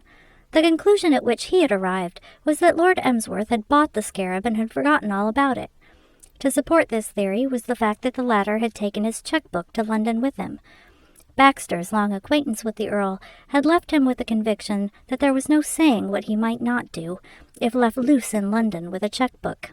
As to Mr. Peters' motive for entering the museum, that too seemed completely clear to the secretary. He was a curio enthusiast himself, and he had served collectors in a secretarial capacity, and he knew from both experience and observation that strange madness which may at any moment afflict the collector, blotting out morality as with a sponge. He knew that collectors who would not steal a loaf if they were starving might and did fall before the temptation of a coveted curio. He descended the stairs 3 at a time and entered the museum at the very instant when Mr. Peters' twitching fingers were about to close on his treasure. He handled the delicate situation with eminent tact. Mr. Peters, at the sound of his step, had executed a backward leap, which was as good as a confession of guilt, and his face was rigid with dismay. But the efficient Baxter pretended not to notice these phenomena. His manner, when he spoke, was easy and unembarrassed. "Ah, taking a look at our little collection, Mr. Peters. You will see that we have given the place of honor to your Cheops. It is certainly a fine specimen, a wonderfully fine specimen." Mr. Peters was recovering slowly. Baxter talked on to give him time. He spoke of Mutt and Bubastis, of Aman and the Book of the Dead. He directed the other's attention to the Roman coins.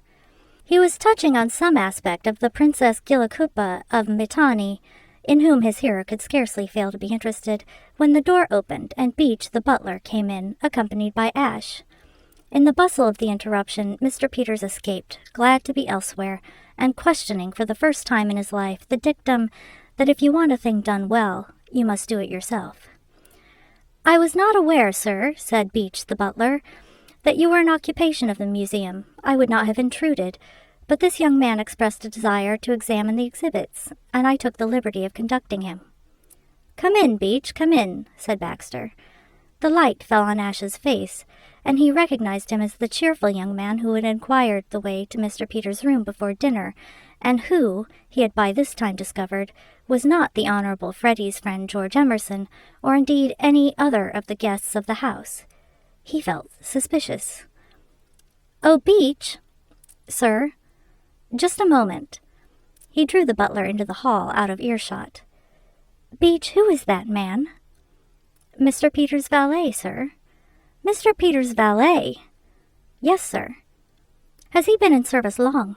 asked Baxter, remembering that a mere menial had addressed him as old man. Beach lowered his voice. He and the efficient Baxter were old allies, and it seemed right to Beach to confide in him. "He has only just joined Mr. Peters, sir, and he has never been in service before. He told me so himself, and I was unable to elicit from him any information as to his antecedents. His manner struck me, sir, as peculiar. It crossed my mind to wonder whether Mr. Peters happened to be aware of this. I should dislike to do any young man an injury, but it might be anyone coming to a gentleman without a character, like this young man. Mr. Peters might have been deceived, sir." The efficient Baxter's manner became distraught. His mind was working rapidly. "Should he be informed, sir?" "Eh? Who?" "Mr. Peters, sir, in case he should have been deceived." No. Mr. Peters knows his own business." "Far from me be it to appear officious, sir, but Mr. Peters probably knows all about him.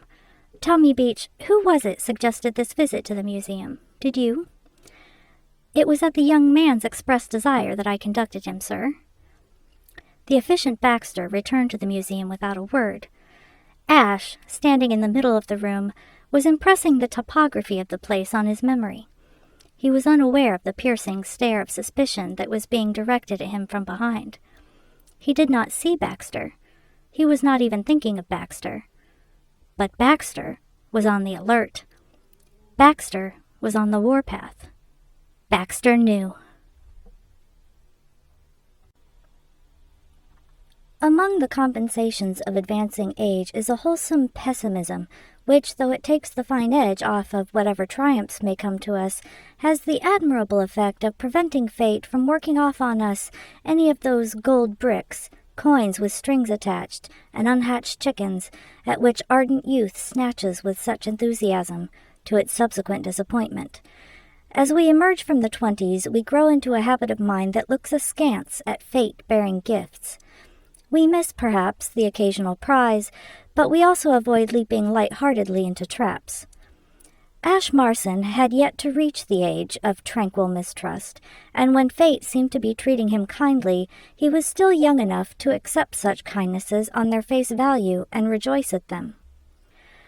As he sat on his bed at the end of his first night in Castle Blandings, he was conscious to a remarkable degree that fortune was treating him well. He had survived, not merely without discredit but with positive triumph, the initiatory plunge into the etiquette maelstrom of life below stairs. So far from doing the wrong thing and drawing down on himself the just scorn of the steward's room, he had been the life and soul of the party. Even if tomorrow, in an absent-minded fit, he should anticipate the groom of the chambers in the march to the table, he would be forgiven, for the humorist has his privileges. So much for that. But that was only a part of Fortune's kindnesses. To have discovered on the first day of their association the correct method for handling and reducing to subjection his irascible employer was an even greater boon. A prolonged association with Mr. Peters, on the lines in which their acquaintance had begun, would have been extremely trying. Now, by virtue of a fortunate stand at the outset, he had spiked the millionaire's guns. Thirdly, and most important of all, he had not only made himself familiar with the locality and surroundings of the Scarab, but he had seen, beyond the possibility of doubt, that the removal of it and the earning of the $5,000 would be the simplest possible task. Already he was spending the money in his mind, and to such lengths had optimism led him that, as he sat on his bed reviewing the events of the day, his only doubt was whether to get the Scarab at once, or to let it remain where it was until he had had the opportunity of doing Mr. Peters' interior good on the lines he had mapped out in their conversation. Of course, directly he had restored the Scarab to its rightful owner and pocketed the reward, his position as healer and trainer to the millionaire would cease automatically. He was sorry for that, because it troubled him to think that a sick man would not be made well. But, on the whole, looking at it from every aspect, it would be best to get the Scarab as soon as possible, and leave Mr. Peters' digestion to look after itself. Being 26 and an optimist, he had no suspicion that fate might be playing with him, that fate might have unpleasant surprises in store, that fate, even now, was preparing to smite him in his hour of joy with that powerful weapon, the efficient Baxter. He looked at his watch. It was 5 minutes to 1. He had no idea whether they kept early hours at Blandings Castle or not, but he deemed it prudent to give the household another hour in which to settle down, after which he would just trot down and collect the Scarab. The novel he had brought down with him from London fortunately proved interesting. 2 o'clock came before he was ready for it. He slipped the book into his pocket and opened the door. All was still and uncommonly dark. Along the corridor on which his room was situated, the snores of sleeping domestics exploded, growled, and twittered in the air. Every menial on the list seemed to be snoring, some in one key, some in another, some defiantly, some plaintively, but the main fact was that they were all snoring somehow, thus intimating that, so far as this side of the house was concerned, the coast might be considered clear, an interruption of his plans a negligible risk. Researches made at an earlier hour had familiarized him with the geography of the place. He found his way to the green door without difficulty, and stepping through, was in the hall, where the remains of the log fire still glowed a fitful red. This, however, was the only illumination, and it was fortunate that he did not require light to guide him to the museum. He knew the direction and had measured the distance, It was precisely 17 steps from where he stood. Cautiously, and with avoidance of noise, he began to make the 17 steps. He was beginning the 11th when he bumped into somebody. Somebody soft. Somebody whose hand, as it touched his, felt small and feminine. The fragment of a log fell on the ashes, and the fire gave a dying spurt. Darkness succeeded the sudden glow. The fire was out. That little flame had been its last effort before expiring, but it had been enough to enable him to recognize Joan Valentine. "Good Lord!" he gasped. His astonishment was short-lived. Next moment, the only thing that surprised him was the fact that he was not more surprised. There was something about this girl that made the most bizarre happenings seem right and natural. Ever since he had met her, his life had changed from an orderly succession of uninteresting days to a strange carnival of the unexpected, and use was accustoming him to it. Life had taken on the quality of a dream, in which anything might happen, and in which everything that did happen was to be accepted with the calmness natural in dreams. It was strange that she should be here in the pitch-dark hall in the middle of the night, but after all, no stranger than that he should be. In this dream world in which he now moved, it had to be taken for granted that people did all sorts of odd things, from all sorts of odd motives. "Hello," he said. "Don't be alarmed." No. I think we are both here for the same reason." "You don't mean to say—" "Yes, I have come here to earn the $5,000 too, Mr. Marson. We are rivals." In his present frame of mind, it seemed so simple and intelligible to Ash that he wondered whether he was really hearing it for the first time. He had an odd feeling that he had known this all along.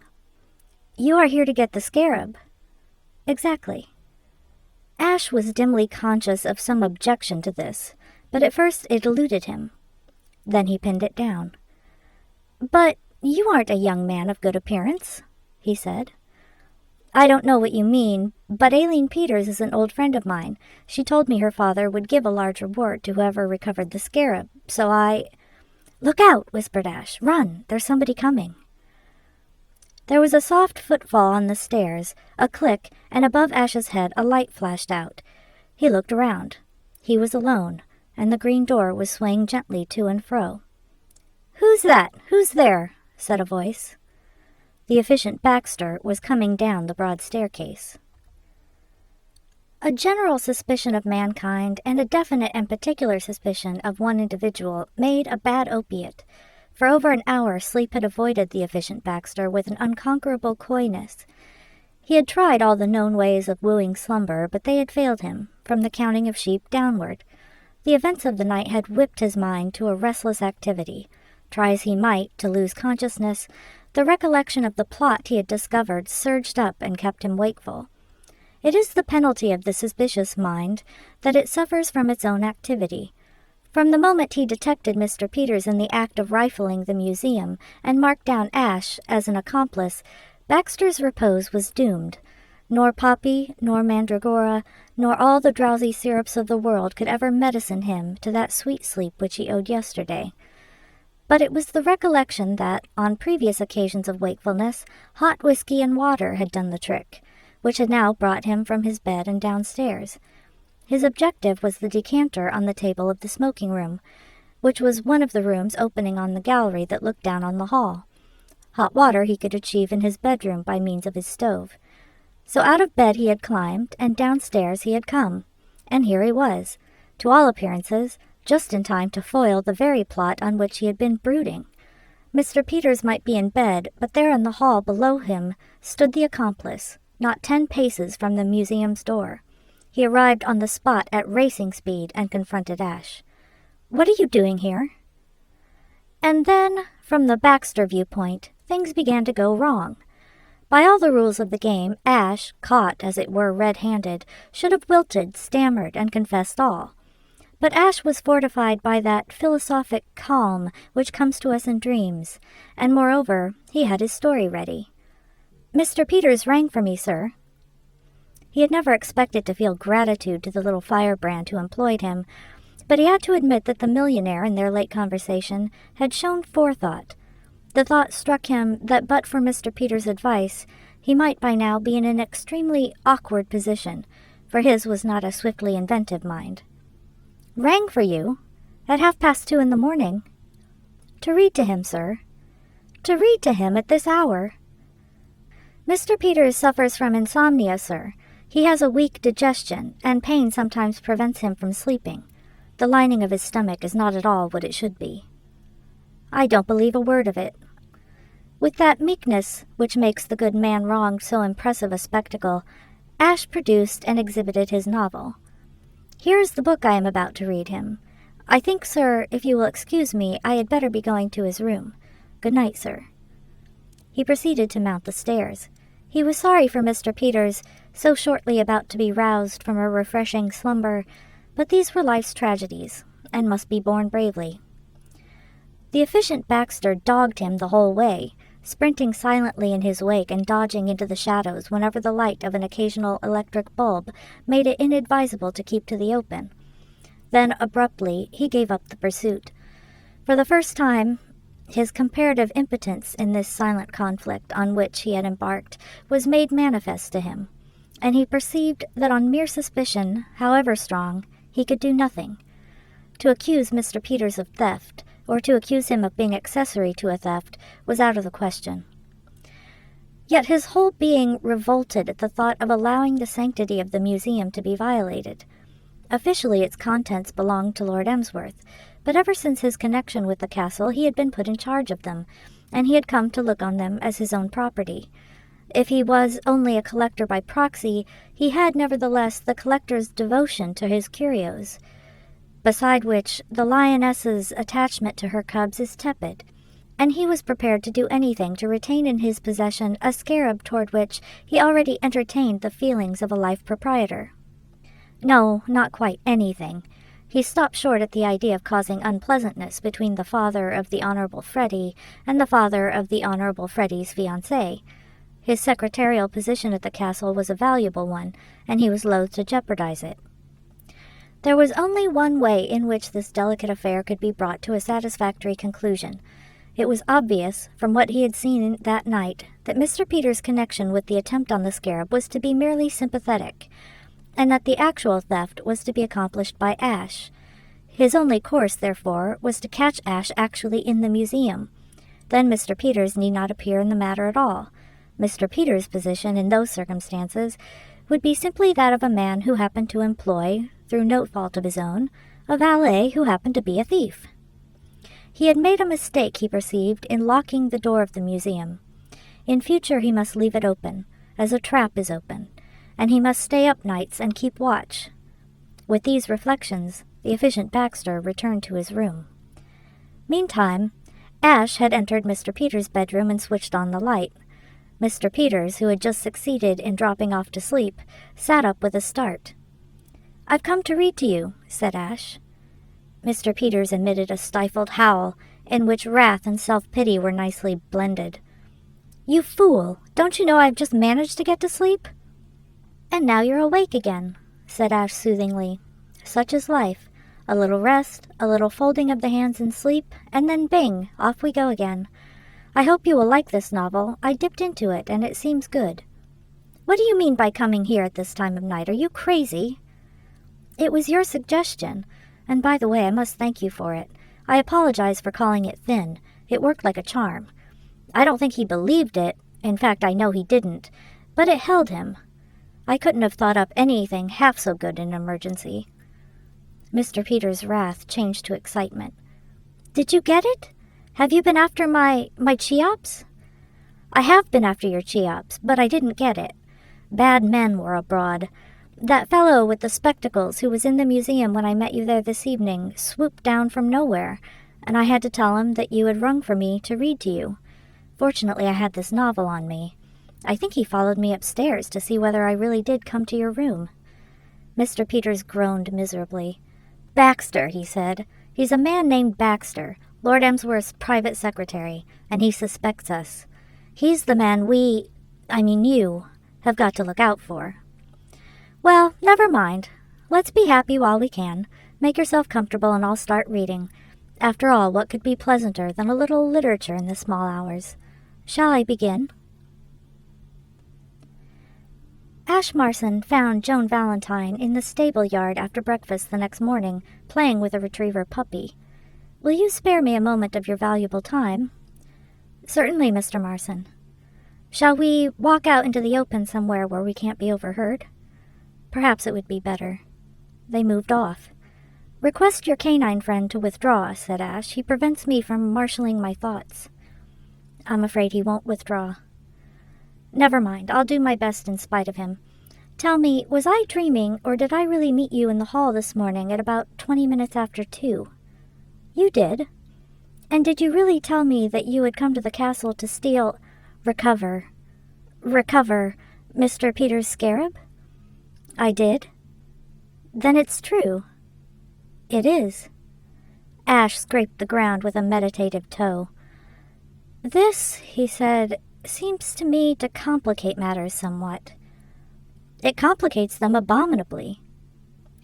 I suppose you were surprised when you found out that I was on the same game as yourself. Not in the least. You weren't? I knew it directly. I saw the advertisement in the Morning Post, and I hunted up the Morning Post directly after you had told me that you had become Mr. Peter's valet. You have known all along?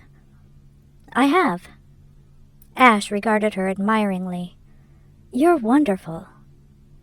Because I saw through you? Partly that, but chiefly because you had the pluck to undertake a thing like this. Pop! Partly that, but chiefly because you had the pluck to undertake a thing like this. You undertook it. But I'm a man. And I'm a woman, and my theory, Mr. Marson, is that a woman can do nearly everything better than a man. What a splendid test case this would make to settle the votes for women question once and for all. Here we are, you and I, a man and a woman, each trying for the same thing and each starting with equal chances. Suppose I beat you. How about the inferiority of women then? I never said women were inferior. You did with your eyes. Besides, you're an exceptional woman. You can't get out of it with a compliment. I'm an ordinary woman, and I'm going to beat a real man. Ash frowned. I don't like to think of ourselves as working against each other. Why not? Because I like you. I like you, Mr. Marson, but we must not let sentiment interfere with business. You want Mr. Peters' $5,000. So do I. I hate the thought of being the instrument to prevent you from getting the money. You won't be.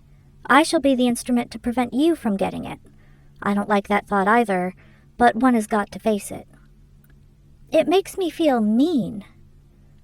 That's simply your old-fashioned masculine attitude toward the female, Mr. Marson. You look on woman as a weak creature to be shielded and petted. We aren't anything of the sort. We're terrors. We're hard as nails. We're awful creatures. You mustn't let my sex interfere with your trying to get this reward. Think of me as though I were another man. We're up against each other in a fair fight, and I don't want any special privileges. If you don't do your best from now onward, I shall never forgive you. Do you understand? I suppose so. And we shall need to do our best. That little man with the glasses is on his guard. I was listening to you last night from behind the door. By the way, you shouldn't have told me to run away and then have stayed yourself to be caught. That is an example of the sort of thing I mean. It was chivalry, not business. I had a story ready to account for my being there. You had not. And what a capital story it was. I shall borrow it for my own use. If I am caught, I shall say I had to read Aileen to sleep because she suffers from insomnia. And I shouldn't wonder if she did, poor girl. She doesn't get enough to eat. She is being starved, poor child. I heard one of the footmen say that she refused everything at dinner last night. And though she vows it isn't, my belief is that it's all because she is afraid to make a stand against her old father. It's a shame. She is a weak creature to be shielded and petted, said Ash solemnly. Joan laughed. Well, yes, you caught me there. I admit that poor Aileen is not a shining example of the formidable modern woman, but... She stopped. Oh, bother. I just thought of what I ought to have said. The good repartee that would have crushed you. I suppose it's too late now. Not at all. I'm like that myself, only it is generally the next day when I hit the right answer. Shall we go back? She is a weak creature to be shielded and petted. "Thank you so much," said Joan gratefully. "And why is she a weak creature? Because she has allowed herself to be shielded and petted. Because she has permitted man to give her special privileges and generally... No, it isn't as good as I thought it was going to be." "It should be crisper," said Ash critically. "It lacks the punch." "But it brings me back to my point, which is that I am not going to imitate her and forfeit my independence of action in return for chivalry.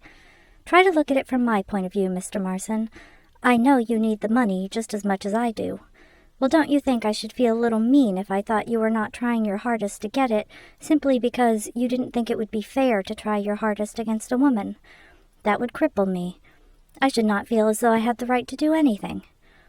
It's too important a matter for you to treat me like a child and let me win to avoid disappointing me. I want the money, but I don't want it handed to me." "Believe me," said Ash earnestly, "it will not be handed to you. I have studied the Baxter question more deeply than you have, and I can assure you that Baxter is a menace. What has put him so firmly on the right scent I don't know, but he seems to have divined the exact state of affairs in its entirety. So far as I'm concerned, that is to say. Of course, he has no idea you are mixed up in the business, but I am afraid his suspicion of me will hit you as well.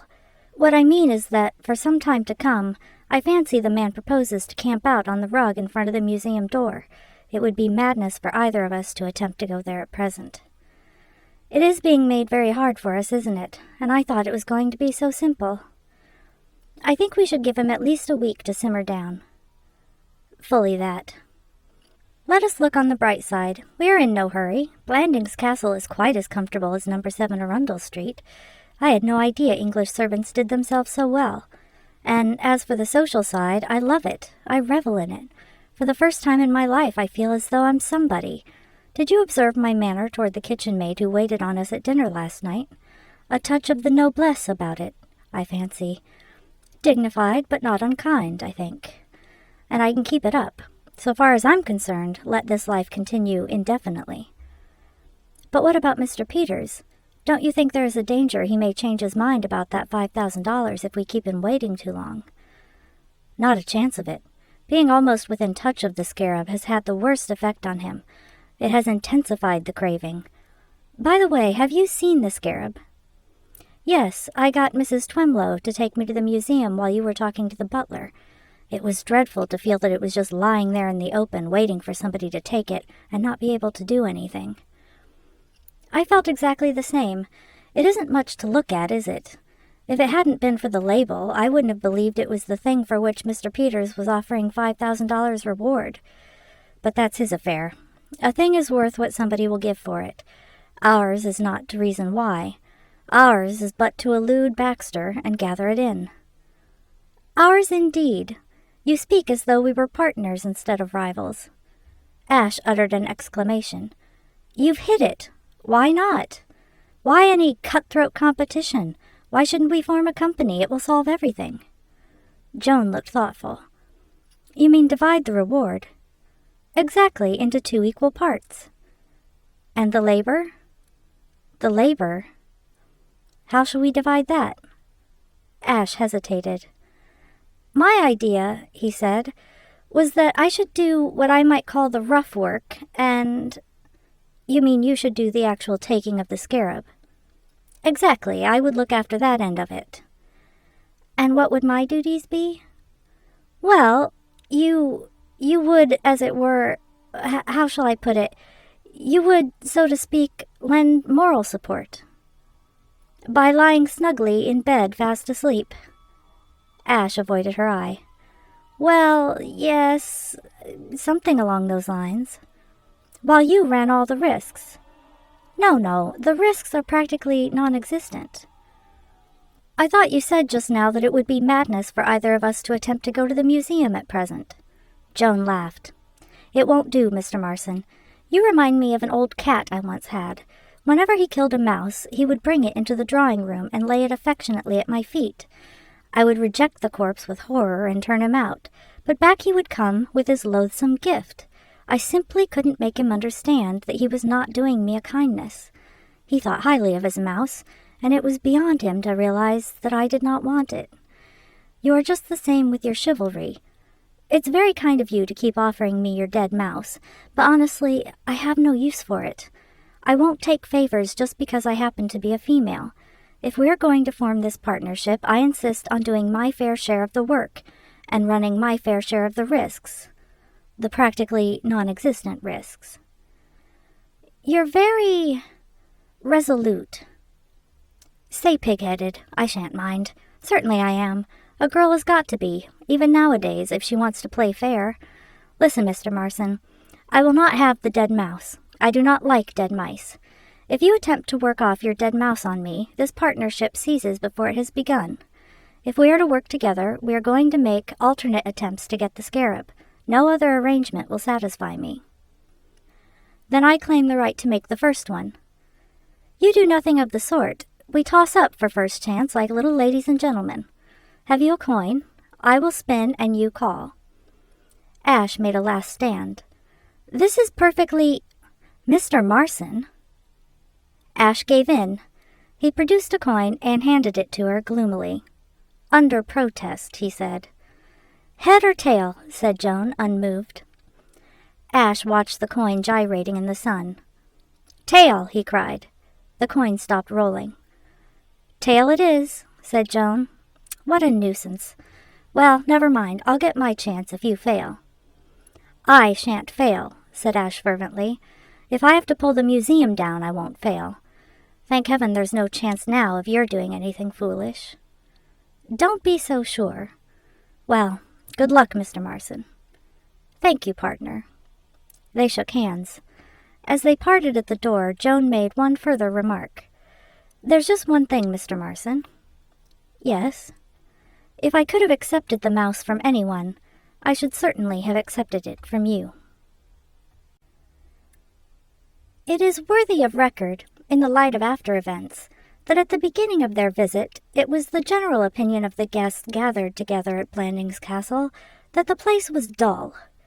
The house party had that air of torpor which one sees in the saloon passengers of an Atlantic liner, that appearance of resignation to an enforced idleness and a monotony to be broken only by meals.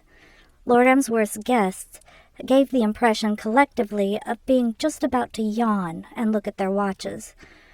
This was partly the fault of the time of year, for most house parties are dull if they happen to fall between the hunting and the shooting seasons, but must be attributed chiefly to Lord Emsworth's extremely sketchy notions of the duties of a host. A host has no right to intern a regiment of his relations in his house unless he also invites lively and agreeable outsiders to meet them. If he does commit this, the least he can do is to work himself to the bone in an effort to invent amusements and diversions for his victims. Lord Emsworth had failed badly in both these matters. With the exception of Mr. Peters, his daughter Aileen, and George Emerson, there was nobody in the house who did not belong to the clan. And, as for his exerting himself to entertain, the company was lucky if it caught a glimpse of its host at meals. Lord Emsworth belonged to the people who like to be left alone to amuse themselves when they come to a place, school of hosts. He pottered about the garden in an old coat, now uprooting a weed, now wrangling with the autocrat from Scotland who was theoretically in his service as head gardener, dreamily satisfied, when he thought of them at all, that his guests were as perfectly happy as he was. Apart from his son Freddie, whom he had long dismissed as a youth of abnormal tastes, from whom nothing reasonable was to be expected, he could not imagine anybody not being content merely to be at Blandings when the buds were bursting on the trees. A resolute hostess might have saved the situation, but Lady Anne Warblington's abilities in that direction stopped short of leaving everything to Mrs. Twemlow and writing letters in her bedroom. When Lady Anne Warblington was not writing letters in her bedroom, which was seldom, for she had an apparently inexhaustible correspondence, she was nursing sick headaches in it. She was one of those hostesses whom a guest never sees except when he goes into the library and espies the tail of her skirt vanishing through the other door.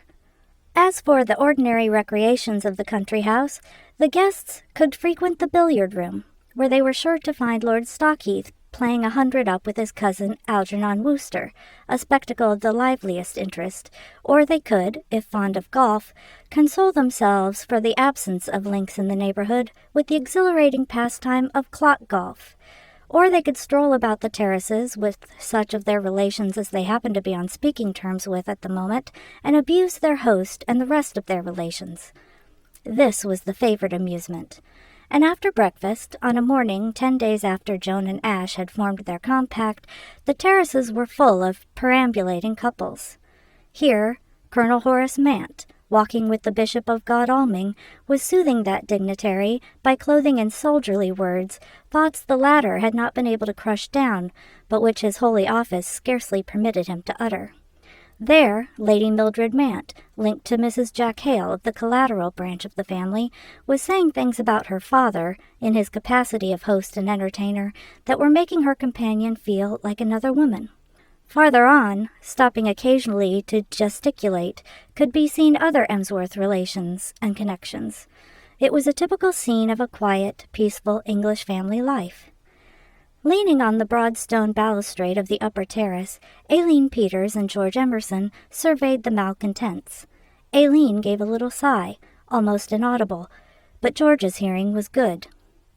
"I was wondering when you were going to admit it," he said, shifting his position so that he faced her. "Admit what?" "That you can't stand the prospect, that the idea of being stuck for life with this crowd, like a fly on flypaper, is too much for you. That you are ready to break off your engagement to Freddie and come away and marry me and live happily ever after." "George!" "Well, wasn't that what it meant? Be honest." What meant?" "That sigh." "I didn't sigh. I was just breathing." "Then you can breathe in this atmosphere. You surprise me." He raked the terrace with hostile eyes. "Look at them. Look at them crawling around like doped beetles. My dear girl, it's no use your pretending that this sort of thing wouldn't kill you. You're pining away already. You're thinner and paler since you came here. Gee, how we shall look back at this and thank our stars that we're out of it, when we're back in old New York, with the elevated rattling, and the streetcars squealing over the points, and something doing every step you take. I shall call you on the phone from the office and have you meet me downtown somewhere, and we'll have a bite to eat, and go to some show, and a bit of supper afterwards, and a dance or two, and then go home to our cozy—" "George, you mustn't, really." "Why mustn't I?" "It's wrong. You can't talk like that when we are both enjoying the hospitality—" A wild laugh, almost a howl, disturbed the talk of the most adjacent of the perambulating relations. Colonel Horace Mant, checked in mid-sentence, looked up resentfully at the cause of the interruption. "I wish somebody would tell me whether it's that American fellow Emerson or young Freddie who's supposed to be engaged to Miss Peters. Hanged if you ever see her and Freddie together, but she and Emerson are never to be found apart. If my respected father-in-law had any sense, I should have thought he would have had sense enough to stop that." "You forget, my dear Horace," said the bishop charitably, "Miss Peters and Mr. Emerson have known each other since they were children." "They were never nearly such children as Emsworth is now," snorted the colonel. "If that girl isn't in love with Emerson, I'll eat my hat." No, said the bishop. No, surely not, Horace. What were you saying when you broke off?" "I was saying that if a man wanted his relations never to speak to each other again for the rest of their lives, the best thing he could do would be to herd them all together in a dashed barracks of a house 100 miles from anywhere, and then go off and spend all his time prodding dashed flower beds with a spud. Dash it!" Just so. So you were. Go on, Horace. I find a curious comfort in your words." On the terrace above them, Aileen was looking at George with startled eyes. "George!" "I'm sorry, but you shouldn't spring these jokes on me so suddenly. You said enjoying. Yes, reveling in it, aren't we?" "It's a lovely old place," said Aileen defensively. "And when you've said that, you've said everything. You can't live on scenery and architecture for the rest of your life. There's the human element to be thought of.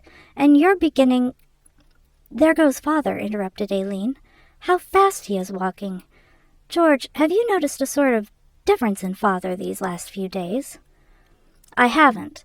My specialty is keeping an eye on the rest of the Peters family." "He seems better somehow. He seems to have almost stopped smoking, and I'm very glad, for those cigars were awfully bad for him. The doctor expressly told him he must stop them, but he wouldn't pay attention to him. And he seems to take so much more exercise. My bedroom is next to his, you know, and every morning I can hear things going on through the wall, Father dancing about and puffing a good deal, and one morning I met his valet going in with a pair of Indian clubs. I believe Father is really taking himself in hand, at last." George Emerson exploded. "And it's about time, too.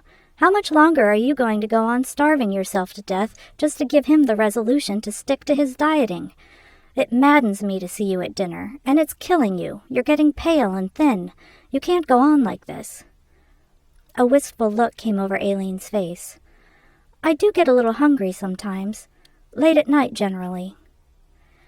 "You want somebody to take care of you and look after you. I'm the man. You may think you can fool me, but I can tell. You're weakening on this Freddie proposition. You're beginning to see that it won't do. One of these days you're going to come to me and say, 'George, you were right, I take the count. Me for the quiet sneak to the station without anybody knowing, and the break for London, and the wedding at the registrar's. Oh, I know. I couldn't have loved you all this time and not known. You're weakening.' The trouble with these supermen is that they lack reticence. They do not know how to omit. They expand their chests and whoop. And a girl, even the mildest and sweetest of girls, even a girl like Aileen Peters, cannot help resenting the note of triumph. But supermen despise tact. As far as one can gather, that is the chief difference between them and the ordinary man."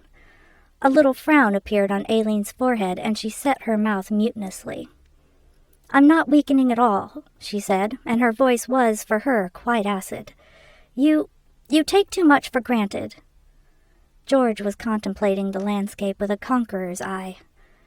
"You are beginning to see that it is impossible, this Freddie foolishness." "It is not foolishness," said Aileen pettishly, tears of annoyance in her eyes, "and I wish you wouldn't call him Freddie." "He asked me to.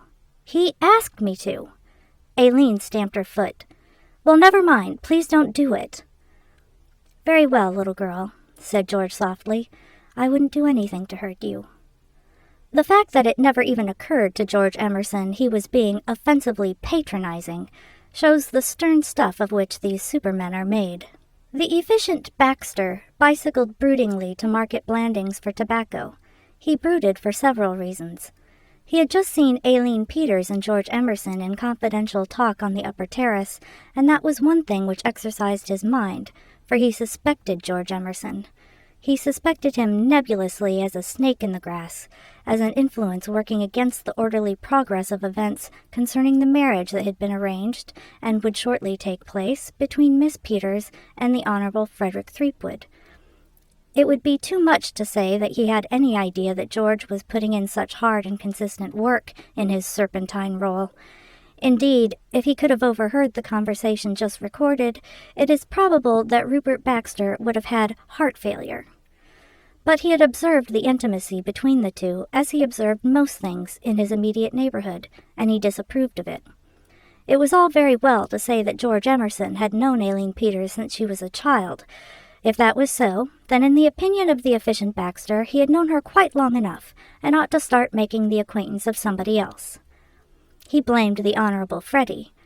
If the Honorable Freddie had been a more ardent lover, he would have spent his time with Aileen, and George Emerson would have taken his proper place as one of the crowd at the back of the stage.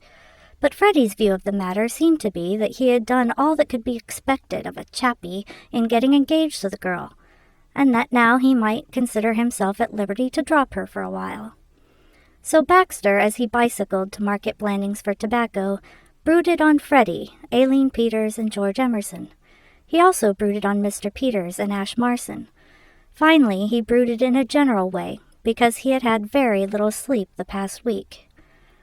The spectacle of a young man doing his duty and enduring considerable discomforts while doing it is painful, but there is such uplift in it, it affords so excellent a moral picture, that I cannot omit a short description of the manner in which Rupert Baxter had spent the nights which had elapsed since his meeting with Ash in the small hours in the hall. In the gallery which ran above the hall there was a large chair situated a few paces from the great staircase.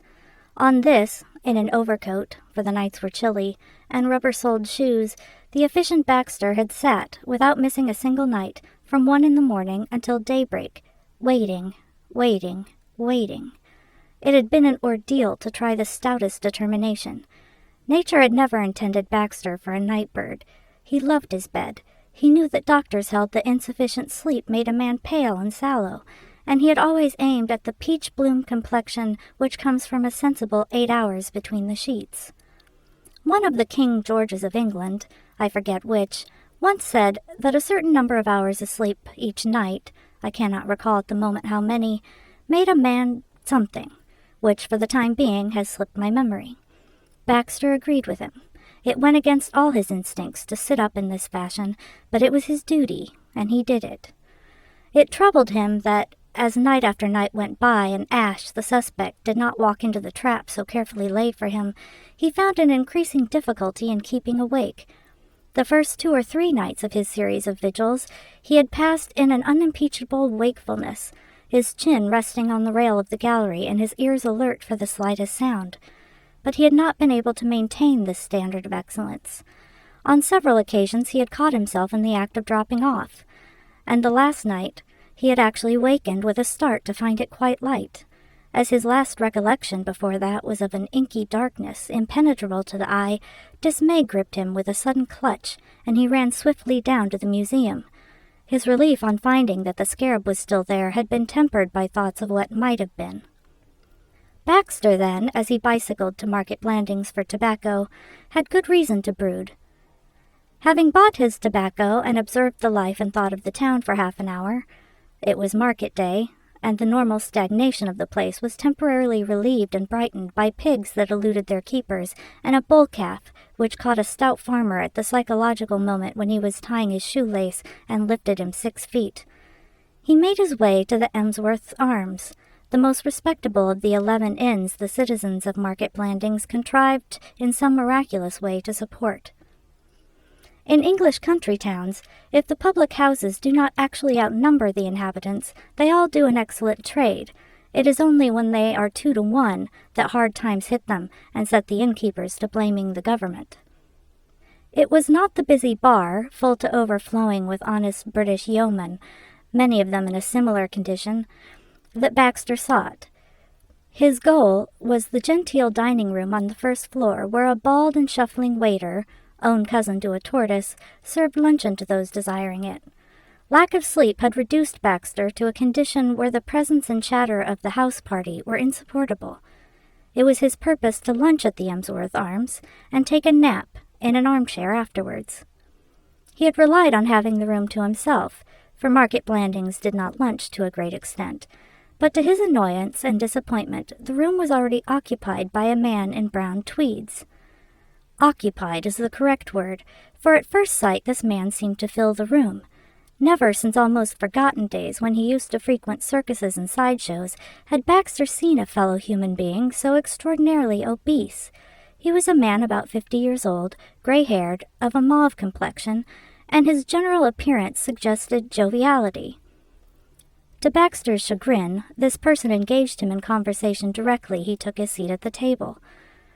There was only one table in the room, as is customary in English inns, and it had the disadvantage that it collected those seated at it into one party.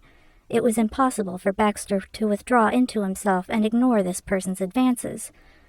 It is doubtful whether he could have done it, however, had they been separated by yards of floor, for the fat man was not only naturally talkative, but, as appeared from his opening remarks, speech had been dammed up within him for some time by lack of a suitable victim.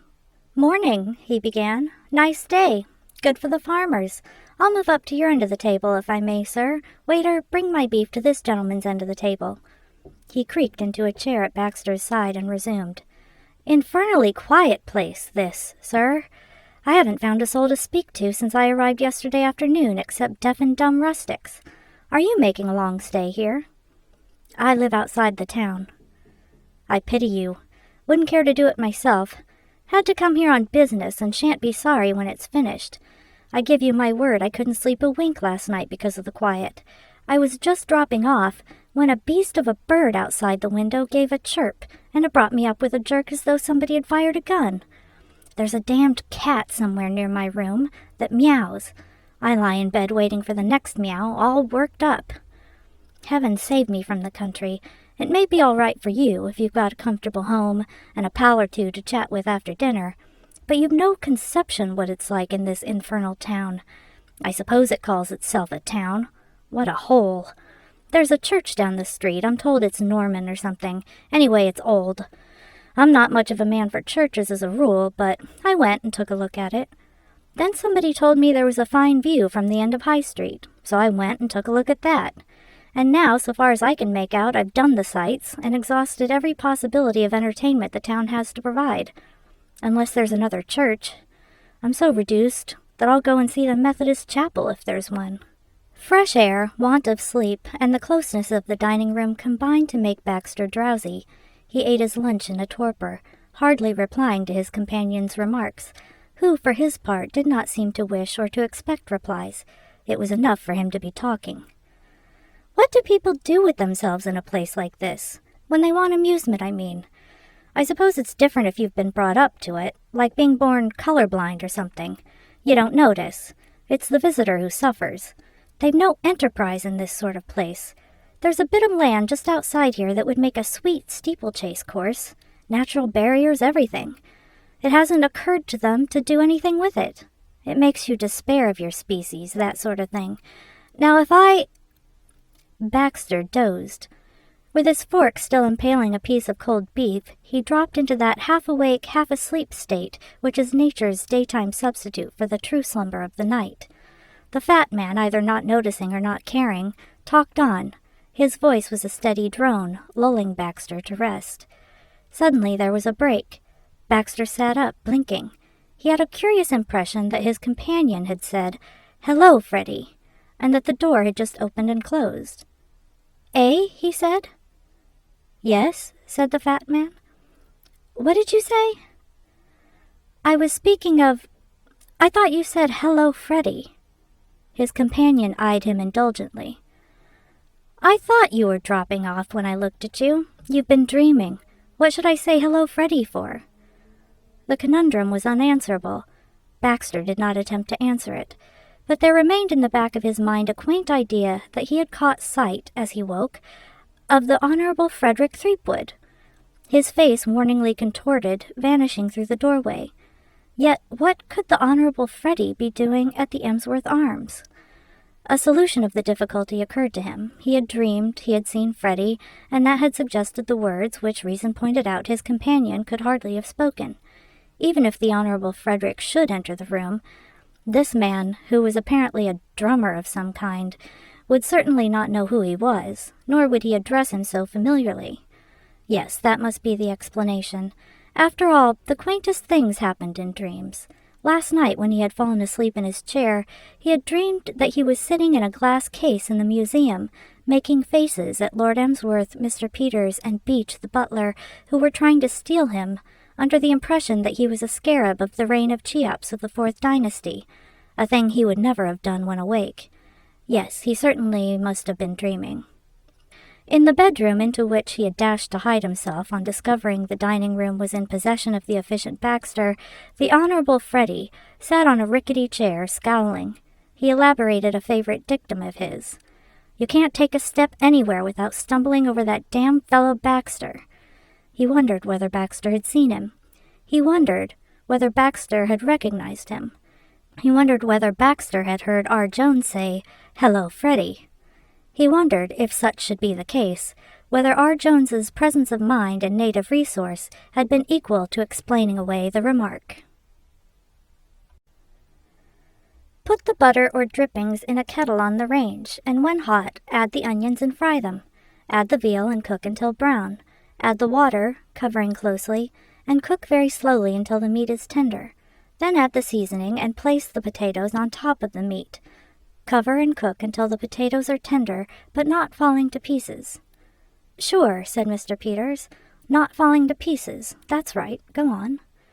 Then add the cream and cook 5 minutes longer, Red Ash. Is that all?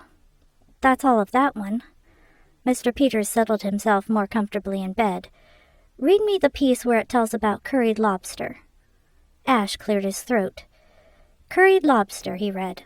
Materials: 2 1-pound lobsters, 2 teaspoonfuls lemon juice, half a spoonful curry powder, 2 tablespoonfuls butter, a tablespoonful flour, 1 cupful scalded milk, 1 cupful cracker crumbs, half teaspoonful salt, 1/4 teaspoonful pepper.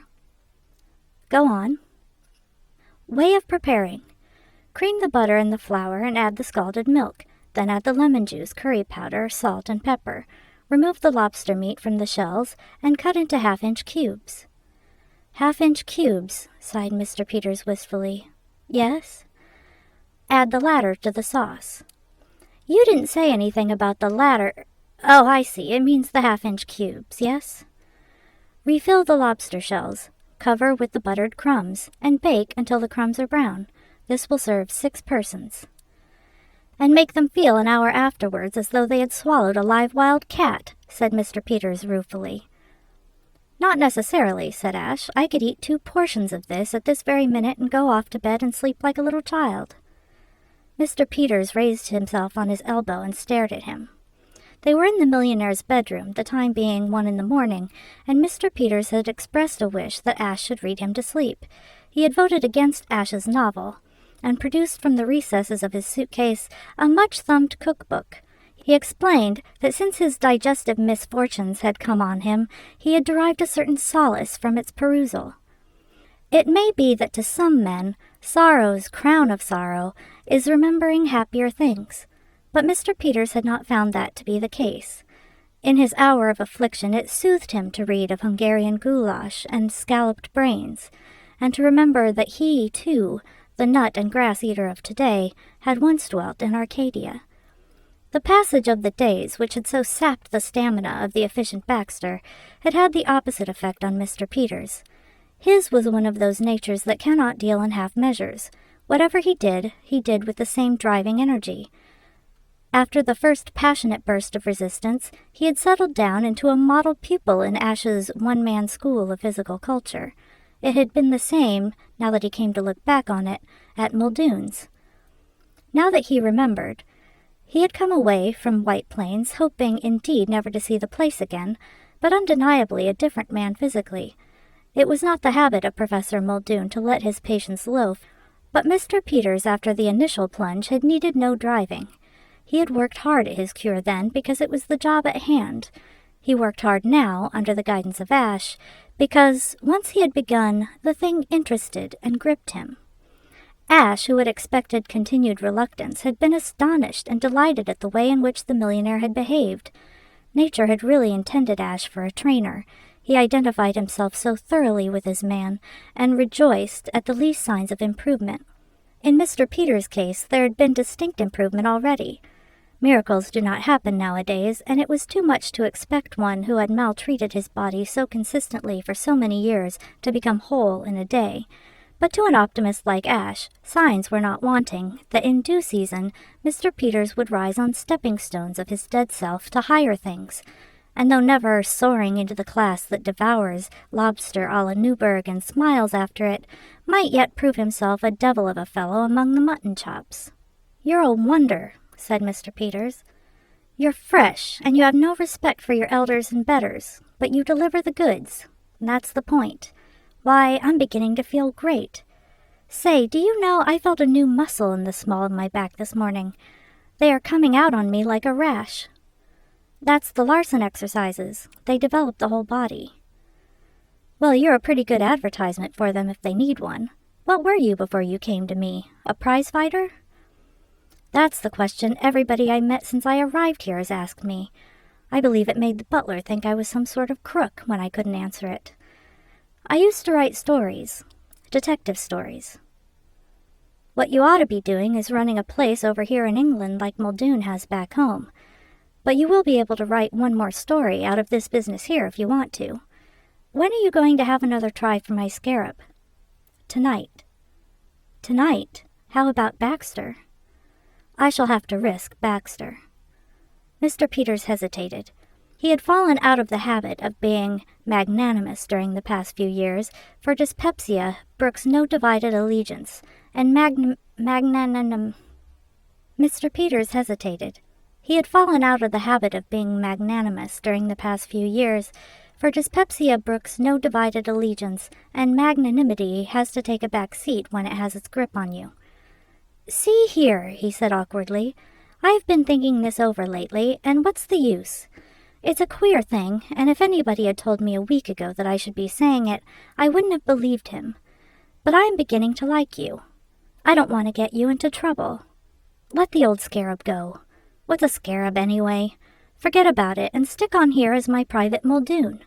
If it's the 5,000 that's worrying you, forget that too. I'll give it to you as your fee." Ash was astounded. That it could really be his peppery employer who spoke was almost unbelievable. Ash's was a friendly nature, and he could never be long associated with anyone without trying to establish pleasant relations, but he had resigned himself in the present case to perpetual warfare. He was touched, and if he had ever contemplated abandoning his venture, this, he felt, would have spurred him on to see it through. This sudden revelation of the human in Mr. Peters was like a trumpet call. "I wouldn't think of it," he said. "It's great of you to suggest such a thing, but I know just how you feel about the thing, and I'm going to get it for you if I have to wring Baxter's neck. Probably Baxter will have given up waiting as a bad job by now, if he has been watching all this time. We've given him 10 nights to cool off. I expect he is in bed, dreaming pleasant dreams. It's nearly 2 o'clock.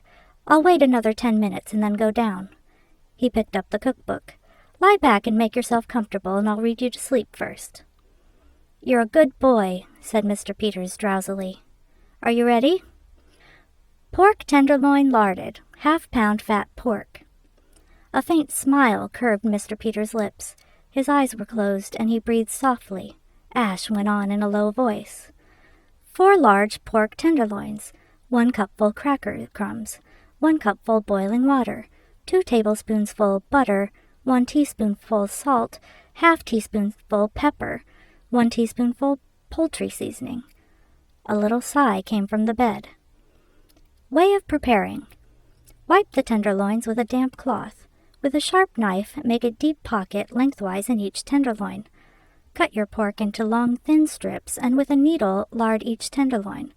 Melt the butter in the water, add the seasoning and the cracker crumbs, combining all thoroughly. Now fill each pocket in the tenderloin with this stuffing. Place the tenderloins.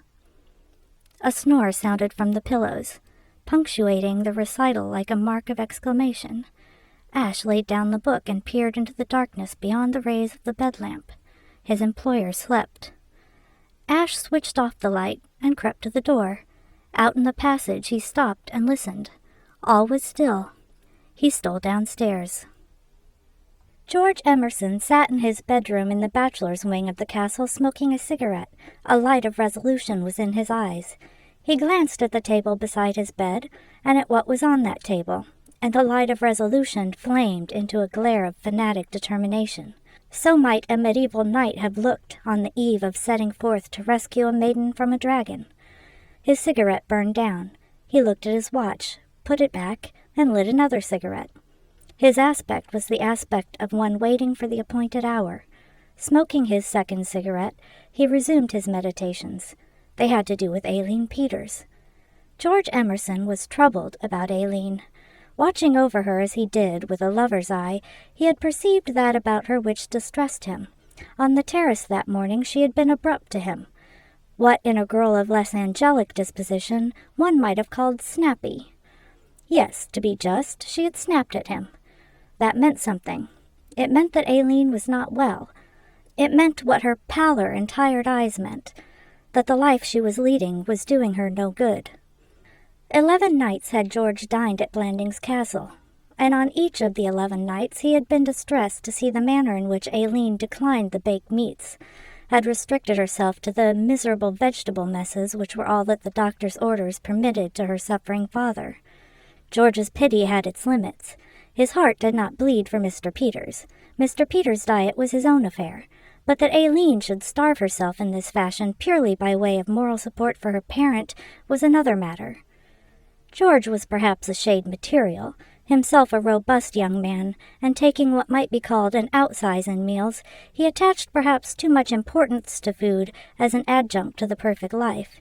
In his survey of Aileen, he took a line through his own requirements, and believing that 11 such dinners as he had seen Aileen partake of would have killed him, he decided that his loved one was on the point of starvation. No human being, he held, could exist on such Barmecide feasts.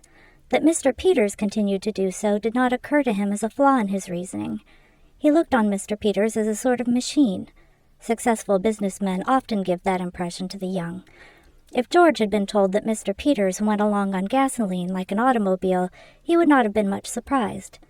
But that Aileen, his Aileen, should have to deny herself the exercise of that mastication of rich meats which, together with the gift of speech, raises man above the beasts of the field, that was what tortured George. He had devoted the day to thinking out a solution of the problem. Such was the overflowing goodness of Aileen's heart that not even he could persuade her to withdraw her moral support from her father and devote herself to keeping up her strength as she should do. It was necessary to think of some other plan. And then a speech of hers had come back to him. She had said, "Poor child, I do get a little hungry sometimes, late at night generally." The problem was solved. Food should be brought to her late at night. On the table by his bed was a stout sheet of packing paper. On this lay, like one of those pictures in still life that one sees on suburban parlor walls, a tongue, some bread, a knife, a fork, salt, a corkscrew, and a small bottle of white wine. It is a pleasure, when one has been able hitherto to portray George's devotion only through the medium of his speeches, to produce these as Exhibit A, to show that he loved Aileen with no common love, for it had not been an easy task to get them there. In a house of smaller dimensions, he would have raided the larder without shame, but at Blandings Castle there was no saying where the larder might be. All he knew was that it lay somewhere beyond that green door opening on the hall, past which he was wont to go on his way to bed. To prowl through the maze of the servants' quarters in search of it was impossible. The only thing to be done was to go to Market Blandings and buy the things. Fortune had helped him at the start by arranging that the Honorable Freddie also should be going to Market Blandings in the little runabout, which seated two. He had acquiesced in George's suggestion that he, George, should occupy the other seat, but with a certain lack of enthusiasm, it seemed to George. He had not volunteered any reason as to why he was going to Market Blandings in the little runabout, and on arrival there he had betrayed an unmistakable desire to get rid of George at the earliest opportunity. As this had suited George to perfection, he being desirous of getting rid of the Honorable Freddie at the earliest opportunity, he had not been inquisitive, and they had parted on the outskirts of town without mutual confidences. George had then proceeded to the grocer's, and after that to another of the Market Blandings inns, not the Emsworth Arms, where he had bought the white wine. He did not believe in the local white wine, for he was a young man with a palate, and mistrusted country cellars, but he assumed that, whatever its quality, it would cheer Aileen in the small hours. He had then tramped the whole 5 miles back to the castle with his purchases. It was here that his real troubles began, and the quality of his love was tested. The walk to a heavily laden man was bad enough, but it was as nothing compared with the ordeal of smuggling the cargo up to his bedroom. Superhuman though he was, George was alive to the delicacy of the situation. One cannot convey food and drink to one's room in a strange house without, if detected, seeming to cast a slur on the table of the host. It was as one who carries dispatches through an enemy's line that George took cover, emerged from cover, dodged, ducked, and ran, and the moment when he sank down on his bed, the door locked behind him, was one of the happiest of his life. The recollection of that ordeal made the one he proposed to embark on now seem slight in comparison. All he had to do was go to Aileen's room on the other side of the house, knock softly on the door until signs of wakefulness made themselves heard from within, and then dart away into the shadows whence he had come, and so back to bed. He gave Aileen credit for the intelligence that would enable her, on finding a tongue, some bread, a knife, a fork, salt, a corkscrew, and a bottle of white wine on the mat, to know what to do with them, and perhaps to guess whose was the loving hand that had laid them there. The second clause, however, was not important, for he proposed to tell her whose was the hand next morning. Other people might hide their light under a bushel, not George Emerson. It only remained now to allow time to pass until the hour should be sufficiently advanced to ensure safety for the expedition. He looked at his watch again. It was nearly 2. By this time, the house must be asleep. He gathered up the tongue, the bread, the knife, the fork, the salt, the corkscrew, and the bottle of white wine, and left the room. All was still. He stole downstairs. On his chair in the gallery that ran round the hall, swathed in an overcoat and wearing rubber-soled shoes, the efficient Baxter sat and gazed into the darkness. He had lost the first fine careless rapture, as it were, which had helped him to endure these vigils, and a great weariness was on him. He found difficulty in keeping his eyes open, and when they were open, the darkness seemed to press on them painfully. Take him for all in all, the efficient Baxter had had about enough of it. Time stood still. Baxter's thoughts began to wander.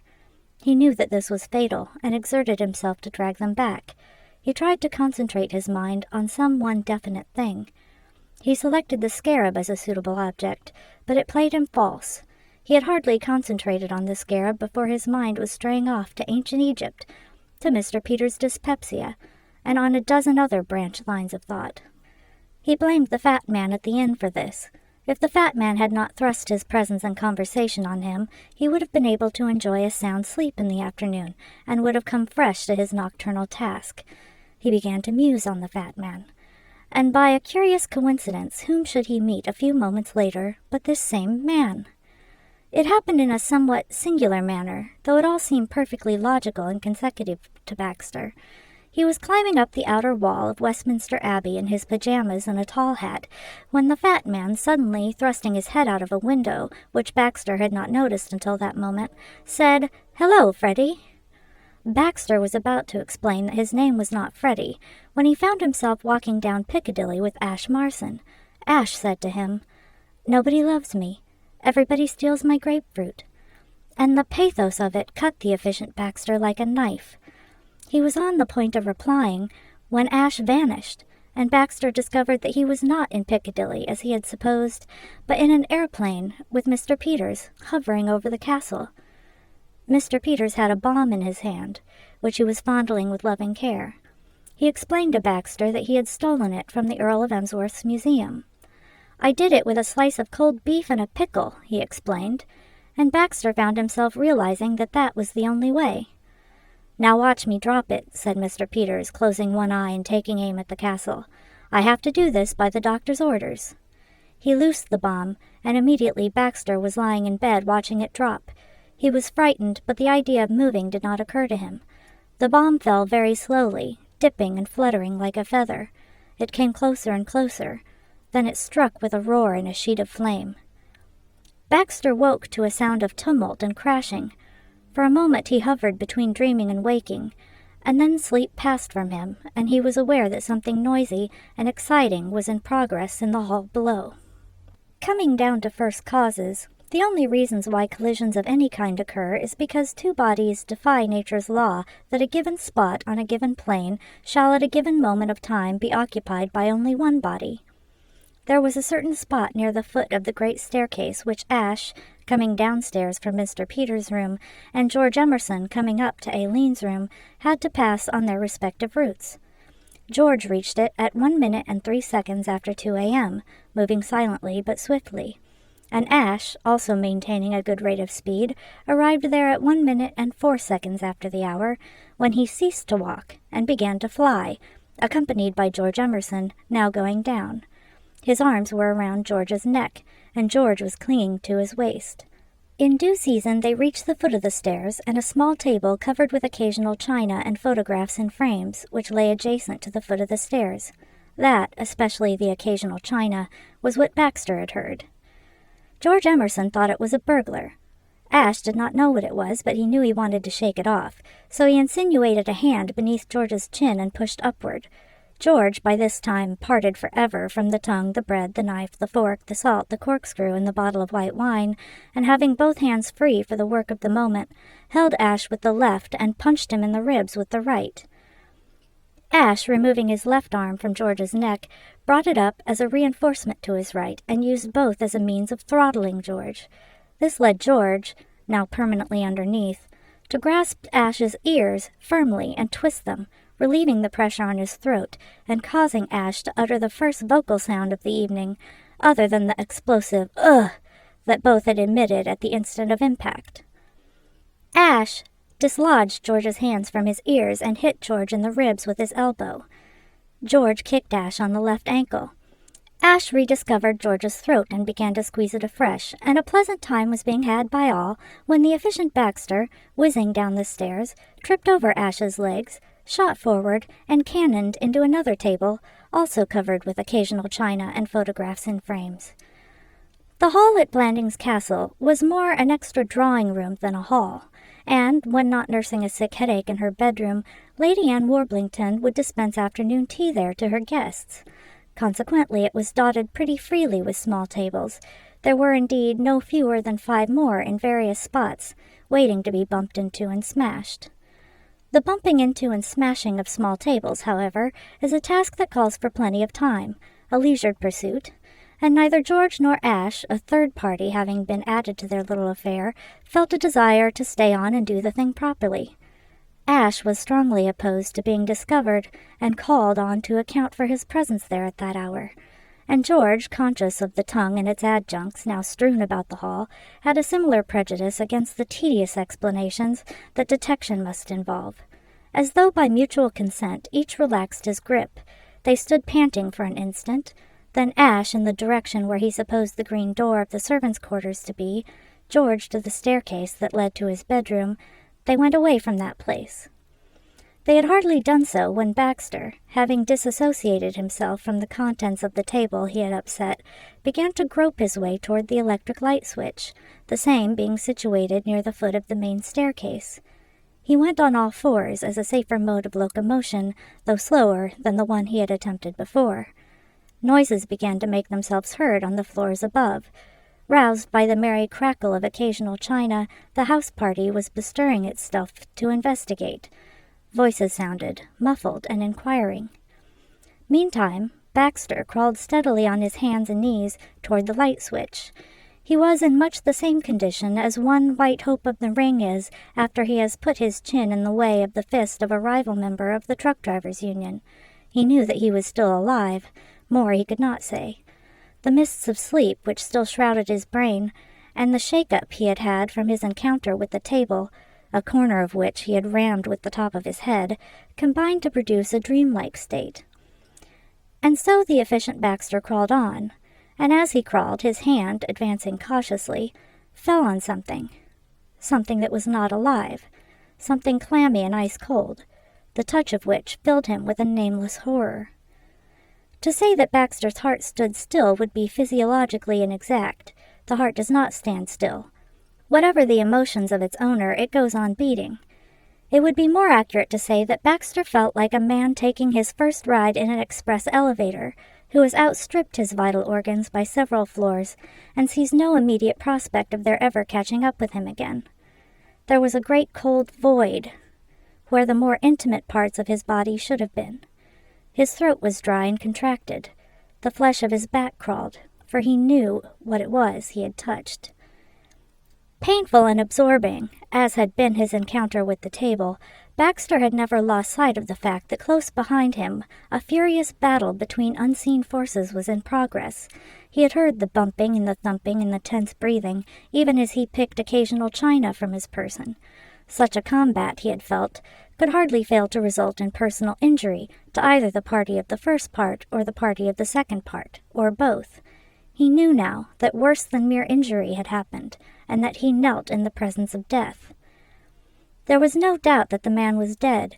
Insensibility alone could never have produced this icy chill. He raised his head in the darkness and cried aloud to those approaching. He meant to cry, "Help! Murder!" But fear prevented clear articulation. What he shouted was, "Me!" On which, from the neighborhood of the staircase, somebody began to fire a revolver. The Earl of Emsworth had been sleeping a sound and peaceful sleep when the imbroglio began downstairs. He sat up and listened. Yes, undoubtedly burglars. He switched on his light and jumped out of bed. He took a pistol from a drawer, and thus armed, went to look into the matter. The dreamy peer was no poltroon.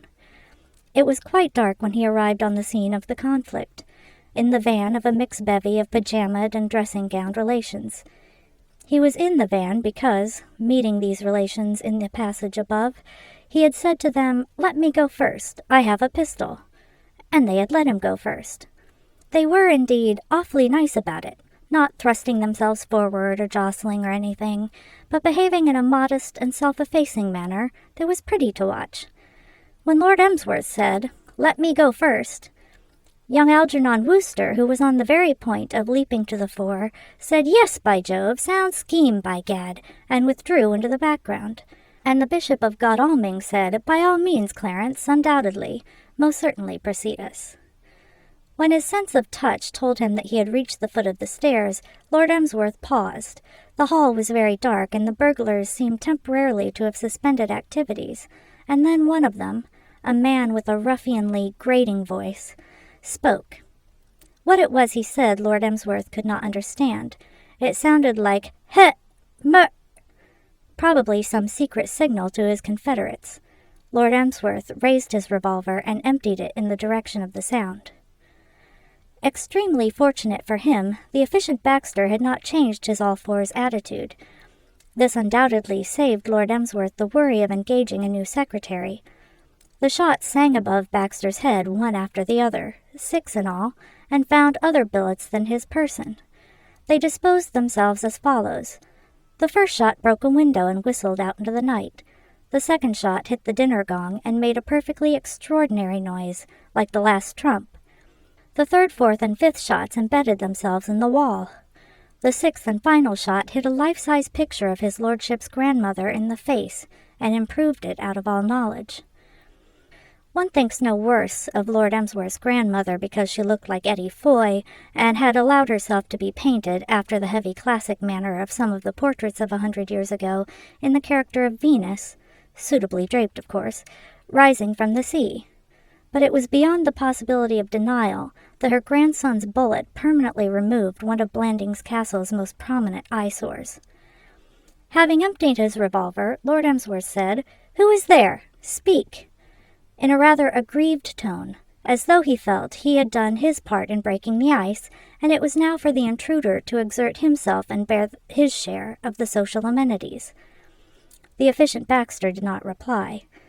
Nothing in the world could have induced him to speak at that moment, or to make any sound whatsoever that might betray his position to a dangerous maniac who might at any instant reload his pistol and resume the fusillade. Explanations, in his opinion, could be deferred until somebody had the presence of mind to switch on the lights. He flattened himself on the carpet and hoped for better things. His cheek touched the corpse beside him. But, though he winced and shuddered, he made no outcry. After those 6 shots, he was through with outcries. A voice from above, the bishop's voice, said, "I think you have killed him, Clarence."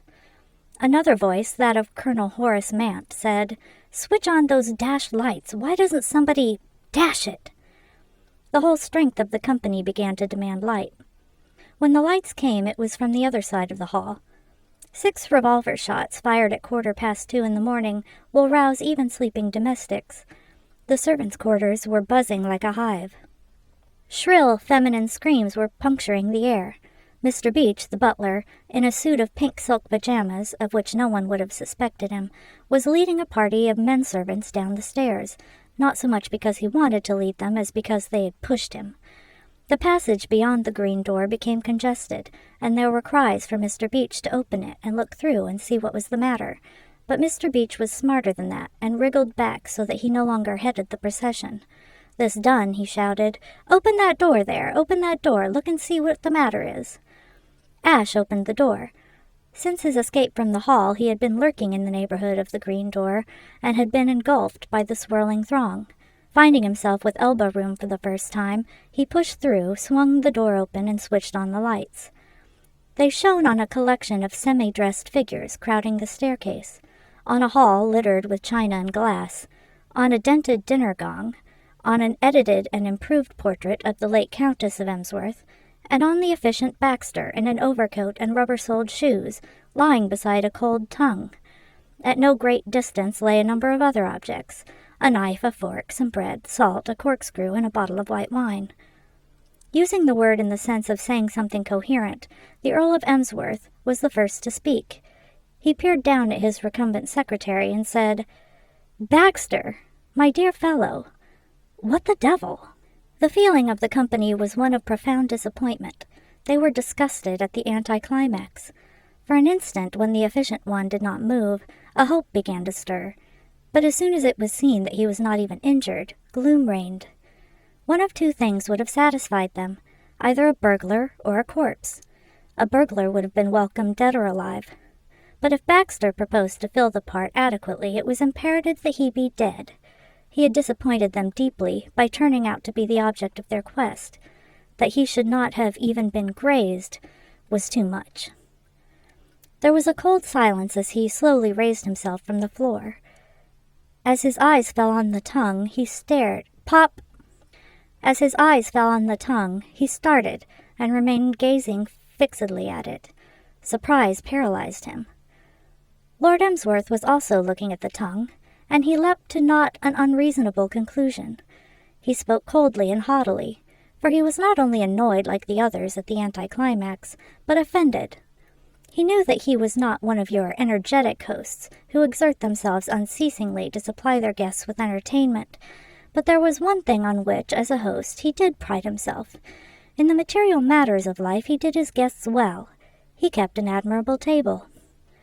"My dear Baxter," he said in the tones he usually reserved for the correction of his son Freddie, "if your hunger is so great that you are unable to wait for breakfast and have to raid my larder in the middle of the night, I wish to goodness you would contrive to make less noise about it. I do not grudge you the food, help yourself when you please, but do remember that people who have not such keen appetites as yourself like to sleep during the night. A far better plan, my dear fellow, would be to have sandwiches or buns, or whatever you consider most sustaining, sent up to your bedroom." Not even the bullets had disordered Baxter's faculties so much as this monstrous accusation. Explanations pushed and jostled one another in his fermenting brain, but he could not utter them. On every side he met gravely reproachful eyes. George Emerson was looking at him in pained disgust. Ash Marson's face was the face of one who could never have believed this had he not seen it with his own eyes. The scrutiny of the knife and shoe boy was unendurable. He stammered. Words began to proceed from him, tripping and stumbling over each other. Lord Emsworth's frigid disapproval did not relax. "Pray do not apologize, Baxter. The desire for food is human. It is your boisterous mode of securing and conveying it that I deprecate. Let us all go to bed." "But, Lord Emsworth—" "To bed," repeated his lordship firmly. The company began to stream moodily upstairs. The lights were switched off. The efficient Baxter dragged himself away. From the darkness in the direction of the servants' door, a voice spoke. "Greedy pig," said the voice scornfully.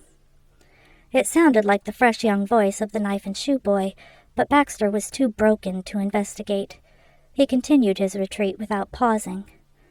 "Stuffing himself at all hours," said the voice. There was a murmur of approval among the unseen throng of domestics.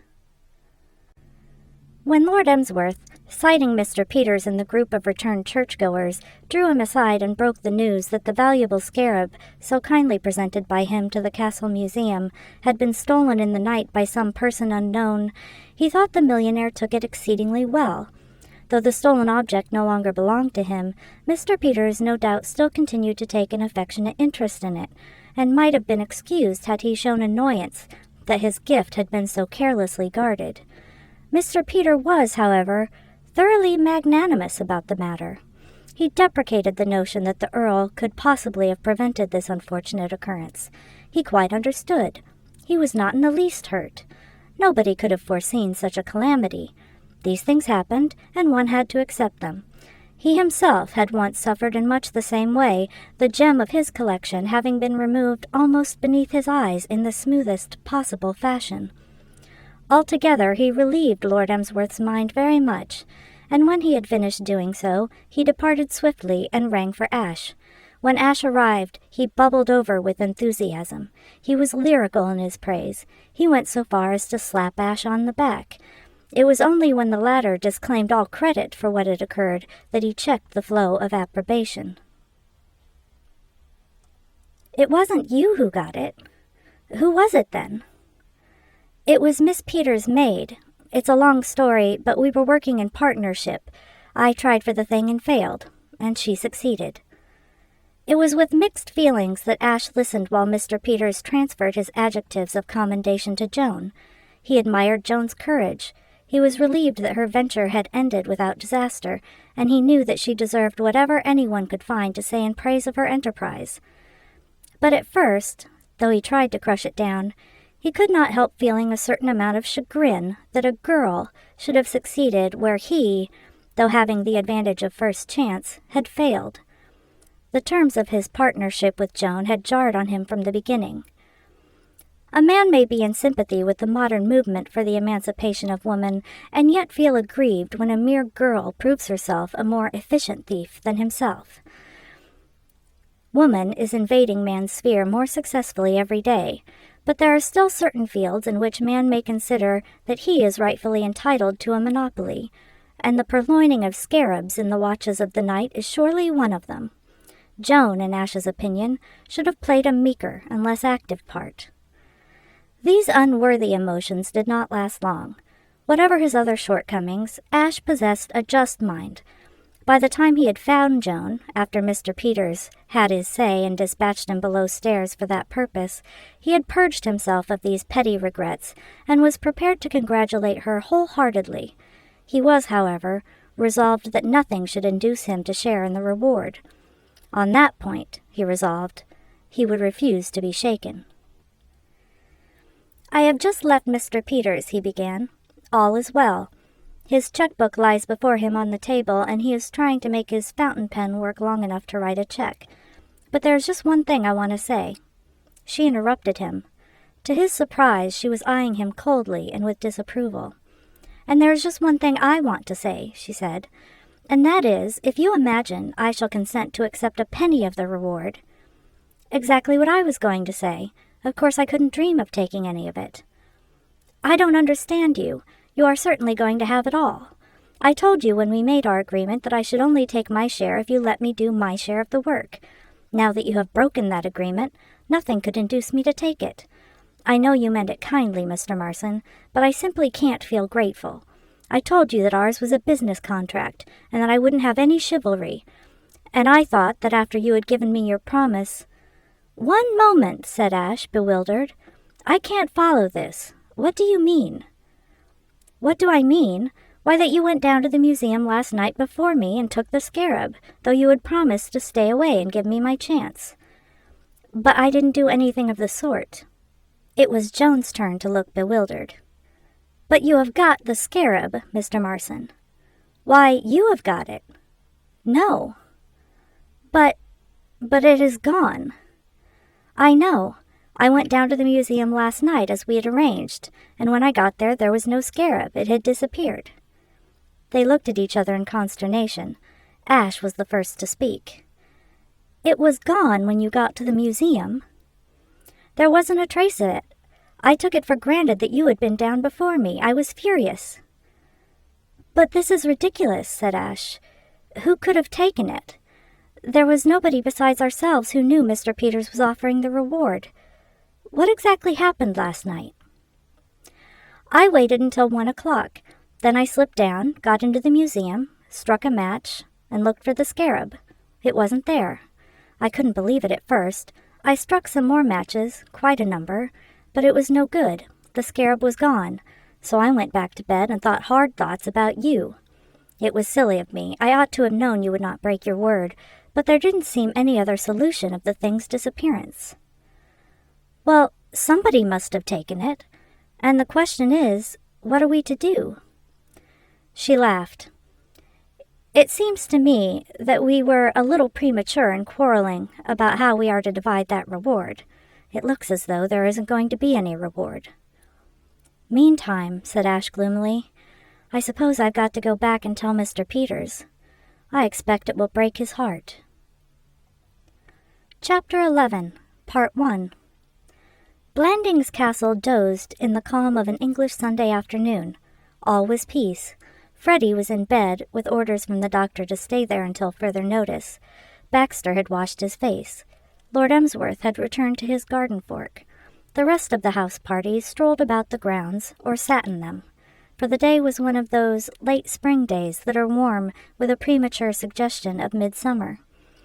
Aileen Peters was sitting at the open window of her bedroom, which commanded an extensive view of the terraces. A pile of letters lay on the table beside her, for she had just finished reading her mail. The postman came late to the castle on Sundays, and she had not been able to do this until luncheon was over. Aileen was puzzled. She was conscious of a fit of depression for which she could in no way account. She had a feeling that all was not well with the world, which was the more remarkable in that she was usually keenly susceptible to weather conditions and reveled in sunshine like a kitten. Yet here was a day nearly as fine as an American day, and she found no solace in it. She looked down on the terrace. As she looked, the figure of George Emerson appeared, walking swiftly, and at the sight of him something seemed to tell her that she had found the key to her gloom. There are many kinds of walk. George Emerson's was the walk of mental unrest. His hands were clasped behind his back, his eyes stared straight in front of him from beneath lowering brows, and between his teeth was an unlighted cigar. No man who is not a professional politician holds an unlighted cigar in his mouth unless he wishes to irritate and baffle a ticket chopper in the subway, or because unpleasant meditations have caused him to forget he has it there. Plainly, then, all was not well with George Emerson. Aileen had suspected as much at luncheon, and looking back she realized that it was at luncheon her depression had begun. The discovery startled her a little.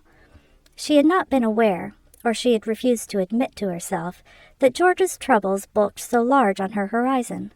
She had always told herself that she liked George, that George was a dear old friend, that George amused and stimulated her, but she would have denied that she was so wrapped up in George that the sight of him in trouble would be enough to spoil for her the finest day she had seen since she left America. There was something not only startling but shocking in the thought, for she was honest enough with herself to recognize that Freddie, her official loved one, might have paced the grounds of the castle chewing an unlighted cigar by the hour without stirring any emotion in her at all.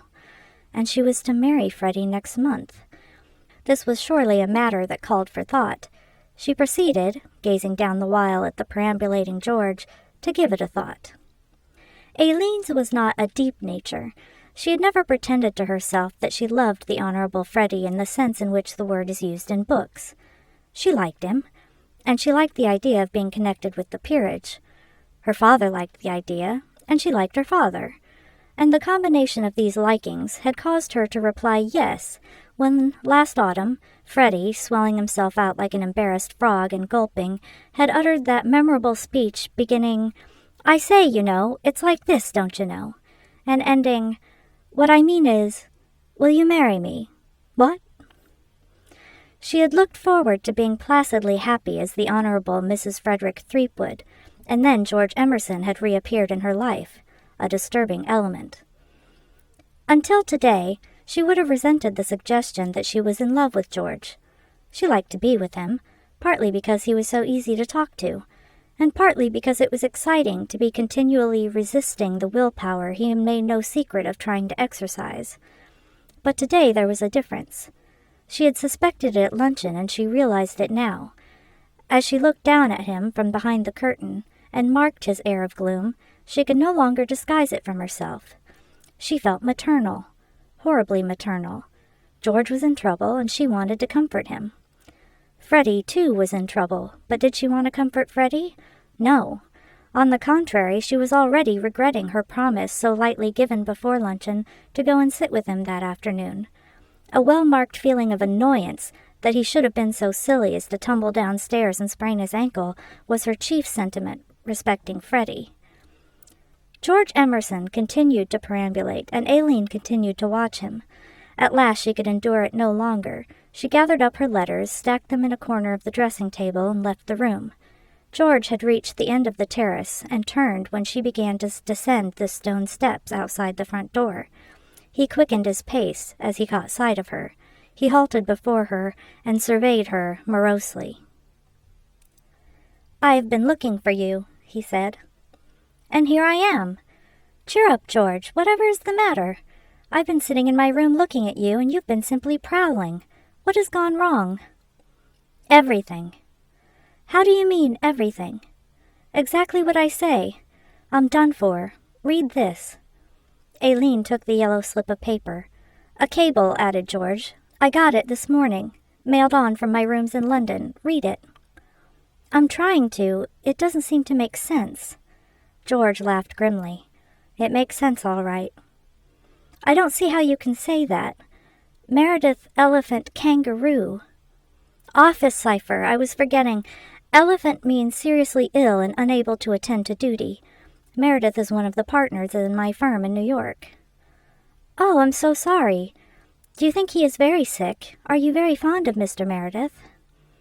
Meredith is a good fellow and I like him, but if it were simply a matter of his being ill, I'm afraid I could manage to bear up under the news. Unfortunately, kangaroo means return without fail by the next boat. You must return by the next boat. Aileen looked at him, in her eyes a slow-growing comprehension of the situation. Oh, she said at length. I put it stronger than that, said George. But the next boat, that means on Wednesday. Wednesday morning from Southampton. I shall have to leave here tomorrow. Aileen's eyes were fixed on the blue hills across the valley, but she did not see them. There was a mist between. She was feeling crushed and ill-treated and lonely. It was as though George was already gone, and she left alone in an alien land. But George, she said. She could find no other words for her protest against the inevitable. It's bad luck, said Emerson quietly. But I shouldn't wonder if it is not the best thing that really could have happened. It finishes me cleanly, instead of letting me drag on and make both of us miserable. If this cable hadn't come, I suppose I should have gone on bothering you up to the day of your wedding. I should have fancied, to the last moment, that there was a chance for me. But this ends me with one punch. Even I haven't the nerve to imagine that I can work a miracle in the few hours before the train leaves tomorrow. I must just make the best of it. If we ever meet again, and I don't see why we should, you will be married. My particular brand of mental suggestion does not work at long range. I shan't hope to influence you by telepathy. He leaned on the balustrade at her side and spoke in a low, level voice. This thing, he said, coming as a shock, coming out of the blue, without warning. Meredith is the last man in the world you would expect to crack up. He looked as fit as a dray horse the last time I saw him. Somehow seems to have hammered a certain amount of sense into me. Odd it never struck me before, but I suppose I've been about the most bumptious, conceited fool that ever happened. Why I should have imagined that there was a sort of irresistible fascination in me which was bound to make you break off your engagement and upset the whole universe simply to win the wonderful reward of marrying me is more than I can understand. I suppose it takes a shock to make a fellow see exactly what he really amounts to. I couldn't think any more of you than I do, but if I could, the way you have put up with my mouthing and swaggering and posing as a sort of Superman would make me do it. You have been wonderful. Aileen could not speak. She felt as though her whole world had been turned upside down in the last quarter of an hour. This was a new George Emerson, a George at whom it was impossible to laugh, but an insidiously attractive George. Her heart beat quickly. Her mind was not clear, but dimly she realized that he had pulled down her chief barrier of defense, and that she was more open to attack than she had ever been. Obstinacy, the automatic desire to resist the pressure of a will that attempted to overcome her own, had kept her cool and level-headed in the past. With masterfulness she had been able to cope. Humility was another thing altogether. Soft-heartedness was Aileen's weakness. She had never clearly recognized it, but it had been partly pity that had induced her to accept Freddie. He had seemed so downtrodden and sorry for himself during those autumn days when they had first met. Prudence warned her that strange things might happen if once she allowed herself to pity George Emerson. The silence lengthened. Aileen could find nothing to say. In her present mood, there was danger in speech. "We have known each other so long," said Emerson, "and I have told you so often that I love you, we have come to make almost a joke of it, as though we were playing some game. It just happens that that's our way, to laugh at things. But I'm going to say it once again, even though it has come to be a sort of a catchphrase. I love you. I'm reconciled to the fact that I'm done for, out of the running, and that you are going to marry somebody else. But I'm not going to stop loving you. It isn't a question of whether I should be happier if I forget you. I can't do it. It's just an impossibility, and that's all there is to it. Whatever I may be to you, you are part of me, and you will always be part of me. I might just as well try to go on living without breathing, as living without loving you." He stopped and straightened himself. "That's all. I don't want to spoil a perfectly good spring afternoon for you by pulling out the tragic stop. I had to say all that, but it's the last time. It shan't occur again. There will be no tragedy when I step into the train tomorrow. Is there any chance that you might come and see me off?" Aileen nodded. "You will? That will be splendid. Now I'll go and pack and break it to my host that I must leave him. I expect it will be news to him to learn that I am here. I doubt if he knows me by sight." Aileen stood where he had left her, leaning on the balustrade. In the fullness of time there came to her the recollection that she had promised Freddie that shortly after luncheon she would sit with him. The Honorable Freddie, draped in purple pajamas and propped up with many pillows, was lying in bed reading Gridley Quayle, Investigator. Aileen's entrance occurred at a peculiarly poignant moment in the story and gave him a feeling of having been brought violently to earth from a flight in the clouds. It is not often an author has the good fortune to grip a reader as the author of Gridley Quayle gripped Freddie. One of the results of his absorbed mood was that he greeted Aileen with a stare of an even glassier quality than usual. His eyes were by nature a trifle prominent, and to Aileen, in the overstrung condition in which her talk with George Emerson had left her, they seemed to bulge at her like a snail's. A man seldom looks his best in bed, and to Aileen, seeing him for the first time at this disadvantage, the Honorable Freddie seemed quite repulsive. It was with a feeling of positive panic that she wondered whether Freddie would want her to kiss him. Freddie made no such demand. He was not one of your demonstrative lovers. He contented himself with rolling over in bed and dropping his lower jaw. "Hello, Aileen." Aileen sat down on the edge of the bed. "Well, Freddie?" Her betrothed improved his appearance a little by hitching up his jaw. As though feeling that would be too extreme a measure, he did not close his mouth altogether, but he diminished the abyss. The Honorable Freddie belonged to that class of persons who move through life with their mouths always restfully open. It seemed to Aileen that on this particular afternoon a strange dumbness had descended on her. She had been unable to speak to George, and now she could not think of anything to say to Freddie.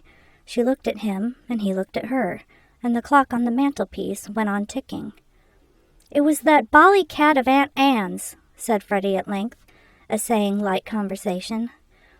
"It came legging it up the stairs, and I took the most frightful toss.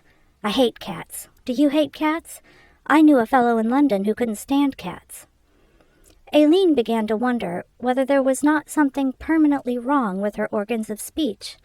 It should have been a simple matter to develop the cat theme, but she found herself unable to do so. Her mind was concentrated, to the exclusion of all else, on the repellent nature of the spectacle provided by her loved one in pajamas. Freddie resumed the conversation. "I was just reading a corking book. Have you ever read these things? They come out every month and they're corking. The fellow who writes them must be a corker. It beats me how he thinks of these things. They're about a detective, a chap called Gridley Quayle. Frightfully exciting." An obvious remedy for dumbness struck Aileen. "Shall I read to you, Freddie?" "Right-ho! Good scheme. I've got to the top of this page." Aileen took the paper-covered book. 7 guns covered him with deadly precision. Did you get as far as that? "Yes, just beyond that. It's a bit thick, don't you know. This chappie Quayle has been trapped in a lonely house thinking he was going to see a pal in distress, and instead of the pal there pop out a whole squad of masked blighters with guns. I don't see how he's going to get out of it myself, but I'll bet he does. He's a corker." If anybody could have pitied Aileen more than she pitied herself as she waded through the adventures of Mr. Quayle, it would have been Ash Marson. He had writhed as he wrote the words, and she writhed as she read them. The Honorable Freddie also writhed, but with tense excitement. "What's the matter? Don't stop," he cried as Aileen's voice ceased. "I'm getting hoarse, Freddie." Freddie hesitated. The desire to remain on the trail with Gridley struggled with rudimentary politeness. "How would it be? Would you mind if I just took a look at the rest of it myself? We could talk afterwards, you know. I shan't be long." "Of course, Freddie, do read if you want to. But do you really like this sort of thing, Freddie?" "Me? Rather. Why, don't you?" "I don't know. It seems a little... I don't know." Freddie had become absorbed in his story. Aileen did not attempt further analysis of her attitude toward Mr. Quayle. She relapsed into silence. It was a silence pregnant with thought. For the first time in their relations, she was trying to visualize to herself exactly what marriage with this young man would mean. Hitherto, it struck her, she had really seen so little of Freddie that she had scarcely had a chance of examining him. In the crowded world outside, he had always seemed a tolerable enough person. Today, somehow, he was different. Everything was different today. This, she took it, was a fair sample of what she might expect after marriage. Marriage meant, to come to essentials, that two people were often and for lengthy periods alone together, dependent on each other for mutual entertainment. What exactly would it be like, being alone often and for lengthy periods with Freddie? Well, it would, she assumed, be like this. "It's all right," said Freddie without looking up. "He did get out. He had a bomb on him, and he threatened to drop it and blow the place to pieces unless the blighters let him go, so they cheesed it. I knew he had something up his sleeve." Like this. Aileen drew a deep breath. It would be like this, forever and ever and ever, until she died. She bent forward and stared at him. "Freddie," she said, "do you love me?" There was no reply. "Freddie, do you love me? Am I a part of you? If you hadn't me, would it be like trying to go on living without breathing?" The Honorable Freddie raised a flushed face and gazed at her with an absent eye. What?" he said. "Do I? Oh, yes, rather. I say, one of the blighters has just loosed a rattlesnake into Gridley Quayle's bedroom through the transom." Aileen rose from her seat and left the room softly. The Honorable Freddie read on, unheeding. Ash Marson had not fallen short of the truth in his estimate of the probable effect on Mr. Peters of the information that his precious scarab had once more been removed by alien hands and was now farther from his grasp than ever. A drawback to success in life is that failure, when it does come, acquires an exaggerated importance. Success had made Mr. Peters, in certain aspects of his character, a spoiled child. At the moment when Ash broke the news, he would have parted with half his fortune to recover the scarab. Its recovery had become a point of honor. He saw it as the prize of a contest between his will and that of whatever malignant powers there might be ranged against him in the effort to show him that there were limits to what he could achieve. He felt as he had felt in the old days when people sneaked up on him in Wall Street and tried to loosen his grip on a railroad or a pet stock. He was suffering from that form of paranoia which makes men multimillionaires. Nobody would be foolish enough to become a multimillionaire if it were not for the desire to prove himself irresistible.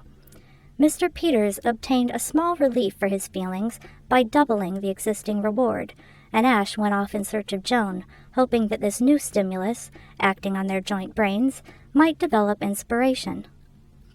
"Have any fresh ideas been vouchsafed to you?" he asked. "You may look on me as baffled." Joan shook her head. "Don't give up," she urged. "Think again. Try to realize what this means, Mr. Marson. Between us, we have lost $10,000 in a single night. I can't afford it. It is like losing a legacy. I absolutely refuse to give in without an effort and go back to writing Duke and Earl stories for home gossip." The prospect of tackling Gridley Quayle again. "Why, I was forgetting that you were a writer of detective stories. You ought to be able to solve this mystery in a moment. Ask yourself, what would Gridley Quayle have done?" "I can answer that. Gridley Quayle would have waited helplessly for some coincidence to happen to help him out. Had he no methods? He was full of methods, but they never led him anywhere without the coincidence. However, we might try to figure it out. What time did you get to the museum? 1 o'clock. And you found the scarab gone. What does that suggest to you? Nothing. What does it suggest to you? Absolutely nothing. Let us try again. Whoever took the scarab must have had special information that Mr. Peters was offering the reward. Then why hasn't he been to Mr. Peters and claimed it? True. That would seem to be a flaw in the reasoning. Once again, whoever took it must have been in urgent and immediate need of money. And how are we to find out who was in urgent and immediate need of money? Exactly. How indeed? There was a pause. I should think your Mr. Quayle must have been a great comfort to his clients, wasn't he? Said Joan. Inductive reasoning, I admit, seems to have fallen down to a certain extent, said Ash. We must wait for the coincidence. I have a feeling that it will come. He paused. I am very fortunate in the way of coincidences. Are you? Ash looked about him, and was relieved to find that they appeared to be out of earshot of their species. It was not easy to achieve this position at the castle if you happened to be there as a domestic servant. The space provided for the ladies and gentlemen attached to the guests was limited, and it was rarely that you could enjoy a stroll without bumping into a maid or a valet or a footman. But now they appeared to be alone. The drive leading to the back regions of the castle was empty. As far as the eye could reach, there were no signs of servants, upper or lower. Nevertheless, Ash lowered his voice. Was it not a strange coincidence, he said, that you should have come into my life at all? Not very, said Joan prosaically. It was quite likely that we should meet sooner or later, as we lived on different floors of the same house. It was a coincidence that you should have taken that room. Why? Ash felt damped. Logically, no doubt she was right, but surely she might have helped him out a little in this difficult situation. Surely her woman's intuition should have told her that a man who has been speaking in a loud and cheerful voice does not lower it to a husky whisper without some reason. The hopelessness of his task began to weigh on him. Ever since that evening at Market Blanding Station, when he realized that he loved her, he had been trying to find an opportunity to tell her so, and every time they had met, the talk had seemed to be drawn irresistibly into practical and unsentimental channels. And now, when he was doing his best to reason it out that they were twin souls who had been brought together by a destiny it would be foolish to struggle against, when he was trying to convey the impression that fate had designed them for each other, she said why? It was hard. He was about to go deeper into the matter when, from the direction of the castle, he perceived the Honorable Freddie's valet, Mr. Judson, approaching. That it was this repellent young man's object to break in on them and rob him of his one small chance of inducing Joan to appreciate, as he did, the mysterious workings of Providence as they affected herself and him, was obvious. There was no mistaking the valet's desire for conversation. He had the air of one brimming over with speech. His wonted indolence was cast aside, and as he drew nearer he positively ran. He was talking before he reached them. Miss Simpson, Mr. Marson, it's true. What I said that night, it's a fact. Ash regarded the intruder with a malevolent eye. Never fond of Mr. Judson, he looked on him now with positive loathing. It had not been easy for him to work himself up to the point where he could discuss with Joan the mysterious ways of Providence, for there was something about her which made it hard to achieve sentiment. That indefinable something in Joan Valentine, which made for nocturnal raids on other people's museums, also rendered her a somewhat difficult person to talk to about twin souls and destiny. The qualities that Ash loved in her, her strength, her capability, her valiant self-sufficingness, were the very qualities which seemed to check him when he tried to tell her that he loved them. Mr. Judson was still babbling. It's true, there ain't a doubt of it now. It's been and happened just as I said that night. What did you say? Which night? Inquired Ash. That night at dinner, the first night you two came here. Don't you remember me talking about Freddie and the girl he used to write letters to in London? The girl I said was so like you, Miss Simpson. What was her name again? Joan Valentine, that was it. The girl at the theater that Freddie used to send me with letters to pretty nearly every evening. Well, she's been and done it, same as I told you all that night she was jolly likely to go and do. She's sticking young Freddie up for his letters. Just as he ought to have known she would do if he hadn't been such a young fathead. They're all like these girls. Every one of them. Mr. Judson paused, subjected the surrounding scenery to a cautious scrutiny, and resumed. I took a suit of Freddie's clothes away to be brushed now, and Mr. Judson paused and gave a little cough. Happening to glance at the contents of his pockets, I came across a letter.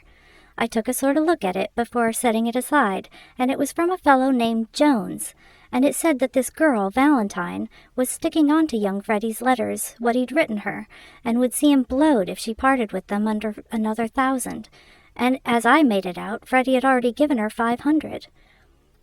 Where he got that is more than I can understand, but that's what the letter said. This fellow Jones said he had passed it to her with his own hands, but she wasn't satisfied, and if she didn't get another 1,000, she was going to bring an action for breach.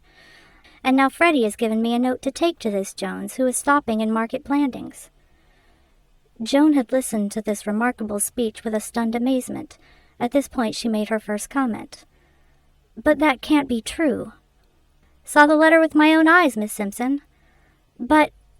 She looked at Ash helplessly. Their eyes met, hers wide with perplexity, his bright with the light of comprehension. It shows, said Ash slowly, that he was in immediate and urgent need of money. You bet it does, said Mr. Judson with a relish. It looks to me as though young Freddie had about reached the end of his tether this time. My word, there won't half be a kick-up if she does sue him for breach. I'm off to tell Mr. Beach and the rest. They'll jump out of their skins. His face fell. Oh, Lord, I was forgetting this note. He told me to take it at once. I'll take it for you, said Ash. I'm not doing anything. Mr. Judson's gratitude was effusive. You're a good fellow, Marson, he said. I'll do as much for you another time. I could hardly bear not to tell a bit of news like this right away. I should burst or something. And Mr. Judson, with shining face, hurried off to the housekeeper's room. I simply can't understand it, said Joan at length. My head is going round. Can't understand it? Why, it's perfectly clear. This is the coincidence for which, in my capacity of Gridley Quayle, I was waiting. I can now resume inductive reasoning. Weighing the evidence, what do we find? That young sweep Freddie is the man. He has the scarab. But it's all such a muddle. I'm not holding his letters. For Jones's purposes you are. Let's get this Jones element in the affair straightened out. What do you know of him? He was an enormously fat man who came to see me one night and said he had been sent to get back some letters. I told him I had destroyed them ages ago, and he went away. Well, that part of it is clear then. He is working a simple but ingenious game on Freddie. It wouldn't succeed with everybody, I suppose, but from what I have seen and heard of him, Freddie isn't strong on intellect. He seems to have accepted the story without a murmur. What does he do? He has to raise £1,000 immediately, and the raising of the first 500 has exhausted his credit. He gets the idea of stealing the scarab. But why? Why should he have thought of the scarab at all? That is what I can't understand.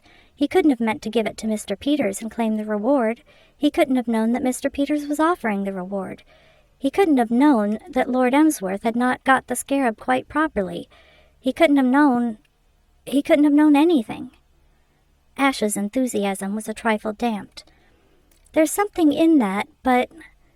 I have it! Jones must have known about the scarab and told him. But how could he have known? Yes, there's something in that, too. How could Jones have known? He couldn't. He had gone by the time Aileen came that night. I don't quite understand which night. It was the night of the day I first met you. I was wondering for a moment whether he could by any chance have overheard Aileen telling me about the scarab and the reward Mr. Peters was offering for it. Overheard? That word is like a bugle blast to me. 9 out of 10 of Gridley Quayle's triumphs were due to his having overheard something. I think we are now on the right track. I don't. How could he have overheard us? The door was closed, and he was in the street by that time. How do you know he was in the street? Did you see him out? No, but he went. He might have waited on the stairs.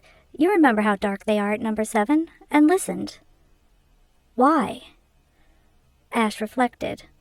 Why? What a beast of a word that is. The detective's bugbear. I thought I had it until you said, Great Scott, I'll tell you why. I see it all. I have him with the goods. His object in coming to see you about the letters was because Freddie wanted them back owing to his approaching marriage to Miss Peters, wasn't it? Yes. You tell him you have destroyed the letters, he goes off, am I right? Yes. Before he is out of the house, Miss Peters is giving her name at the front door. Put yourself in Jones's place. What does he think? He is suspicious. He thinks there is some game on. He skips upstairs again, waits until Miss Peters has gone into your room, then stands outside and listens. How about that? I do believe you are right. He might quite easily have done that. He did do exactly that. I know it as though I had been there. In fact, it is highly probable I was there. You say all this happened on the night we first met. I remember coming downstairs that night. I was going out to a vaudeville show, and hearing voices in your room. I remember it distinctly. In all probability, I nearly ran into Jones. It does all seem to fit in, doesn't it? It's a clear case. There isn't a flaw in it. The only question is, can I, on the evidence, go to young Freddie and choke the scarab out of him? On the whole, I think I had better take this note to Jones, as I promised Judson, and see whether I can't work something through him. Yes, that's the best plan. I'll be starting at once. Perhaps the greatest hardship in being an invalid is the fact that people come and see you and keep your spirits up. The Honorable Freddie Threepwood suffered extremely from this. His was not a gregarious nature, and it fatigued his limited brain powers to have to find conversation for his numerous visitors. All he wanted was to be left alone to read the adventures of Gridley Quayle, and when tired of doing that, to lie on his back and look at the ceiling and think of nothing. It is your dynamic person, your energetic world's worker, who chafes at being laid up with a sprained ankle. The Honorable Freddie enjoyed it. From boyhood up, he had loved lying in bed, and now that fate had allowed him to do this without incurring rebuke, he objected to having his reveries broken up by officious relations. He spent his rare intervals of solitude trying to decide in his mind which of his cousins, uncles, and aunts was, all things considered, the greatest nuisance. Sometimes he would give the palm to Colonel Horace Mant, who struck the soldierly note. I recollect in a hill campaign in the winter of the year '93 giving my ankle the deuce of a twist. Anon, the more spiritual attitude of the Bishop of Godalming seemed to annoy him more keenly. Sometimes he would head the list with the name of his cousin Percy, Lord Stockheath, who refused to talk of anything except his late breach of promise case and the effect the verdict had had on his old governor. Freddie was in no mood just now to be sympathetic to others on their breach of promise cases. As he lay in bed reading on Monday morning, the only flaw in his enjoyment of this unaccustomed solitude was the thought that presently the door was bound to open and some kind inquirer insinuate himself into the room. His apprehensions proved well-founded. Scarcely had he got well into the details of an ingenious plot on the part of a secret society to eliminate Gridley Quayle by bribing his cook, a bad lot, to sprinkle chopped-up horsehair in his chicken fricassee, when the doorknob turned and Ash Marson came in. Freddie was not the only person who had found the influx of visitors into the sick room a source of irritation. The fact that the invalid seemed unable to get a moment to himself had annoyed Ash considerably. For some little time he had hung about the passage in which Freddie's room was situated, full of enterprise, but unable to make a forward move owing to the throng of sympathizers. What he had to say to the sufferer could not be said in the presence of a third party. Freddie's sensation on perceiving him was one of relief. He had been half afraid it was the bishop. He recognized Ash as the valet chappie who had helped him to bed on the occasion of his accident. It might be that he had come in a respectful way to make inquiries, but he was not likely to stop long. He nodded and went on reading. And then, glancing up, he perceived Ash standing beside the bed, fixing him with a piercing stare.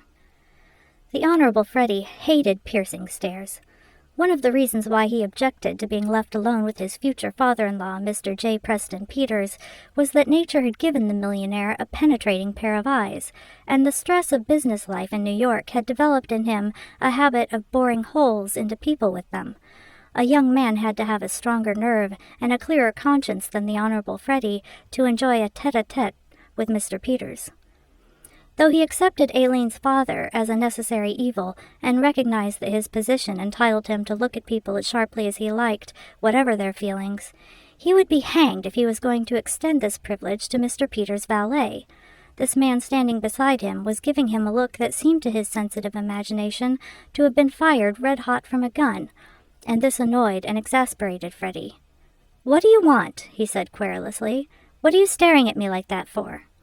Ash sat down, leaned his elbows on the bed, and applied the look again, from a lower elevation. "Ah," he said.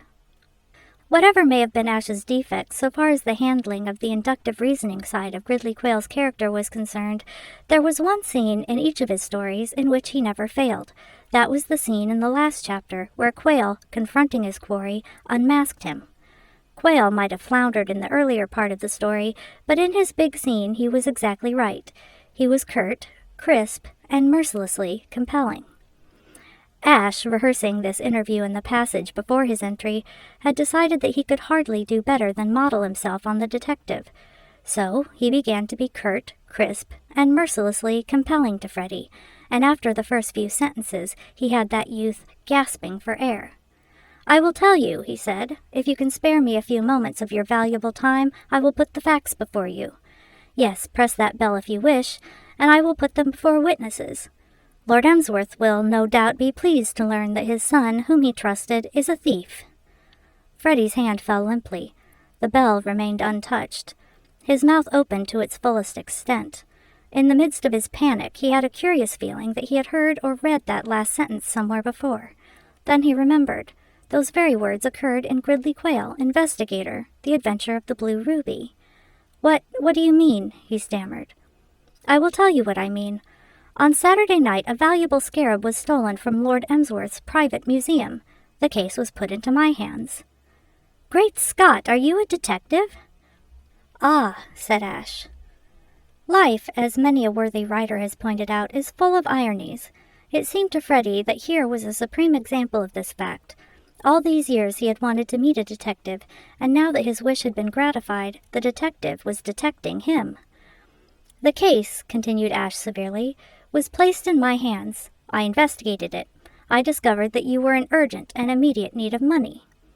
"How on earth did you do that?" "Ah," said Ash, "I further discovered that you were in communication with an individual named Jones." "Good Lord, how?" Ash smiled quietly. "Yesterday I had a talk with this man Jones, who is staying in Market Blandings. Why is he staying in Market Blandings? Because he had a reason for keeping in touch with you, because you were about to transfer to his care something you could get possession of, but which only he could dispose of. The scarab." The Honorable Freddie was beyond speech. He made no comment on this statement. Ash continued. "I interviewed this man Jones. I said to him, 'I am in the Honorable Frederick Threepwood's confidence. I know everything. Have you any instructions for me?' He replied, 'What do you know?' I answered, 'I know that the Honorable Frederick Threepwood has something he wishes to hand to you, but which he has been unable to hand to you owing to having had an accident and being confined to his room. He then told me to tell you to let him have the scarab by messenger.'" Freddie pulled himself together with an effort. He was in sore straits, but he saw one last chance. His researches in detective fiction had given him the knowledge that detectives occasionally relax their austerity when dealing with a deserving case. Even Gridley Quayle could sometimes be softened by a hard-luck story. Freddie could recall half a dozen times when a detected criminal had been spared by him because he had done it all from the best motives. He determined to throw himself on Ash's mercy. "I say, you know," he said ingratiatingly, "I think it's bally marvelous the way you have deduced everything and so on." "Well?" "But I believe you would chuck it if you heard my side of the case." "I know your side of the case. You think you are being blackmailed by a Miss Valentine for some letters you once wrote her. You are not. Miss Valentine has destroyed the letters. She told the man Jones so when he went to see her in London. He kept your £500 and is trying to get another 1,000 out of you under false pretenses." "What? You can't be right." "I am always right." "You must be mistaken." "I am never mistaken." "But how do you know?" "I have my sources of information." "She isn't going to sue me for breach of promise." She never had any intention of doing so. The Honorable Freddie sank back on his pillows. "Good egg," he said with fervor. He beamed happily. "This," he observed, "is a bit of all right." For a space, relief held him dumb. Then another aspect of the matter struck him, and he sat up again with a jerk. "I say, you don't mean to say that rotter Jones was such a rotter as to do a rotten thing like that?" "I do." Freddie grew plaintive. "I trusted that man," he said. "I jolly well trusted him absolutely." "I know," said Ash. "There's one born every minute." "But—" The thing seemed to be filtering slowly into Freddie's intelligence. "What I mean to say is I thought he was such a good chap." "My short acquaintance with Mr. Jones," said Ash, "leads me to think that he probably is, to himself. I won't have anything more to do with him." "I shouldn't." "Dash it! I'll tell you what I'll do. The very next time I meet the blighter, I'll cut him dead, I will. The rotter. 500 quid he's had off me for nothing, and if it hadn't been for you, he'd have had another 1,000. I'm beginning to think that my old governor wasn't so far wrong when he used to curse me for going round with Jones and the rest of that crowd. He knew a bit, by gad. Well, I'm through with them. If the governor ever lets me go to London again, I won't have anything to do with them. I'll jolly well cut the whole bunch. And to think that, if it hadn't been for you—" "Never mind that," said Ash. "Give me the scarab. Where is it?" "What are you going to do with it?" "Restore it to its rightful owner." "Are you going to give me away to the governor?" "I am not." "It strikes me," said Freddie gratefully, "that you are a dashed good sort. You seem to me to have the making of an absolute topper. It's under the mattress. I had it on me when I fell downstairs, and I had to shove it in there." Ash drew it out. He stood looking at it, absorbed. He could hardly believe his quest was at an end, and that a small fortune lay in the palm of his hand. Freddie was eyeing him admiringly. "You know," he said, "I've always wanted to meet a detective. What beats me is how you chappies find out things." "We have our methods." "I believe you. You're a blooming marvel. What first put you on my track?" "That," said Ash, "would take too long to explain. Of course I had to do some tense inductive reasoning, but I cannot trace every link in the chain for you. It would be tedious." "Not to me." "Some other time. I say, I wonder whether you've ever read any of these things, these Gridley Quayle stories. I know them by heart." With the scarab safely in his pocket, Ash could contemplate the brightly colored volume the other extended toward him without active repulsion. Already he was beginning to feel a sort of sentiment for the depressing Quayle as something that had once formed part of his life. "Do you read these things?" "I should say not. I write them." There are certain supreme moments that cannot be adequately described. Freddie's appreciation of the fact that such a moment had occurred in his life expressed itself in a startled cry and a convulsive movement of all his limbs. He shot up from the pillows and gaped at Ash. "You write them? You don't mean write them?" "Yes." "Great Scott!" He would have gone on, doubtless, to say more, but at this moment voices made themselves heard outside the door. There was a movement of feet, then the door opened and a small procession entered. It was headed by the Earl of Emsworth. Following him came Mr. Peters, and in the wake of the millionaire were Colonel Horace Mant and the efficient Baxter. They filed into the room and stood by the bedside. Ash seized the opportunity to slip out.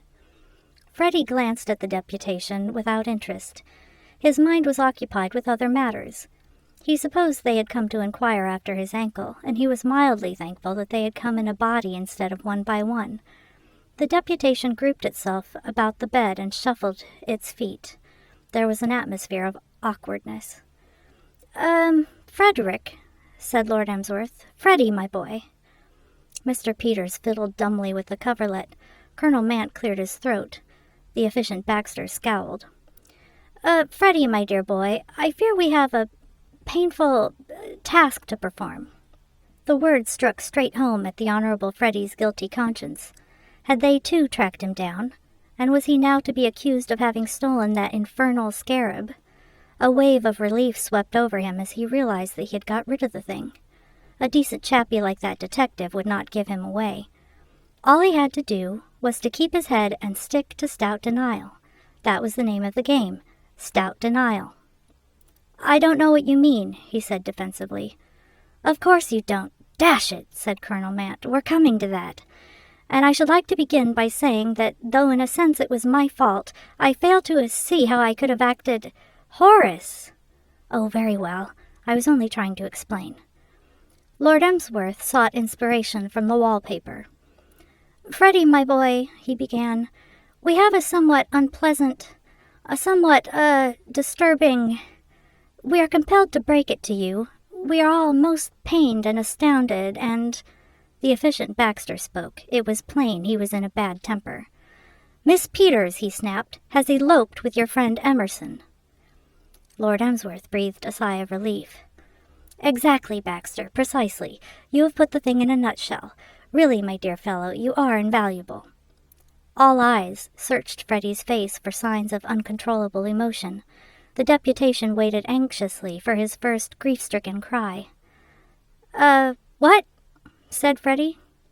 "It is quite true, Freddie, my boy. She went to London with him on the 10:50. "And if I had not been forcibly restrained," said Baxter acidly, casting a vindictive look at Colonel Mant, "I could have prevented it." Colonel Mant cleared his throat again and put a hand to his mustache. "I'm afraid that it's true, Freddie. It was a most unfortunate misunderstanding. I'll tell you how it happened. I chanced to be at the station bookstall when the train came in. Mr. Baxter was also in the station. The train pulled up, and this young fellow Emerson got in, said goodbye to us, don't you know, and got in. Just as the train was about to start, Miss Peters, exclaiming, 'George, dear, I'm going with you,' dash it, or some such speech, proceeded to go, hell for leather, to the door of young Emerson's compartment, on which, interrupted Baxter, I made a spring to try and catch her. Apart from any other consideration, the train was already moving, and Miss Peters ran considerable risk of injury. I had hardly moved when I felt a violent jerk at my ankle and fell to the ground. After I recovered from the shock, which was not immediately, I found... The fact is, Freddie, my boy," the colonel went on, "I acted under a misapprehension.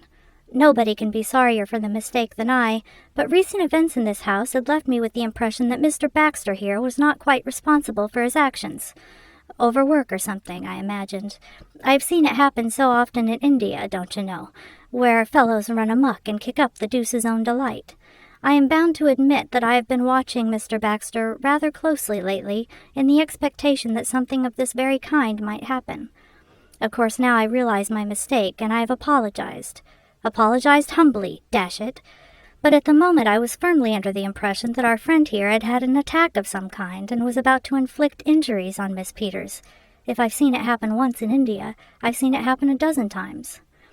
I recollect in the hot weather of the year 99, or was it 93? I think 93, one of my native bearers... However, I sprang forward and caught the crook of my walking stick on Mr. Baxter's ankle and brought him down, and by the time explanations were made it was too late. The train had gone, with Miss Peters in it. "And a telegram has just arrived," said Lord Emsworth, "to say that they are being married this afternoon at a registrar's. The whole occurrence is most disturbing." "Bear it like a man, my boy," urged Colonel Mant. To all appearances, Freddie was bearing it magnificently. Not a single exclamation, either of wrath or pain, had escaped his lips. One would have said the shock had stunned him, or that he had not heard, for his face expressed no emotion whatsoever. The fact was, the story had made very little impression on the Honorable Freddie of any sort. His relief at Ash's news about Joan Valentine, the stunning joy of having met in the flesh the author of The Adventures of Gridley Quayle, the general feeling that all was now right with the world, these things deprived him of the ability to be greatly distressed. And there was a distinct feeling of relief, actual relief, that now it would not be necessary for him to get married. He had liked Aileen, but whenever he really thought of it, the prospect of getting married rather appalled him. A chappie looked such an ass getting married. It appeared, however, that some verbal comment on the state of affairs was required of him. He searched his mind for something adequate. "You mean to say Aileen has bolted with Emerson?" The deputation nodded pained nods. Freddie searched his mind again. The deputation held its breath. "Well, I'm blowed," said Freddie. "Fancy that." Mr. Peters walked heavily into his room. Ash Marson was waiting for him there. He eyed Ash dully. "Pack," he said. "Pack? Pack.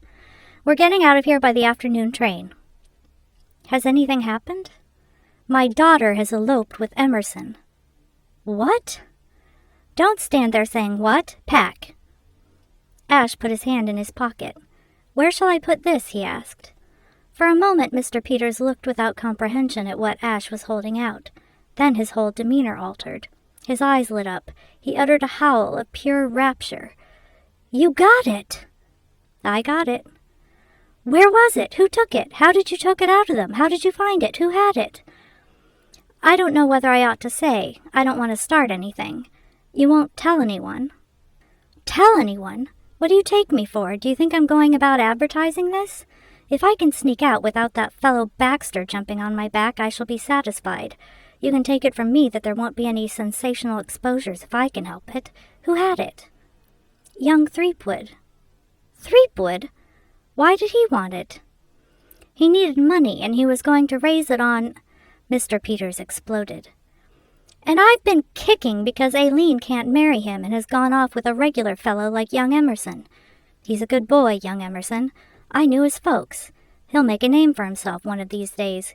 He's got get-up in him. And I've been waiting to shoot him because he has taken Aileen away from that goggled-eyed chump up there in bed. Why, if she had married Threepwood, I should have had grandchildren who would have sneaked my watch while I was dancing them on my knee. There is a taint of some sort in the whole family. Father sneaks my Cheops, and Sonny sneaks it from father. What a gang! And the best blood in England? If that's England's idea of good blood, give me Hoboken. This settles it. I was a chump ever to come to a country like this. Property isn't safe here. I'm going back to America on the next boat. Where's my checkbook? I'm going to write you that check right away. You've earned it. Listen, young man, I don't know what your ideas are, but if you aren't chained to this country, I'll make it worth your while to stay on with me. They say no one's indispensable, but you come mighty near it. If I had you at my elbow for a few years, I'd get right back into shape. I'm feeling better now than I have felt in years, and you've only just started in on me. How about it? You can call yourself what you like, secretary or trainer, or whatever suits you best. What you will be is the fellow who makes me take exercise and stop smoking cigars, and generally looks after me. How do you feel about it?" It was a proposition that appealed both to Ash's commercial and to his missionary instincts. His only regret had been that, the Scarab recovered, he and Mr. Peters would now, he supposed, part company. He had not liked the idea of sending the millionaire back to the world a half-cured man.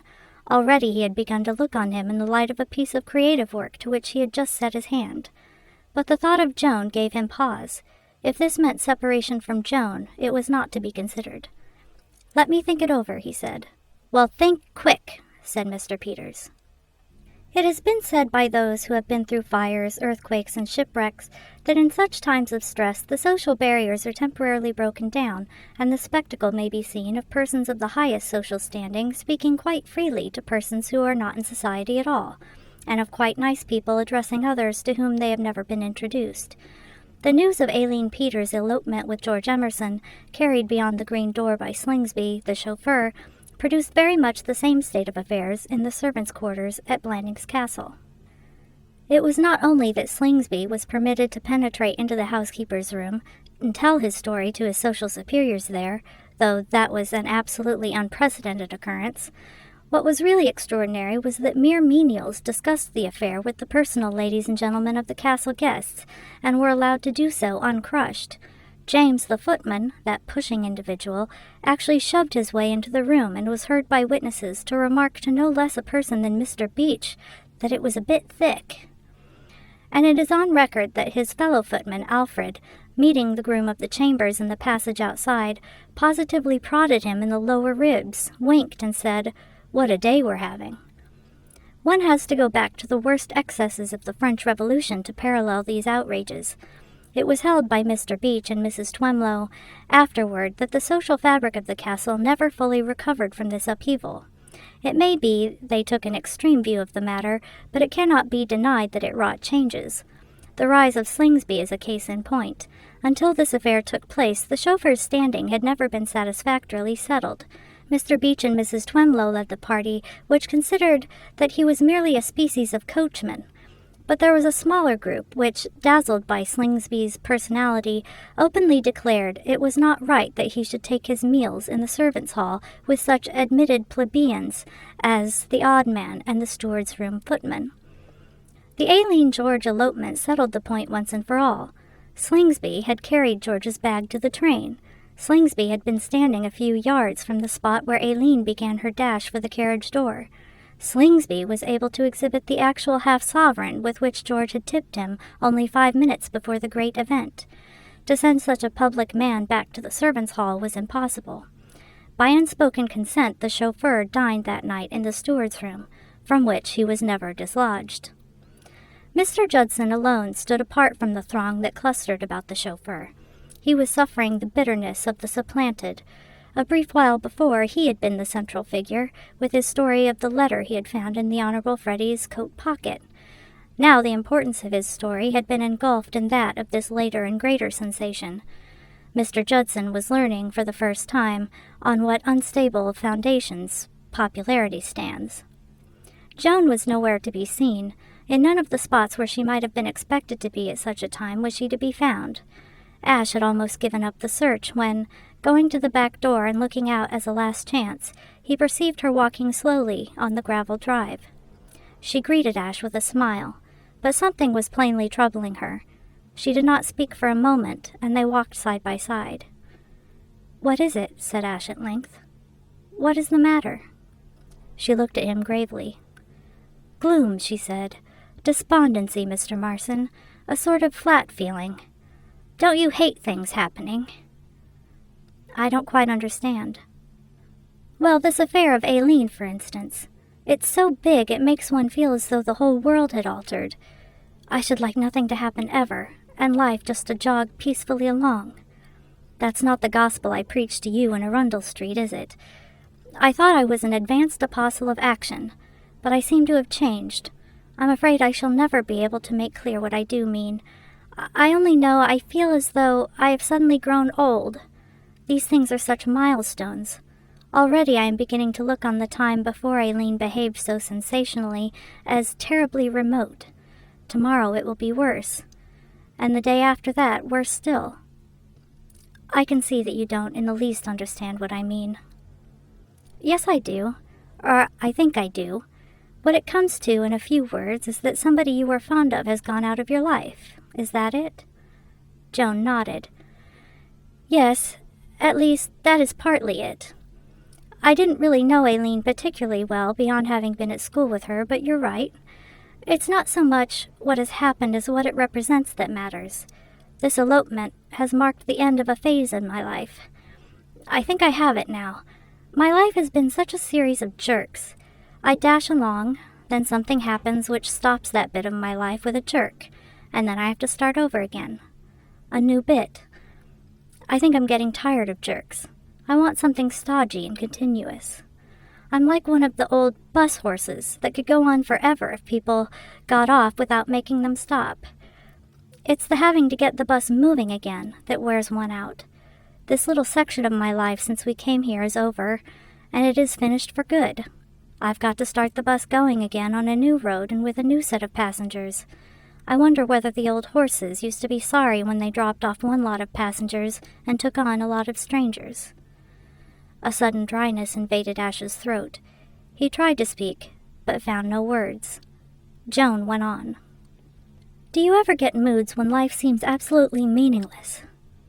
It's like a badly constructed story with all sorts of characters moving in and out who have nothing to do with the plot. And when somebody comes along that you think really has something to do with the plot, he suddenly drops out.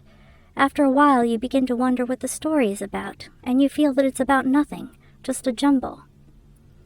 "There is one thing," said Ash, "that knits it together." "What is that?"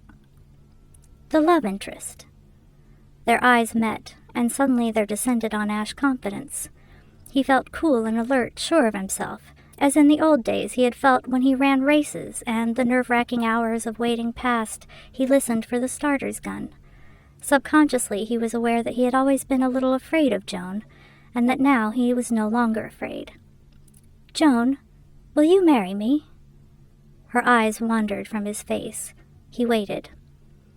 "I wonder," she said softly, "you think that is the solution?" "Yes." "How can you tell?" she broke out. "We scarcely know each other. I shan't always be in this mood. I may get restless again. I may find it is the jerks that I really like." "You won't." "You're very confident." "I am absolutely confident." "She travels fastest who travels alone," misquoted Joan. "What is the good," said Ash, "of traveling fast if you're going round in a circle? I know how you feel. I've felt the same myself. You're an individualist. You think there is something tremendous just round the corner, and that you can get it if you try hard enough. There isn't. Or if there is, it isn't worth getting. Life is nothing but a mutual aid association. I'm going to help old Peters. You are going to help me. I'm going to help you." "Help me to do what?" "Make life coherent instead of a jumble." "Mr. Marson, don't call me Mr. Marson." "Ash, you don't know what you are doing. You don't know me. I've been knocking about the world for 5 years, and I'm hard right through.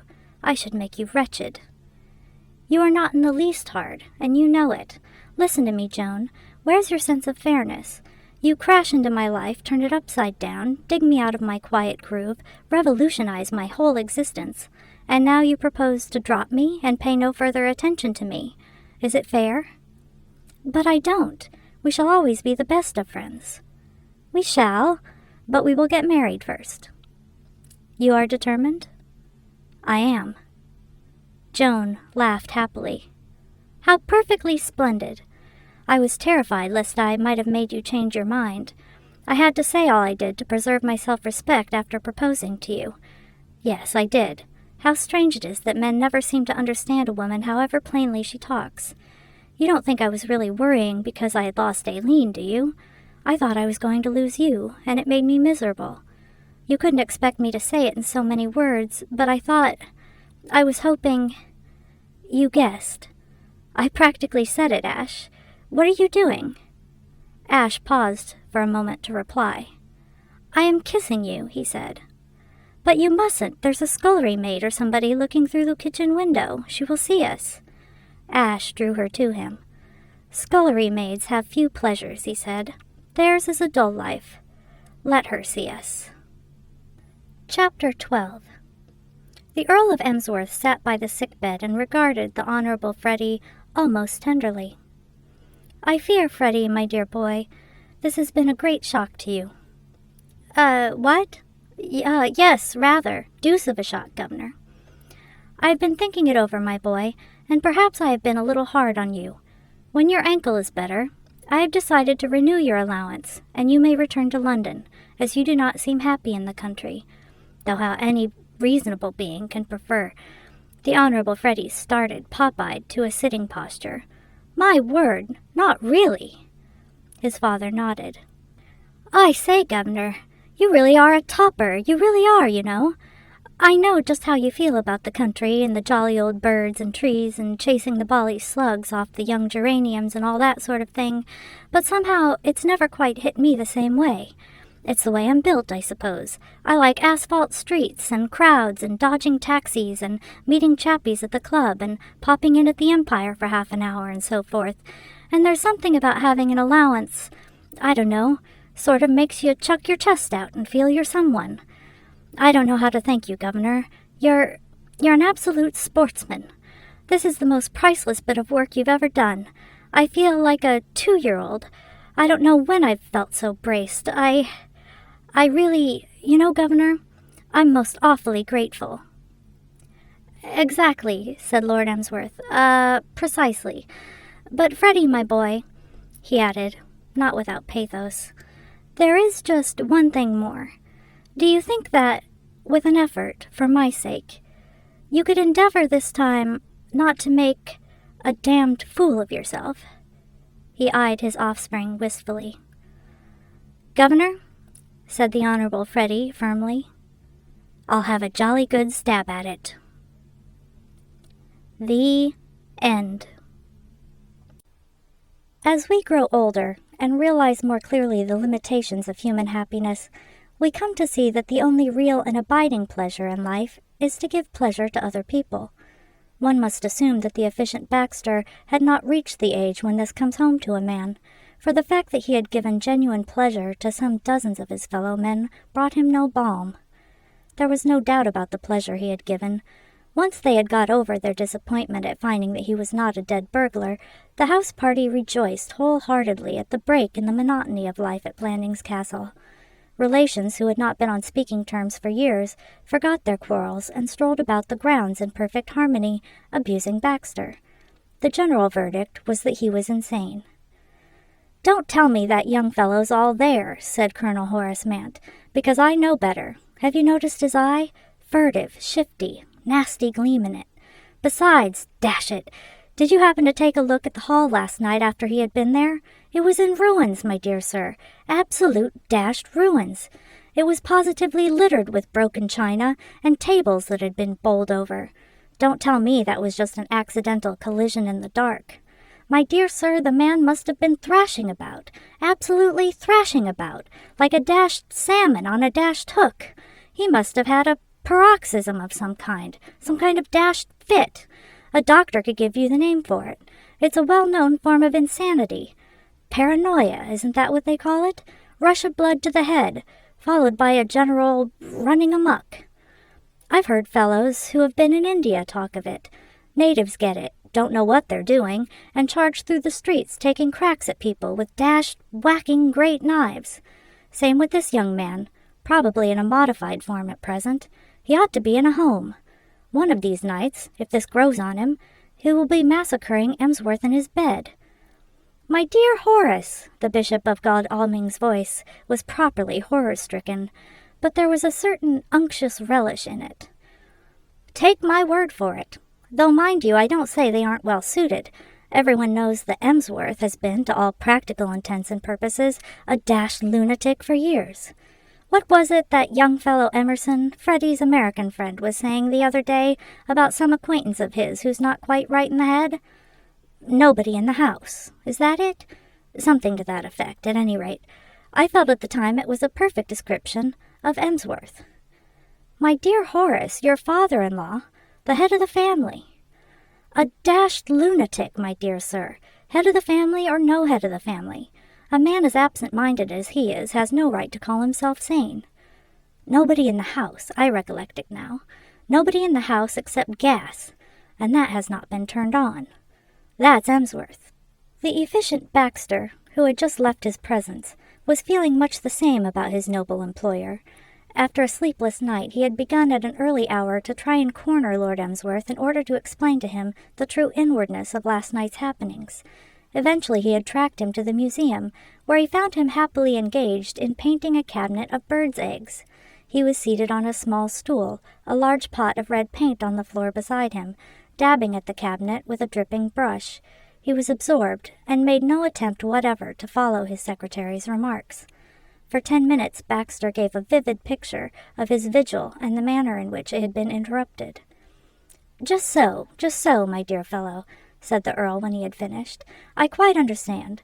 All I say is, if you do require additional food in the night, let one of the servants bring it to your room before bedtime. Then there will be no danger of these disturbances. There is no possible objection to your eating 100 meals a day, my good Baxter, provided that you do not rouse the whole house over them. Some of us like to sleep during the night." "But Lord Emsworth, I have just explained, I was not—" "Never mind, my dear fellow, never mind. Why make such an important thing of it? Many people like a light snack before actually retiring. Doctors, I believe, sometimes recommend it. Tell me, Baxter, how do you think the museum looks now? A little brighter? Better for the dash of color? I think so. Museums are generally such gloomy places." "Lord Emsworth, may I explain once again?" The Earl looked annoyed. "My dear Baxter, I have told you that there is nothing to explain. You are getting a little tedious.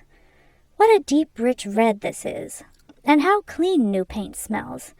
Do you know, Baxter, I've been longing to mess about with paint ever since I was a boy.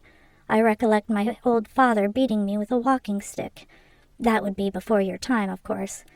By the way, if you see Freddie, will you tell him I want to speak with him? He's probably in the smoking room. Send him to me here." It was an overwrought Baxter who delivered the message to the Honorable Freddie, who, as predicted, was in the smoking room, lounging in a deep armchair. There are times when life presses hard on a man, and it pressed hard on Baxter now. Fate had played him a sorry trick. It had put him in a position where he had to choose between two courses, each as disagreeable as the other. He must either face a possible second fiasco like that of last night, or else he must abandon his post and cease to mount guard over his threatened treasure. His imagination quailed at the thought of repetition of last night's horrors. He had been badly shaken by his collision with the table, and even more so by the events that had followed it. Those revolver shots still rang in his ears. It was probably the memory of those shots that turned the scale. It was unlikely that he would again become entangled with a man bearing a tongue and the other things. He had given up in despair the attempt to unravel the mystery of the tongue. It completely baffled him. But it was by no means unlikely that if he spent another night in the gallery looking on the hall, he might not again become a target for Lord Emsworth's irresponsible firearm. Nothing, in fact, was more likely, for in the disturbed state of the public mind, the slightest sound after nightfall would be sufficient cause for a fusillade. He had actually overheard young Algernon Wooster telling Lord Stockheath he had a jolly good mind to sit on the stairs that night with a shotgun, because it was his opinion that there was a jolly sight more in this business than there seemed to be, and what he thought of the bally affair was that there was a gang of some kind at work, and that feller, what's his name? That feller Baxter, was some sort of an accomplice. With these things in mind, Baxter decided to remain that night in the security of his bedroom. He had lost his nerve. He formed this decision with the utmost reluctance, for the thought of leaving the road to the museum clear for marauders was bitter in the extreme. If he could have overheard a conversation between Joan Valentine and Ash Marson, it is probable he would have risked Lord Emsworth's revolver and the shotgun of the Honorable Algernon Wooster. Ash, when he met Joan and recounted the events of the night, at which Joan, who was a sound sleeper, had not been present, was inclined to blame himself as a failure. True, fate had been against him, but the fact remained that he had achieved nothing. Joan, however, was not of this opinion. "You have done wonders," she said. "You have cleared the way for me. That is my idea of real teamwork. I'm so glad now that we formed our partnership. It would have been too bad if I had got all the advantage of your work and had jumped in and deprived you of the reward. As it is, I shall go down and finish the thing off tonight with a clear conscience." "You can't mean you dream of going down to the museum tonight?" "Of course I do." "But it's madness." "On the contrary, tonight is the one night where there ought to be no risk at all." "After what happened last night?" "Because of what happened last night. Do you imagine Mr. Baxter will dare to stir from his bed after that? If ever there was a chance of getting this thing finished, it will be tonight." "You're quite right. I never looked at it in that way. Baxter wouldn't risk a second disaster. I'll certainly make a success of it this time." Joan raised her eyebrows. "I don't quite understand you, Mr. Marson. Do you propose to try to get the Scarab tonight?" "Yes, it will be as easy as— Are you forgetting that by terms of our agreement it is my turn?" "You surely don't intend to hold me to that." "Certainly I do." "But, good heavens, consider my position. Do you seriously expect me to lie in bed while you do all the work, and then to take a half share in the reward?" "I do." "It's ridiculous." "It's no more ridiculous than that I should do the same. Mr. Marson, there's no use in our going over all this again. We settled it long ago." Joan refused to discuss the matter further, leaving Ash in a condition of anxious misery, comparable only to that which, as the night began to draw near, gnawed the vitals of the efficient Baxter. Breakfast at Blandings Castle was an informal meal. There was food and drink in the long dining hall for such as were energetic enough to come down and get it, but the majority of the house party breakfasted in their rooms, Lord Emsworth, whom nothing in the world would have induced to begin the day in the company of a crowd of his relations, most of whom he disliked, setting them the example. When, therefore, Baxter yielded to nature after having remained awake until the early morning, fell asleep at 9 o'clock, nobody came to rouse him. He did not ring his bell, so he was not disturbed, and he slept on until 11:30, by which time, it being Sunday morning, and the house party, including one bishop and several of the minor clergy, most of the occupants of the place had gone off to church. Baxter shaved and dressed hastily, for he was in a state of nervous apprehension. He blamed himself for having lain in bed so long. When every minute he was away meant the loss of the Scarab, he had passed several hours in dreamy sloth. He had wakened with a presentiment. Something told him that the Scarab had been stolen in the night, and he wished now that he had risked all and kept guard. The house was very quiet as he made his way rapidly to the hall. As he passed a window he perceived Lord Emsworth, in an unsabbatarian suit of tweeds and bearing a garden fork, which must have pained the bishop, bending earnestly over a flower-bed. But he was the only occupant of the grounds, and indoors there was a feeling of emptiness. The hall had that Sunday morning air of wanting to be left to itself, and disapproving of the entry of anything human until lunchtime, which can be felt only by a guest in a large house who remains at home when his fellows have gone to church. The portraits on the walls, especially the one of the Countess of Emsworth in the character of Venus rising from the sea, stared at Baxter as he entered with cold reproof. The very chairs seemed distant and unfriendly, but Baxter was in no mood to appreciate their attitude. His conscience slept. His mind was occupied, to the exclusion of all other things, by the Scarab and its probable fate. How disastrously remiss it had been of him not to keep guard last night. Long before he opened the museum door, he was feeling the absolute certainty that the worst had happened. It had. The card which announced that here was an Egyptian scarab of the reign of Cheops of the 4th dynasty, presented by J. Preston Peters, Esquire, still lay on the cabinet in its wonted place, but now its neat lettering was false and misleading. The scarab was gone. For all he had expected this, for all his premonition of disaster, it was an appreciable time before the efficient Baxter rallied from the blow. He stood transfixed, goggling at the empty place. Then his mind resumed its functions. All, he perceived, was not yet lost. Baxter the watchdog must retire, to be succeeded by Baxter the sleuth-hound.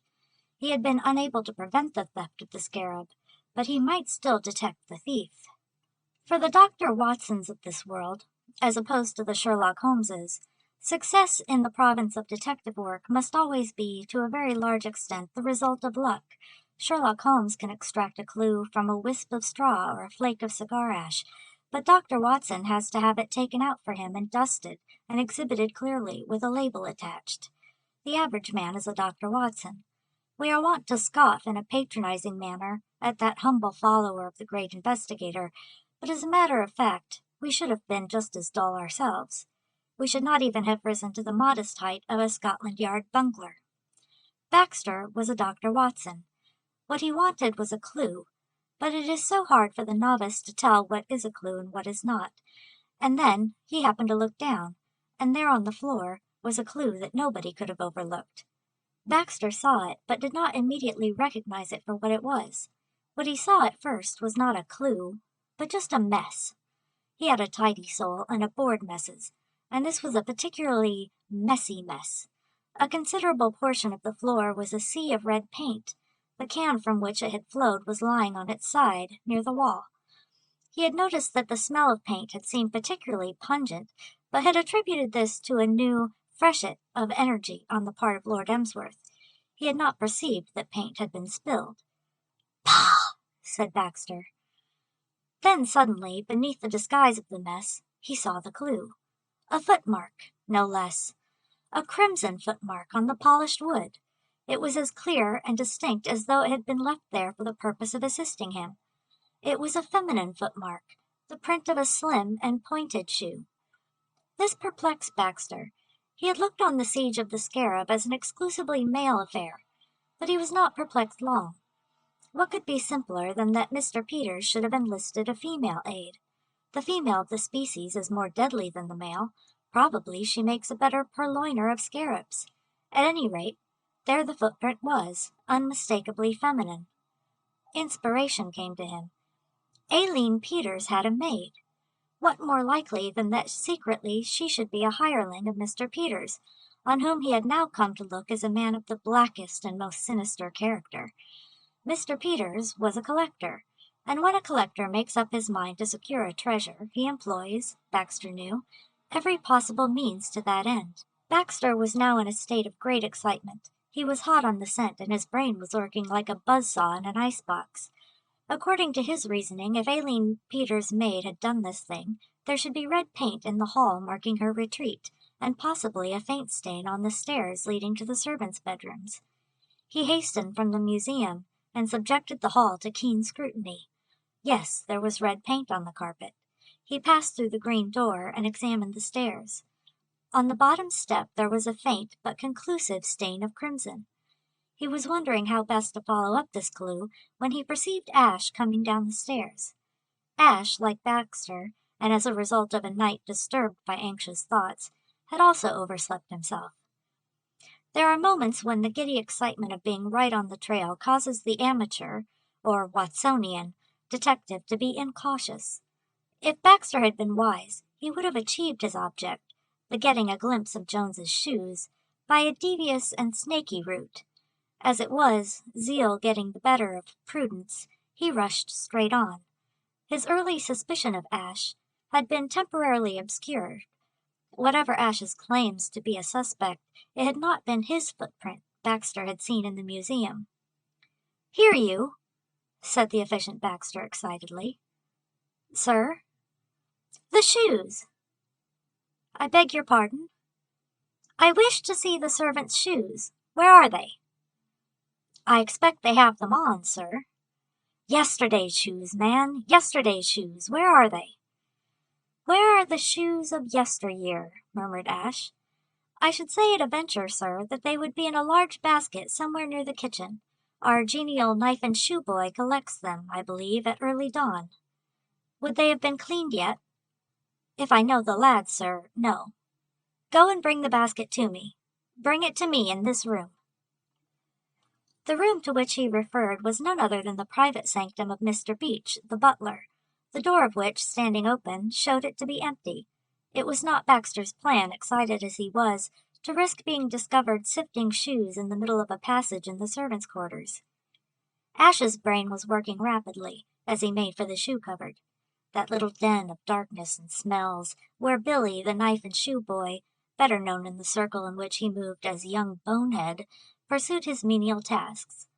What exactly was at the back of the efficient Baxter's mind, prompting these maneuvers, he did not know, but that there was something he was certain.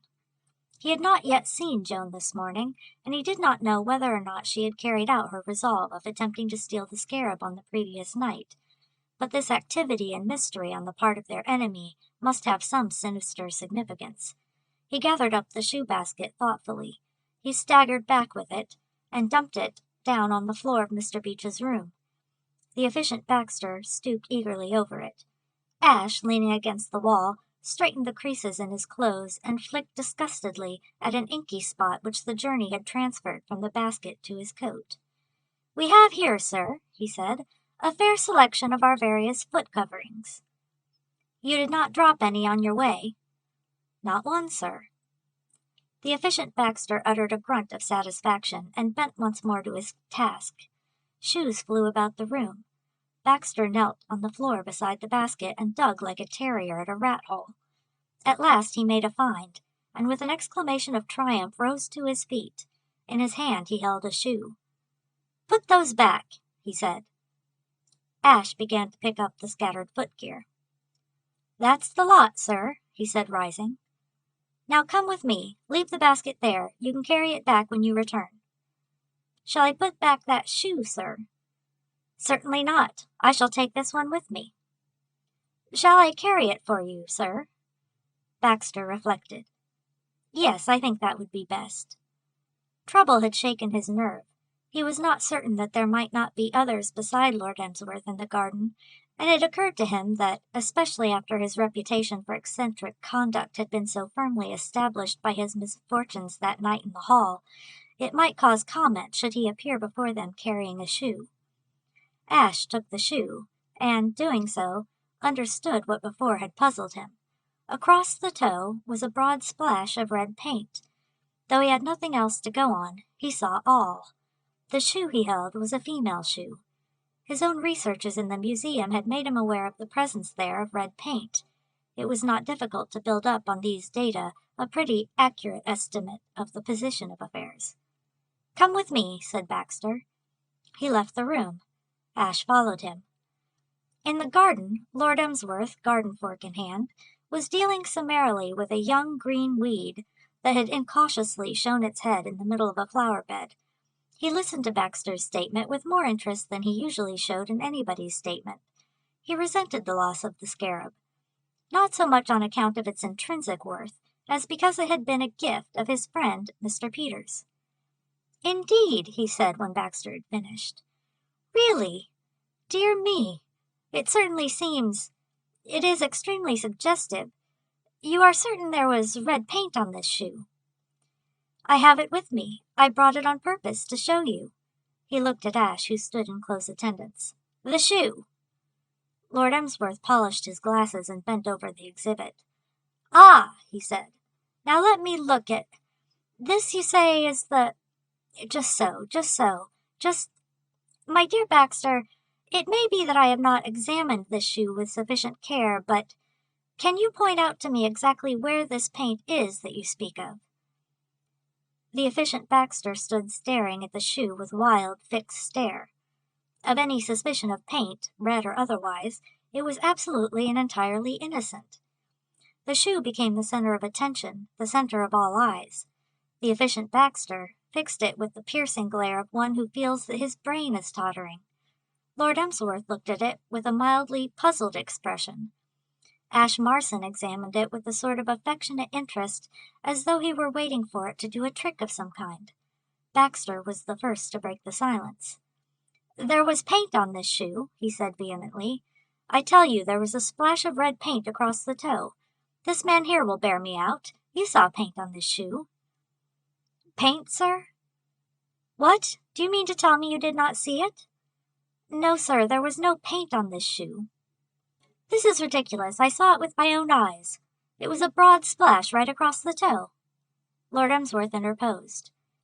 "You must have made a mistake, my dear Baxter. There is certainly no trace of paint on this shoe.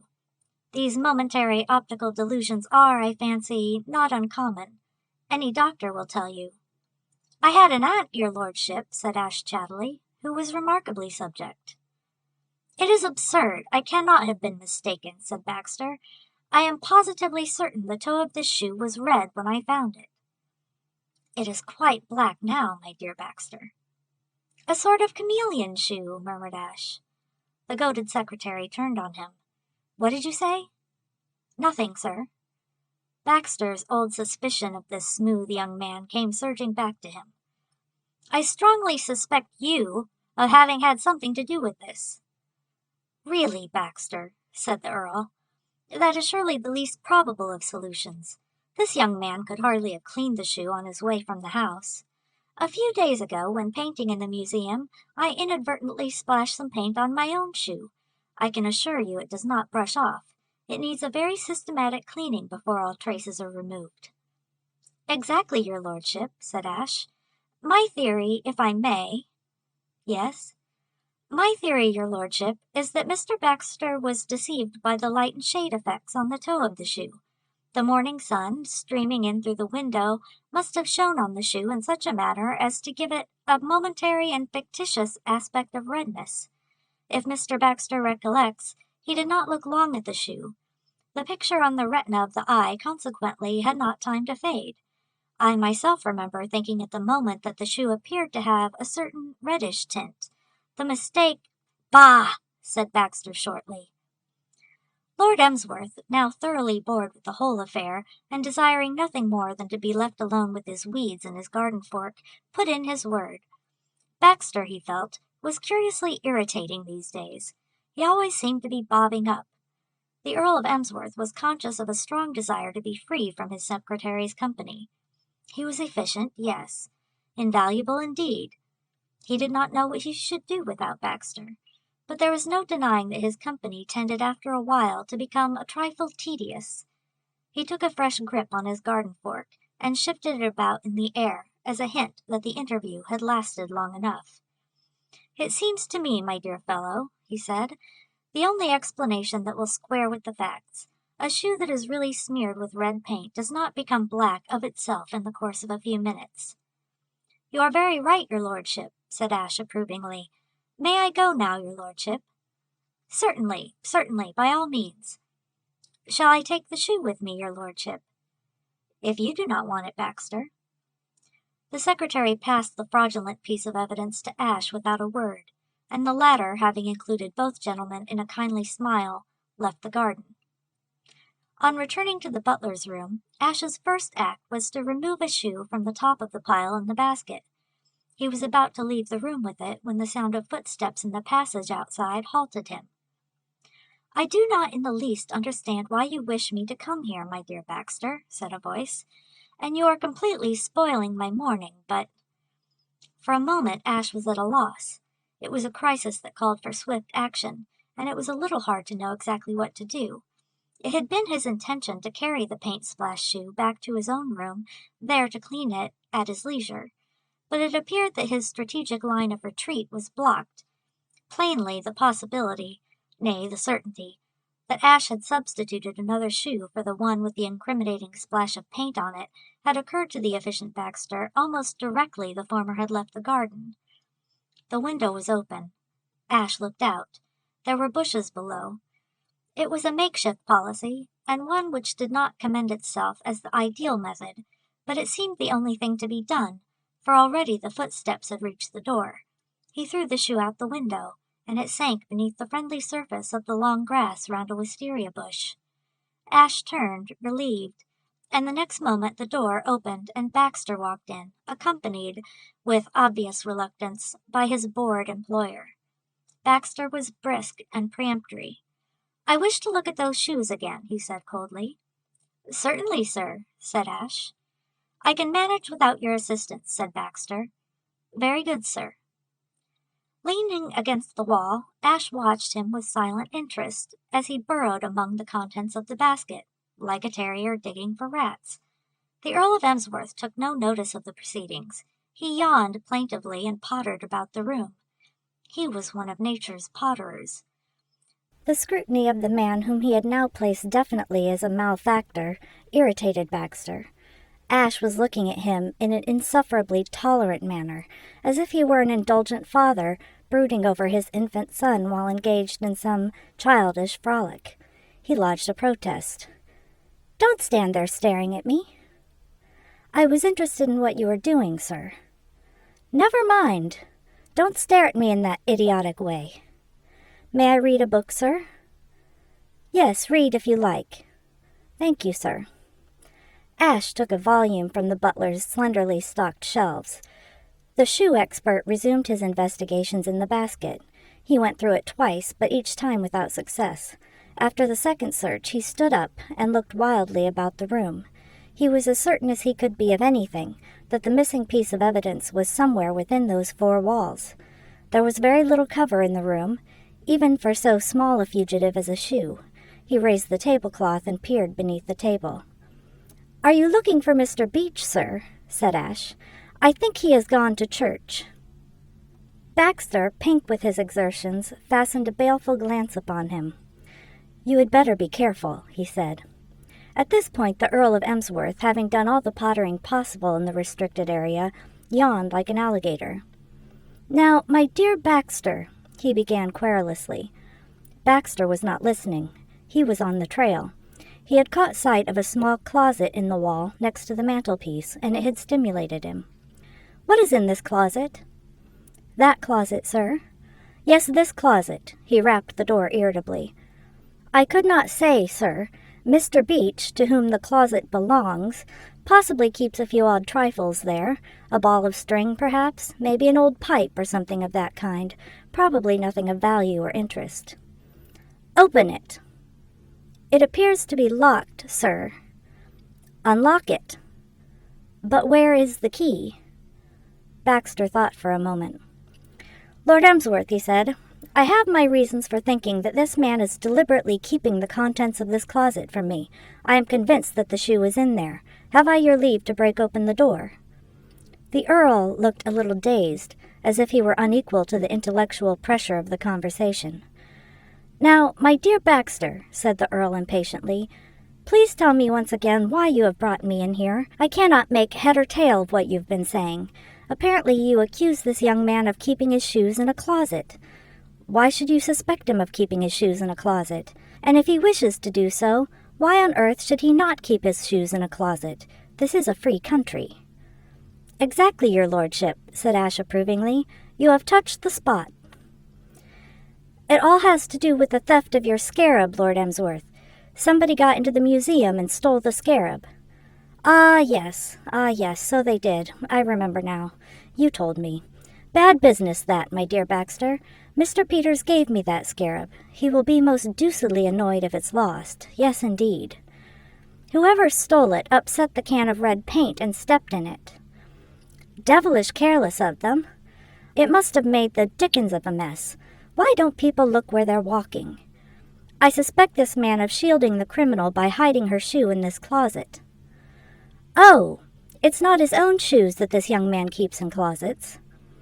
It's a woman's shoe, Lord Emsworth. The deuce it is! Then it is a woman who stole the scarab. Is that the way you figure it out? Bless my soul, Baxter. One wonders what women are coming to nowadays. It's all this movement, I suppose. The vote, and all that, eh? I recollect having a chat with the Marquis of Petersfield some time ago. He is in the cabinet, and he tells me it is perfectly infernal the way these women carry on. He said sometimes it got to such a pitch, with them waving banners and presenting petitions and throwing flour and things at a fellow, that if he saw his own mother coming toward him with a hand behind her back, he would run like a rabbit. Told me so himself. So, said the efficient Baxter, cutting in on the flow of speech, what I wish to do is break open this closet. Eh? Why? To get the shoe. The shoe? Ah, yes, I recollect now. You were telling me. If your lordship has no objection. Objection, my dear fellow? None in the world. Why should I have any objection? Let me see. What is it that you wish to do? This, said Baxter shortly. He seized the poker from the fireplace and delivered 2 rapid blows on the closet door. The wood was splintered. A third blow smashed the flimsy lock. The closet, with any skeletons it might contain, was open for all to view. It contained a corkscrew, a box of matches, a paper-covered copy of a book entitled Mary the Beautiful Mill Hand, a bottle of embrocation, a spool of cotton, 2 pencil stubs, and other useful and entertaining objects. It contained, in fact, almost everything except a paint-splashed shoe, and Baxter gazed at the collection in dumb disappointment. "Are you satisfied now, my dear Baxter?" said the Earl, "or is there any more furniture that you would like to break? You know this furniture breaking is becoming a positive craze with you, my dear fellow. You ought to fight against it. The night before last, I don't know how many tables broken in the hall, and now this closet. You will ruin me. No purse can stand the constant strain." Baxter did not reply. He was still trying to rally from the blow. A chance remark of Lord Emsworth's set him off on the trail once more. Lord Emsworth, having said his say, had dismissed the affair from his mind and begun to potter again. The course of his pottering had brought him to the fireplace, where a little pile of soot on the fender caught his eye. He bent down to inspect it. "Dear me," he said, "I must remember to tell Beach to have his chimney swept. It seems to need it badly." No trumpet call ever acted more instantaneously on old Warhorse than this simple remark on the efficient Baxter. He was still convinced that Ashe had hidden the shoe somewhere in the room, and, now that the closet had proven an alibi, the chimney was the only spot that remained unsearched. He dived forward with a rush, nearly knocking Lord Emsworth off his feet, and thrust an arm up into the unknown. The startled peer, having recovered his balance, met Ashe's respectfully pitying gaze. "We must humor him," said the gaze more plainly than speech. Baxter continued to grope. The chimney was a roomy chimney, and needed careful examination. He wriggled his hand about clutchingly. From time to time, soot fell in gentle showers. "My dear Baxter!" Baxter was baffled. He withdrew his hand from the chimney and straightened himself. He brushed a bead of perspiration from his face with the back of his hand. Unfortunately, he used the sooty hand, and the result was too much for Lord Emsworth's politeness. He burst into a series of pleased chuckles. "Your face, my dear Baxter, your face. It is positively covered with soot. Positively. You must go and wash it. You are quite black. Really, my dear fellow, you present a rather extraordinary appearance. Run off to your room." Against this crowning blow, the efficient Baxter could not stand up. It was the end. "Soot," he murmured weakly. "Soot." "Your face is covered, my dear fellow, quite covered." "It certainly has a faintly sooty aspect, sir," said Ash. His voice roused the sufferer to one last flicker of spirit. "You will hear more of this," he said. "You will." At this moment, slightly muffled by the intervening door and passageway, there came from the direction of the hall a sound like the delivery of a ton of coal. A heavy body bumped down the stairs, and a voice which all three recognized as that of the Honorable Freddie uttered an oath that lost itself in a final crash and a musical splintering sound, which Baxter, for one, had no difficulty in recognizing as the dissolution of occasional china. Even if they had not so able a detective as Baxter with them, Lord Emsworth and Ash would have been at no loss to guess what had happened. Dr. Watson himself could have deduced it from the evidence. The Honorable Freddie had fallen downstairs. With a little ingenuity, this portion of the story of Mr. Peter's Scarab could be converted into an excellent tract, driving home the perils, even in this world, of absenting oneself from church on Sunday morning. If the Honorable Freddie had gone to church, he would not have been running down the great staircase of the castle at this hour. And if he had not been running down the great staircase at the castle at this hour, he would not have encountered Muriel. Muriel was a Persian cat belonging to Lady Anne Warblington. Lady Anne had breakfasted in bed and lain there late, as she rather fancied she had one of her sick headaches coming on. Muriel had left her room in the wake of the breakfast tray, being anxious to be present at the obsequies of a fried sole that had formed Lady Anne's simple morning meal, and had followed the maid, who bore it until she had reached the hall. At this point the maid, who disliked Muriel, stopped and made a noise like an exploding pop bottle, at the same time taking a little run in Muriel's direction and kicking at her with a menacing foot. Muriel, wounded and startled, had turned in her tracks and sprinted back up the staircase at the exact moment when the Honorable Freddie, who for some reason was in a great hurry, ran lightly down. There was an instant when Freddie could have saved himself by planting a number 10 shoe on Muriel's spine, but even in that crisis he bethought him that he hardly stood solid enough with the authorities to risk adding to his misdeeds the slaughter of his aunt's favorite cat, and he executed a rapid swerve. The spared cat proceeded on her journey upstairs, while Freddie, touching the staircase at intervals, went on down. Having reached the bottom, he sat amid the occasional china, like Marius among the ruins of Carthage, and endeavored to ascertain the extent of his injuries. He had a dazed suspicion that he was irretrievably fractured in a dozen places. It was in this attitude that the rescue party found him. He gazed up at them with silent pathos. "In the name of goodness, Frederick," said Lord Emsworth peevishly, "what do you imagine you are doing?" Freddie endeavored to rise, but sank back again with a stifled howl. "It was that bally cat of Aunt Anne's," he said. "It came legging it up the stairs. I think I've broken my leg." "You have certainly broken everything else," said his father unsympathetically. "Between you and Baxter, I wonder there's a stick of furniture standing in this house." "Thanks, old chap," said Freddie gratefully as Ash stepped forward and lent him an arm. "I think my bally ankle must have gotten twisted. I wish you would give me a hand up to my room."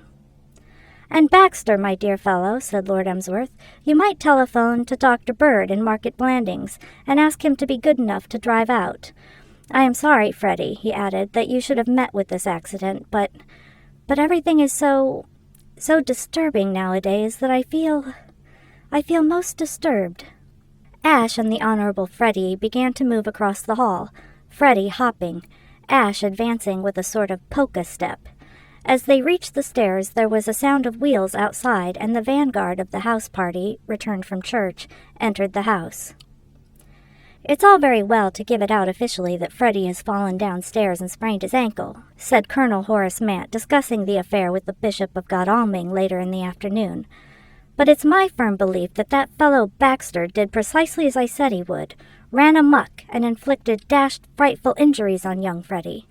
When I got into the house, there was Freddie being helped up the stairs, while Baxter, with his face covered in soot, was looking after him with a sort of evil grin. What had he smeared his face with soot for, I should like to know, if he were perfectly sane? The whole thing is dashed fishy and mysterious, and the sooner I can get Mildred safely out of the place, the better I shall be pleased. The fellow's as mad as a hatter."